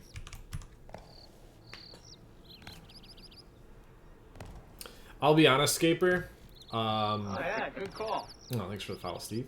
Appreciate that. I am very much the type of person where if you send me a meme or a video, there's a good chance I'm not gonna watch it, or I've already seen it. Not like that's not a personal thing, but I'm not the type of like, I don't know.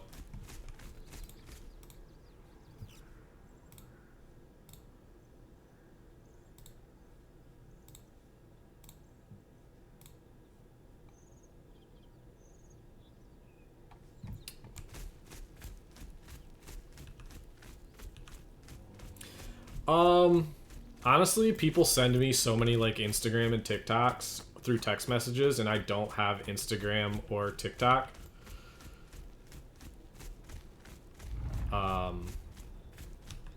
So that kind of gates me from watching a lot of the videos, honestly. Like, I have one friend who I've known for my entire life, and like we play golf together multiple times a year, hang out a lot, and he sends me so many Instagram story videos that like probably 3 or 4 months ago, he was like, "Hey man, did you ever watch that video I sent you?" And I was like, "Jordan, I've known you for a really long time. I feel like I should let you know that I don't have Instagram and I don't watch any of the videos that you sent me." He goes, "Dude, I've sent you like 100 videos over the years and you haven't watched a single one of them?" I was like, "No. I've never once opened one of those Instagram videos." He was like, "What the fuck, dude? Why didn't you just say so?" I was like, "I don't know. It's fixed on PTR. Yeah. The your guild is not currently at war is fixed on PTR. Aren't mages supposed to have earth magic as well? I believe they are, but it's not anywhere on my I haven't seen any like iterations of it yet. So I'd like to see some earth magic, like a meteor spell or something like that, like a rock throw, but we'll see.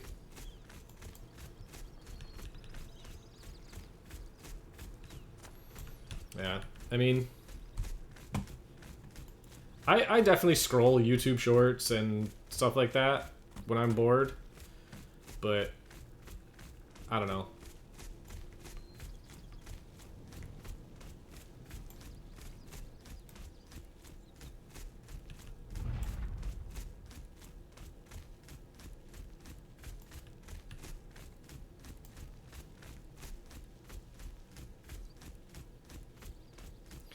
Earthquake or a linear spike spell. Yeah, I mean, maybe that's what Mage is missing, is our earth spells, like interrupting spell casts and like wind shear and, you know, earth shield. we're shamans now. Yeah. Something along the lines of Fissure. Is it Fissure? From Diablo 2 Druid class, or Hurricane from Diablo 2. Like, Diablo 2 Druid had some really, really cool spells.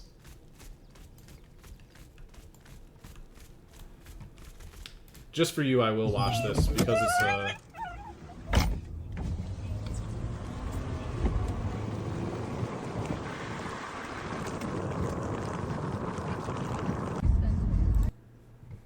Alright, I watched the mini Dotson run, that's hilarious. Molten Boulder. Yeah, but we already have that with Lightning Ball. You know? We don't need another slow moving, low damage spell. That only works if people stand still.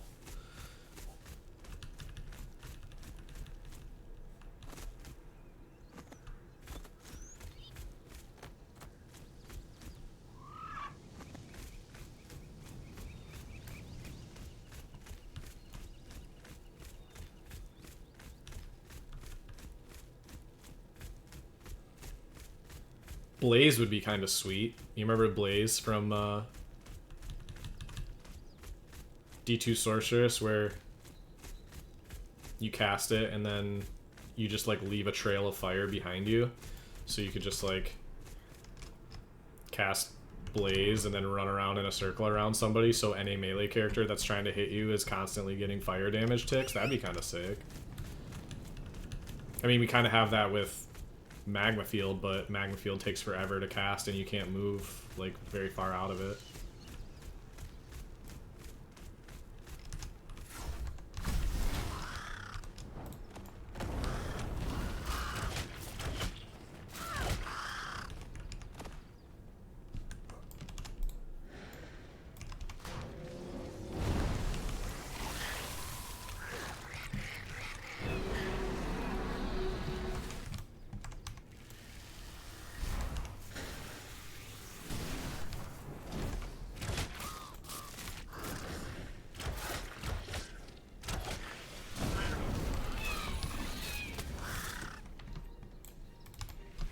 I do like one of my favorite things about Mage is that we don't have a lot of downtime in our spellcasting. I like both, honestly. I like having the option of doing both.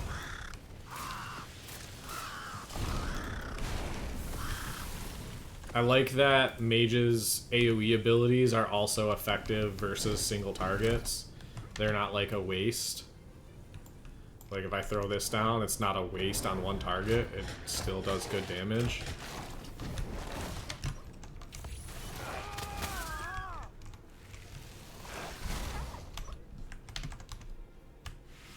I like that I can turn my single target abilities into AoE abilities.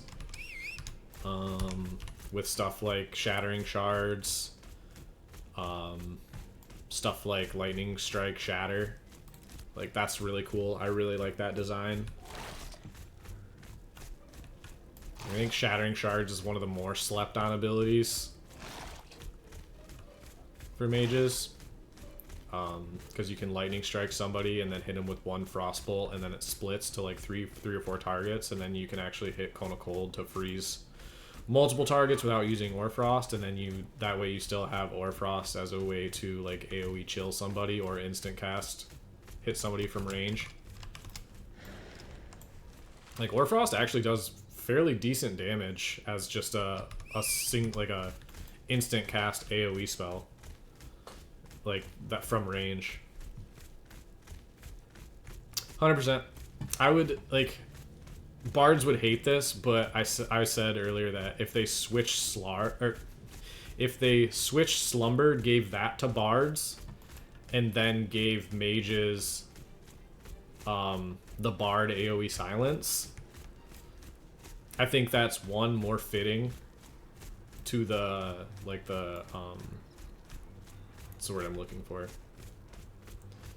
Feels like it's just more fitting from a class standpoint. And it also gives Mage a much better tool because Slumber is one of the worst AoE, like one of the worst CC abilities in the game. No, not AoE Silence. You get an AoE Sleep, which you already have one, but you can get another one and just get rid of your instant cast from 35-meter away silence that lasts for way too long. I considered other classes, but I'm definitely going to play Mage. That doesn't sound like a fair trade. Honestly, it sounds like a fantastic trade. Like, Slumber is... It's the worst ability. It's the worst ability in the game, and it doesn't make sense on a Mage. Because it breaks on any damage. And it's like, it breaks on a burn, which we constantly... Like, a good Mage should constantly have burn up on the target. Like, it breaks on a bleed tick.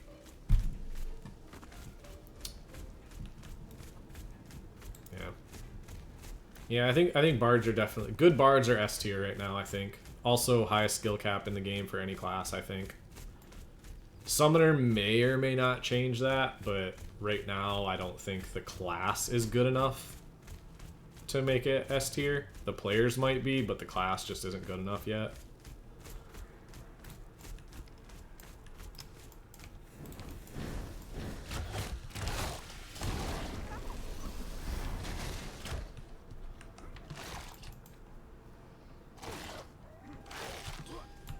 Yeah, Bard CC is kind of oppressive right now. Like, Bard and Rogue CC is really, really oppressive right now. Hell, even Tank CC against Spellcasters is really oppressive. You know what's not oppressive? Mage damage. Just give us like a 50% damage boost on every ability and call it good. And also an instant cast, interrupt, / silence.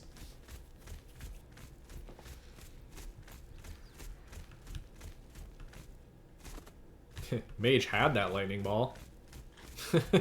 It's one of our worst, not worst, but it's not very good anymore.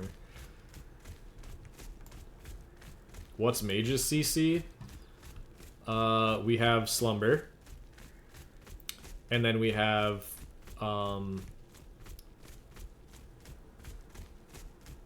yeah. We have Freeze, but there's no way to get freeze on anybody without minimum 2 spells, and one of the spells you have to be in basically melee range to activate. But the problem with that is, to freeze somebody with Cone of Cold,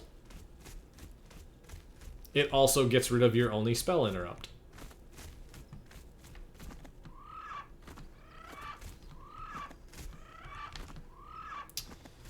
Yeah. The only other way to stack freeze is by having cold enchant elemental empowerment, by having cold empowerment. So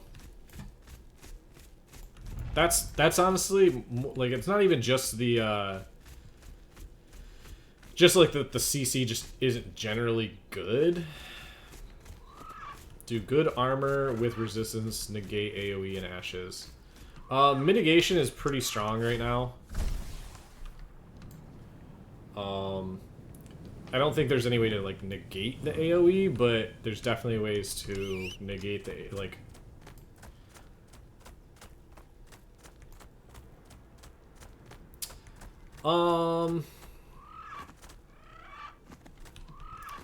I think neither Phase 2 TTK or PTR TTK are where I want to see the game at. I think there's a middle ground between the two where, you know, you're not able to blow somebody up in 2 seconds, but fights also aren't lasting, you know, infinitely. I'd like to see fights, in my opinion, last in if we're in a 1v1 fight, I'd like to see them last about, I want to say, like 15 to 30 seconds. I actually have, if you look at my 1v1 against the first rogue in the duel tournament, that, I think, is a really good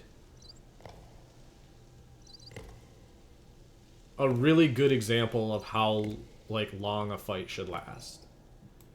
Granted, the rogue that I was fighting did not have a good understanding of what the meta was, so it was really easy for me to win that duel. And it wasn't a very good showing for rogue versus mage. But that time to kill is where I would like to see it.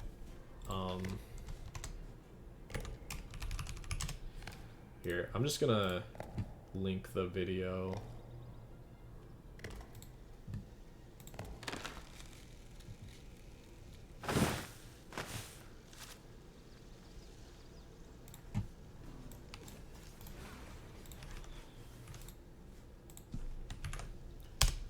Like, I think that video in particular is a really good example of what I would like to see time to kill be.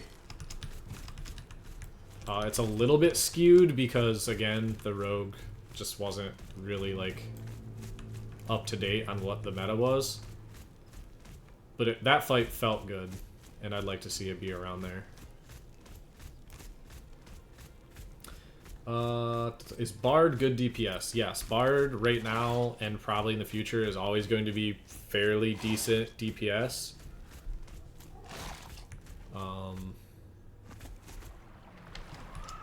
Yeah, their sustain is not great as far as damage sustain. Their, you know, HP sustain is fantastic. But their burst is very, very strong.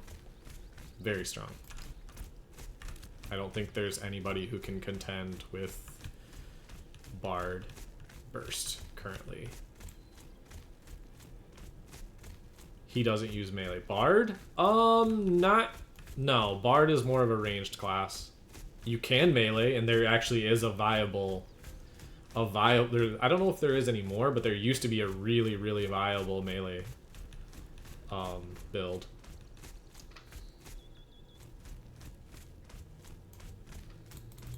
Let's Tumok just not here? Did they disable Tumok on live? I don't remember. Or is he off in the woods somewhere? Like, what's a PvP fight between a mage, a rogue, and mages be like, sort of? What the hell did you just say, Scaper? Oh, okay, I get it, I get it. It's the two sentences. I got it. Never mind. Bad reading comprehension.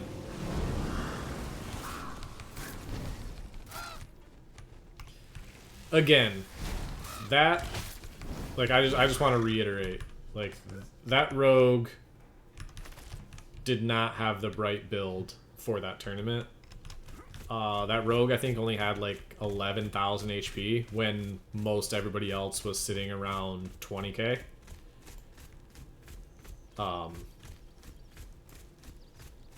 But here, let me. I might as well post the other one too.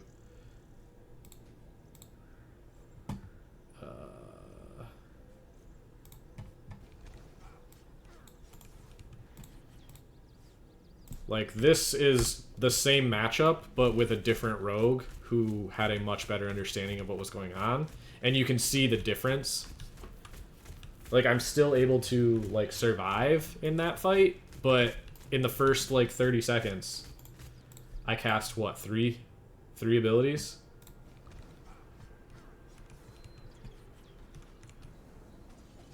Like, I'm fighting for my life trying to DQ, DQ.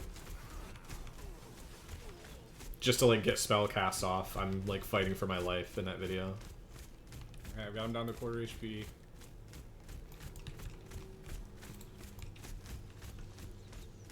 Yeah, I mean, Rogue's just oppressive, so, I mean... Yep.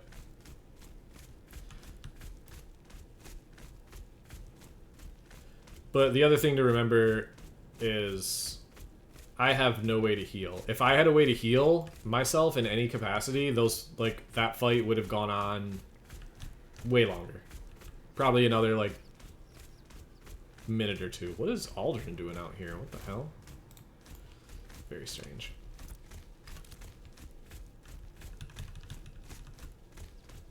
I mean, yeah, I wouldn't expect rogues to have any AoE. That just seems silly.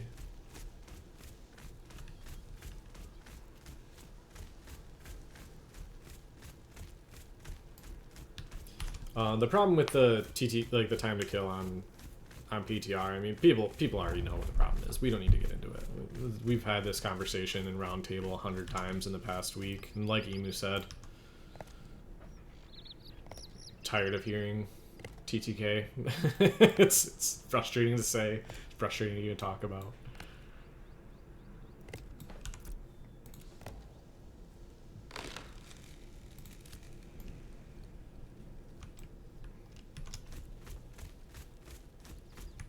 Kenny G.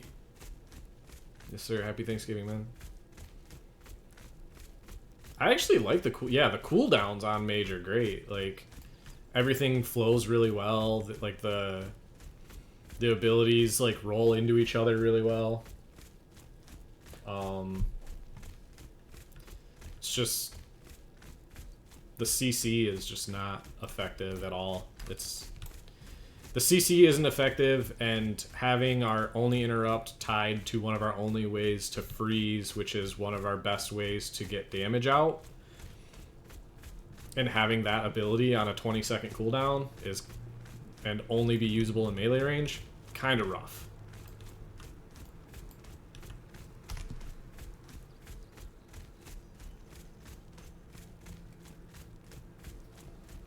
It's like, it feels like Mage is missing 2 or 3 abilities.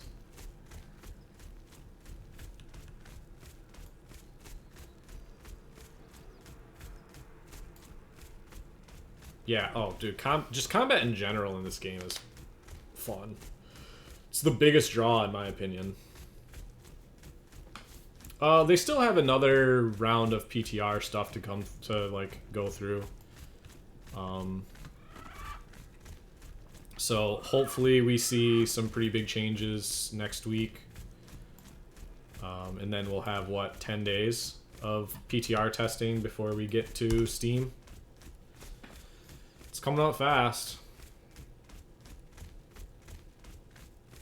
And I think they said not everything on the PTR will make it to the live prod, and some things that are on the PTR, or some things that aren't on the PTR will end up in the game. So there's stuff that they're working on that we haven't seen that will be there, and there's stuff that they are working on that we have seen that won't be there.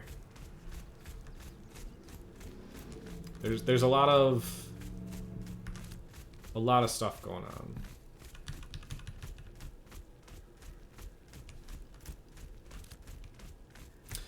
I will BRB real quick. I need to use the restroom.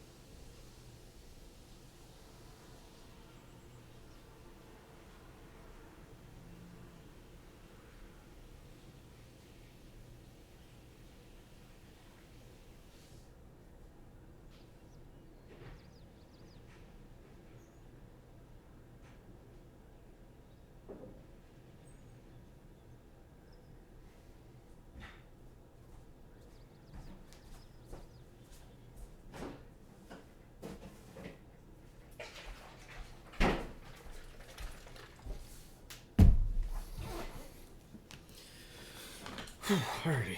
And I need to send a text.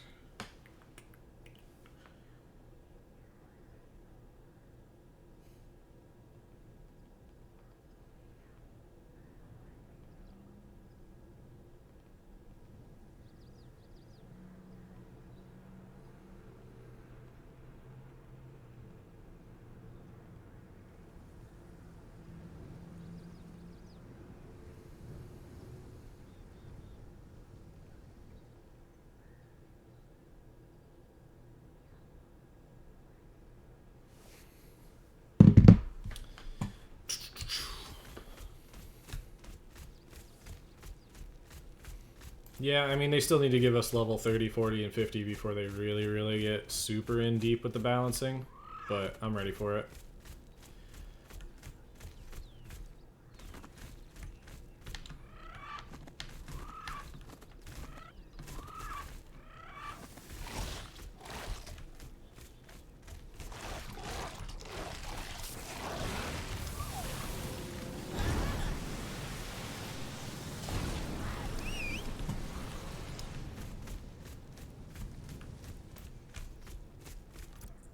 I always figured we were testing endgame at 25. I don't know about that.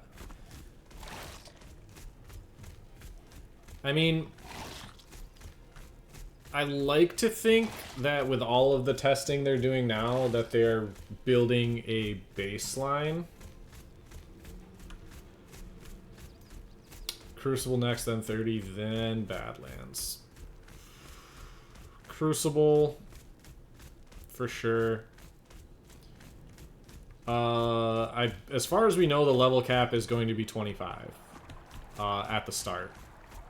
Likely to change at some point. Don't know when. Don't know if. But I know they're probably going to put in Crucible. And then hopefully we start getting some more POIs.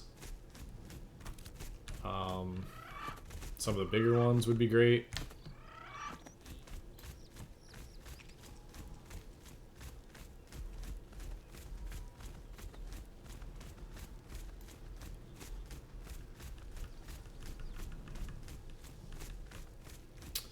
I mean, major milestone could literally mean anything when you're talking about Sir Stephen.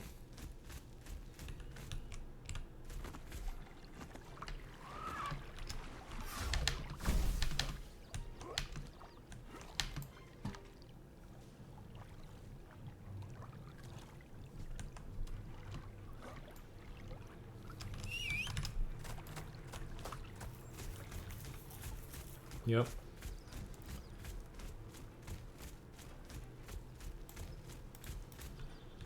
Get him, Settler.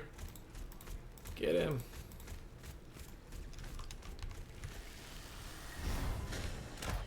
I'll get him.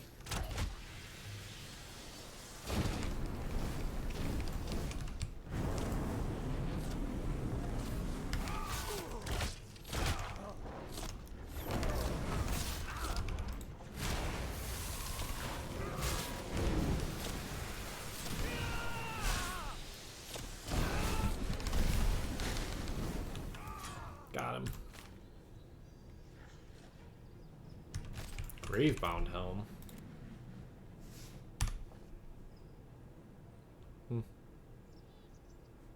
Interesting. One wish for wipe is dopamine during the leveling process. Just like a little, please. Yes, dude. Are we? Didn't they say we're? I mean, drop rates seem to be higher. Like, I went out to Pirates on PTR and I hit a couple of weapons out there from the 1-star and 0-star Pirates. So it seems like they made some adjustments to that.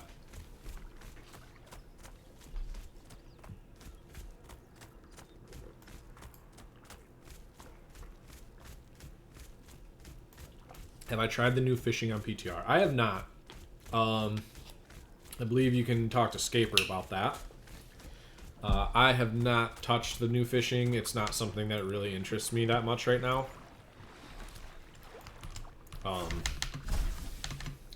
I don't know if it should be on my priority list or not. It might.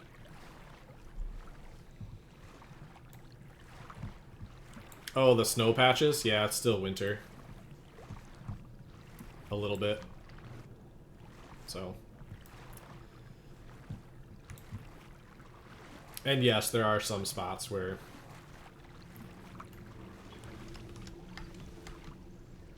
sport fishing is the new caravan. Ugh, I hope not, man.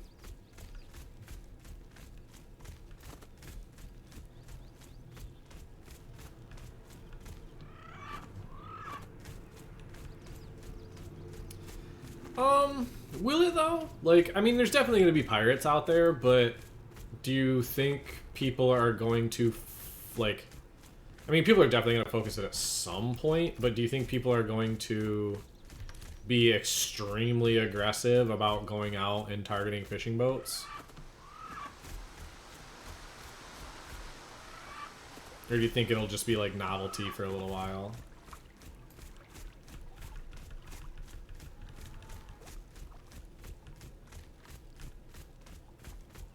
Is it better gold income? I didn't realize it was that good. I mean, what's so much gold? Like, what's like the GPH that we're talking about here? Are we hitting like 10, 20, 30 GPH, or what are we looking at?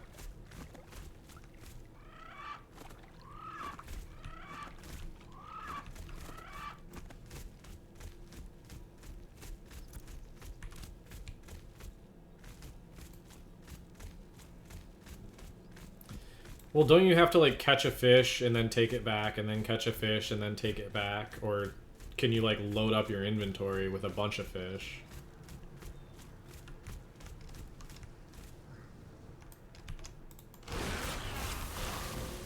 You can load up 3 fish, so 1 gold, 50-ish.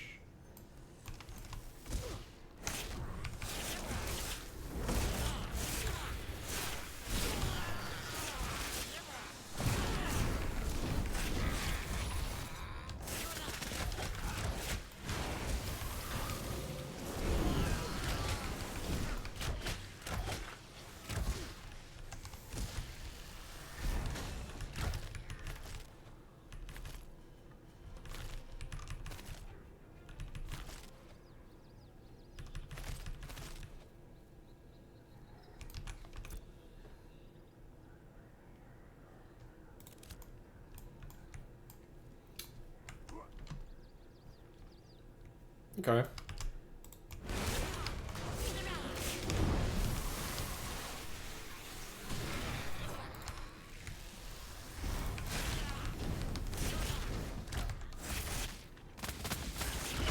Like, I gotta be honest, 5 gold per hour does not sound enticing to me in any way, shape, or form. From an efficiency standpoint, that's like horrible.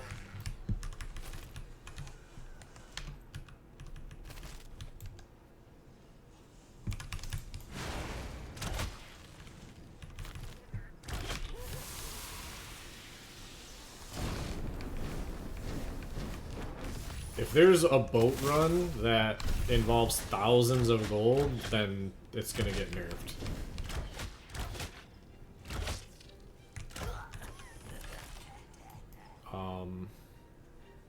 Yeah, when I'm looking for, like, lucrative adventures, if it's not, like 20-ish gold an hour, it's probably not super ideal.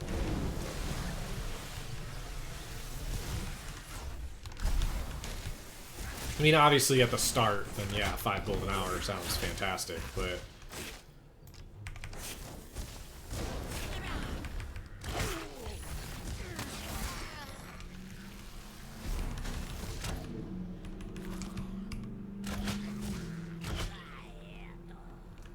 Ooh, an item. Ooh, a longbow.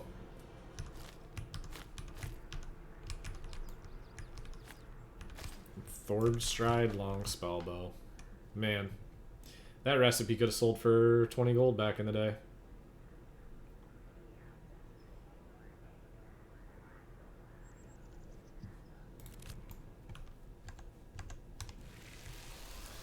I mean, I'm all for there being multiple avenues to make money. I think that's a really good baseline for a healthy economy.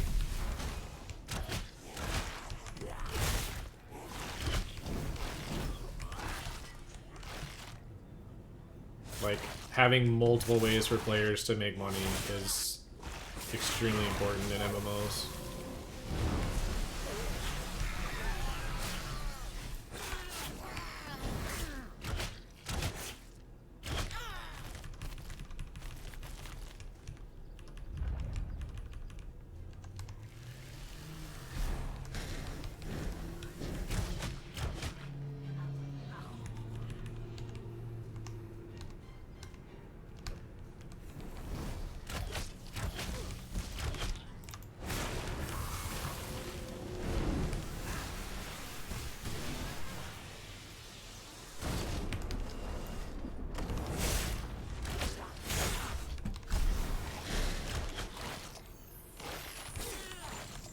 Man, look how good that slumber was, because everything was burning. So good.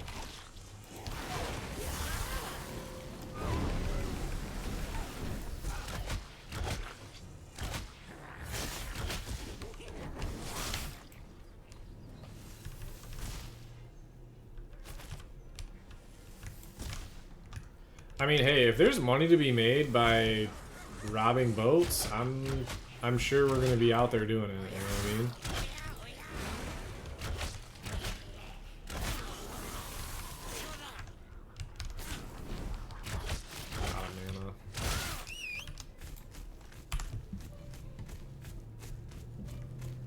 Yeah, that's the other thing I was wondering about. Like, don't you have to do, like, a boat to a harbor?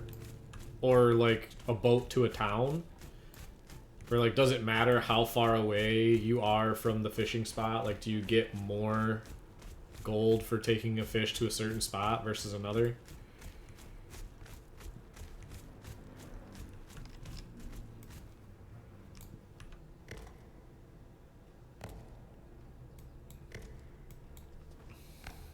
Okay, so it is still distance related.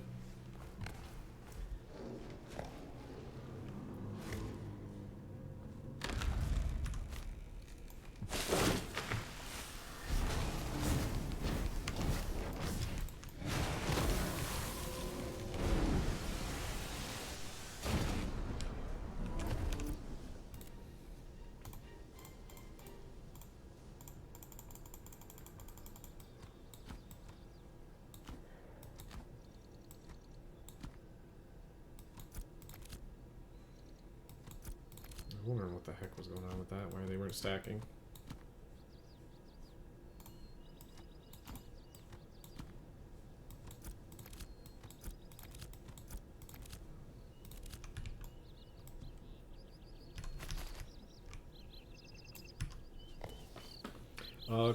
Aquatic mounts indirectly going to be nerfed because of this. Yeah, I'm factoring in time to fish, the fish output, and tank. Do that 3 more times. Run it back to the harbor terminal. 4. Go back out. Start fishing. 40 minutes. I mean, it's probably something I'm gonna have to test out myself. I mean, I'm sure I'll be able to figure out if it's worth my time or not. I generally do like fishing in games, but I don't know,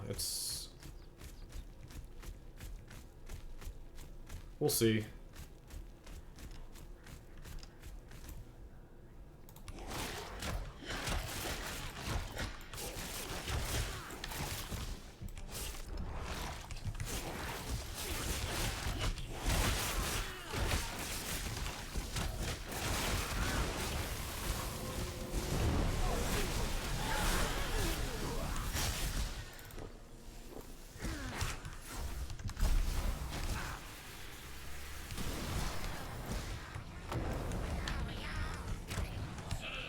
Good call. Duff, thanks for the follow, man. I appreciate that.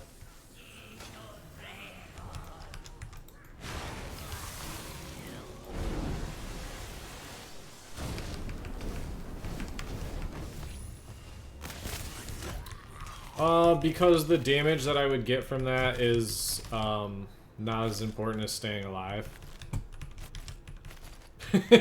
I don't know. Because I'm not really like min-maxing my damage right now. Like, right on, Emu. I probably won't be, but you know who will be. Oh, right on, Duffels. I appreciate it. Plus, I can just walk backwards and walk into it.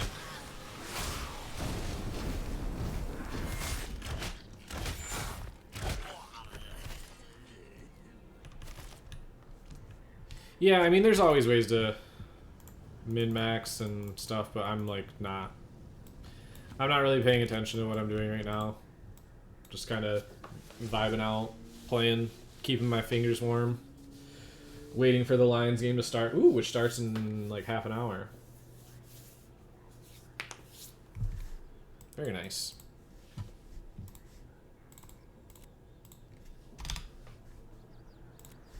Not realize it was already noon 15. Min-max sport fishing. Hey, you're not gonna be the only one, so go out there and make some friends.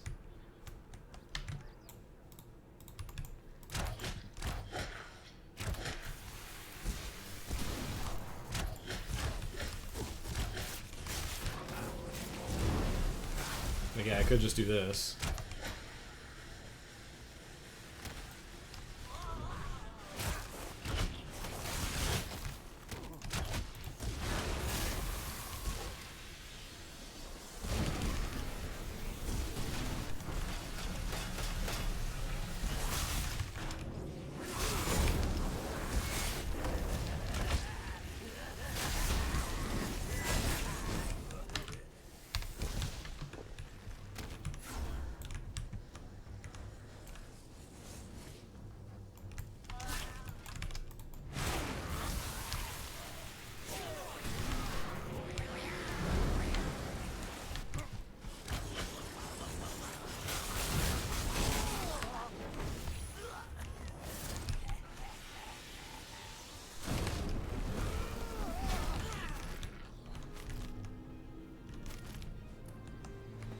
I mean, for something to require guards to be necessary, what they're guarding has to be worthwhile enough to where you can afford to pay them for their time and also make a profit. So, like, me running a caravan that's going to net me 12 gold, but it's going to take me an hour. For me to have to, like, for me to pay a guard to do that, I would probably have to pay them, like, 1 to 2 gold to make it worth per guard, and then it's like we're looking at 10 gold an hour profit at that point, which is fine, but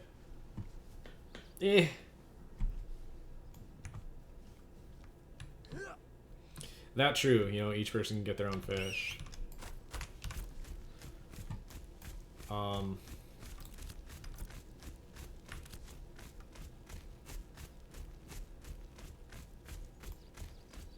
Yeah, I mean, sports fishing days will be fun for people for sure. I'm sure there's a lot of people who are going to be pumped about it, but caravan at the start of the game will not be profitable. I mean, probably not. Like, just the way that crates are and the fact that it's going to take a while to get towns up to speed to where it's worth the trip. Like, caravans don't really get turned online until there's multiple towns that you can turn into with trade bureaus, and you can get the certificates to craft higher rarity crates. Like, running a couple of, like, green crates, probably not worth it. I mean, if you're running a couple heroic crates, and you're getting, you know, 6-7 gold per crate, I mean, that's pretty good turnout. That's pretty good turnout for sure.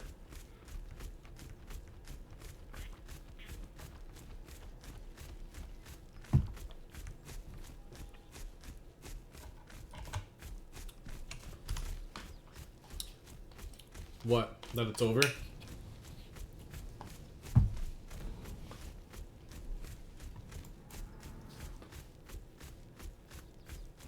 Intrepid is not going to go bankrupt.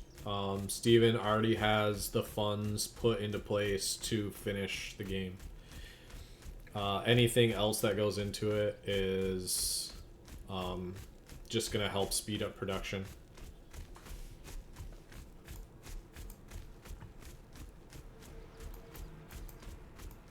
At least that's what has been communicated. I mean, that could be that could just be a farce, but as far as we know.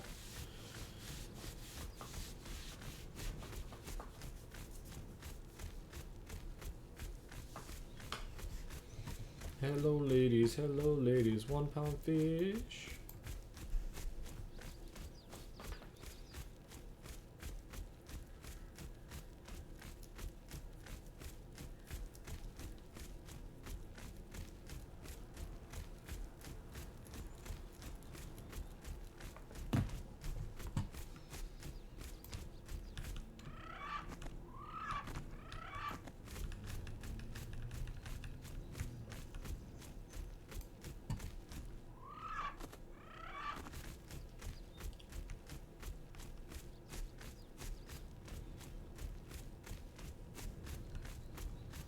Yeah, I mean,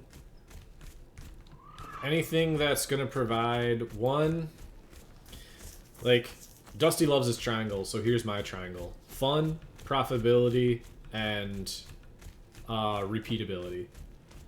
You know? That's my triangle. Is something fun? Awesome. Is it repeatable? Great. Is it, you know, profitable? Sick. If it has all three of those things, we've got the triangle. You know what I mean? So as long as sport fishing is fun, profitable, and you can, you know, do it over and over and it's still fun, then awesome. Can't wait.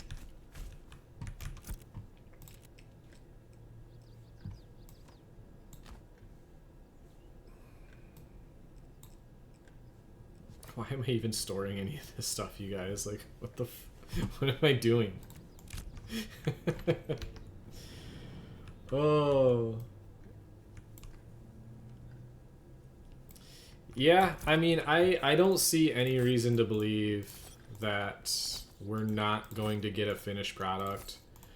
The game has good enough bones that there's still multiple thousands of people who want to play it, even in the current state that it is. So, like, I think there's a big enough buzz behind it and good enough, like, a strong enough player base right now to warrant belief that the project is going to succeed. At least that's my take on it. What if we all get along out at sport fishing and never fight? I mean, that's just not gonna happen, let's be honest.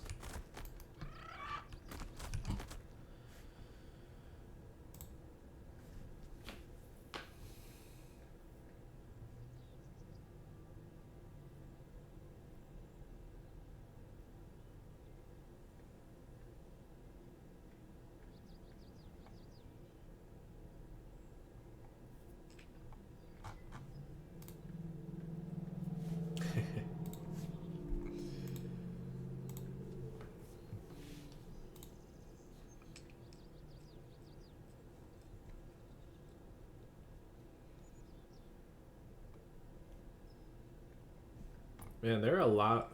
There's more people streaming Ashes than I've ever seen. There's a bunch of, looks like possibly Brazilian? Spanish speaking. Russian. Well, I was gonna try to raid out to somebody streaming Ashes, but there's just not a lot of streaming going on today.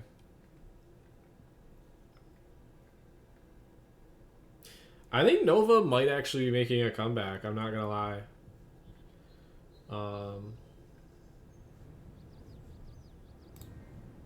Hey, what's up, Rookery? Like I've seen Lineker in game a little bit. I've seen him in the Discord. Have I played the PTR? Yeah, I've played PTR here and there.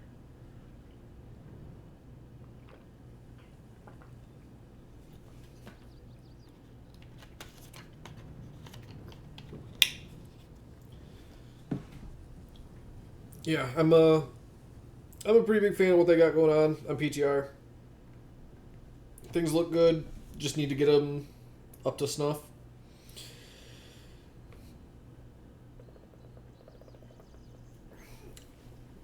Oh yeah. Yep. Oh, my back is cramping.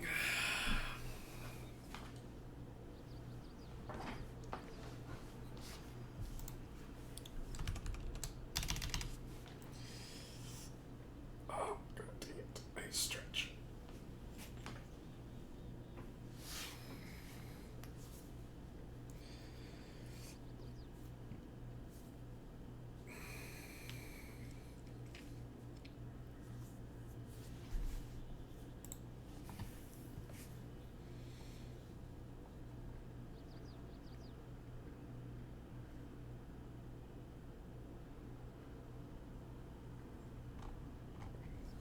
But yeah, it's getting about that time.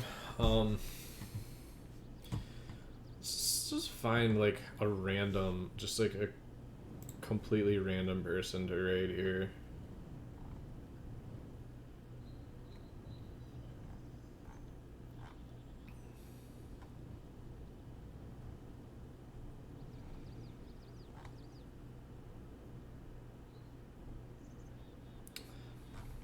I don't know.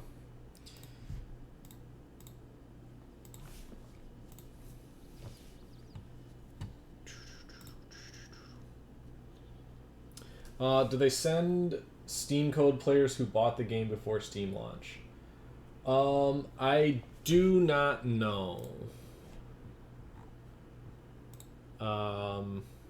They have not given us any details about that.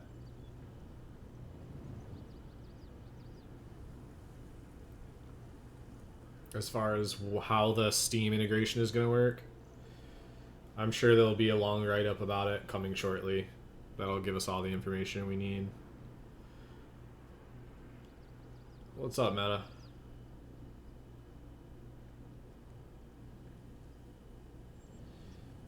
Yeah, do they even make, like... Do you have Diablo 1 on PlayStation 1, though? That's the real question.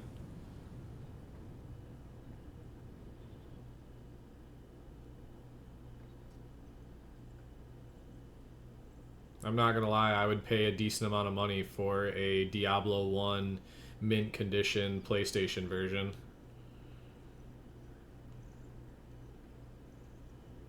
I have a couple copies of Diablo 2 with CD keys on a USB stick somewhere.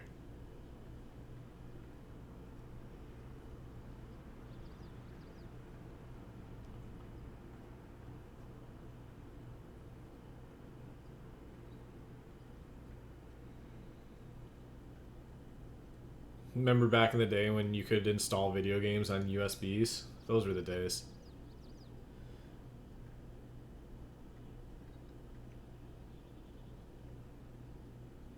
The first time I installed WoW onto my laptop, we didn't have an external hard drive or anything, and we didn't have the like the CDs or anything. So we ported the installation launcher onto an iPod and then installed the launcher onto my laptop from the iPod. I don't know how it worked, but that's how I originally got World of Warcraft installed on my PC or on my laptop back in 2007. It was just like, it was so bizarre. I don't know why it worked, but that's how we got it to work. Because for some reason I couldn't get it working in any other way. Like we couldn't find the CD or something. I don't remember. It was so long ago, but yeah, I remember it was one of those like big like 64 gig iPods or something like that. And my buddy was just like, "Why don't we just try? Like it's basically a hard drive. Let's just install it onto the iPod and then port it over." It's like, all right, let it rip. But yeah, I mean, I used to have multiple copies of Diablo 2, Diablo 1, Baldur's Gate. The original Baldur's Gate, I had a buddy burn onto a CD for me so I could play that.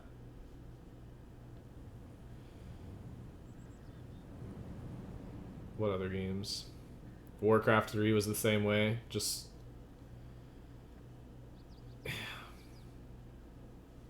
I don't know what the statute of limitations is on doing shady things, but I'm not saying I bought a Warcraft battle chest or a StarCraft battle chest and got the CDK out of it and then returned it later. I'm not saying I did it, but I know somebody who did.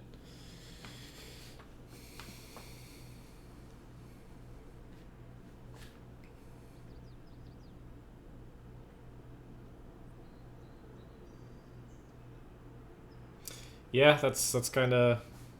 Who was the first one to do that with us? Like,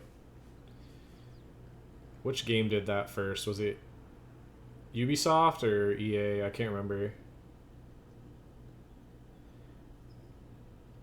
It's like when they shut down the server and everybody was like, "No, we paid for this game," and they're like, "No, you paid for the right to play the game." Fight Club game was awesome. Remember Streets of Rage? Streets of Rage was a great game.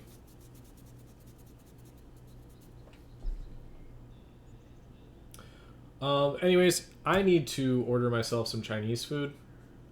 And...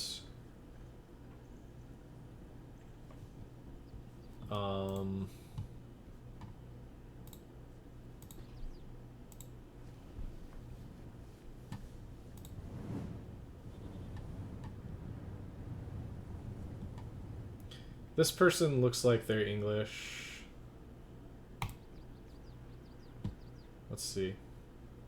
I usually have around, if you look here, I usually have around like 5,000.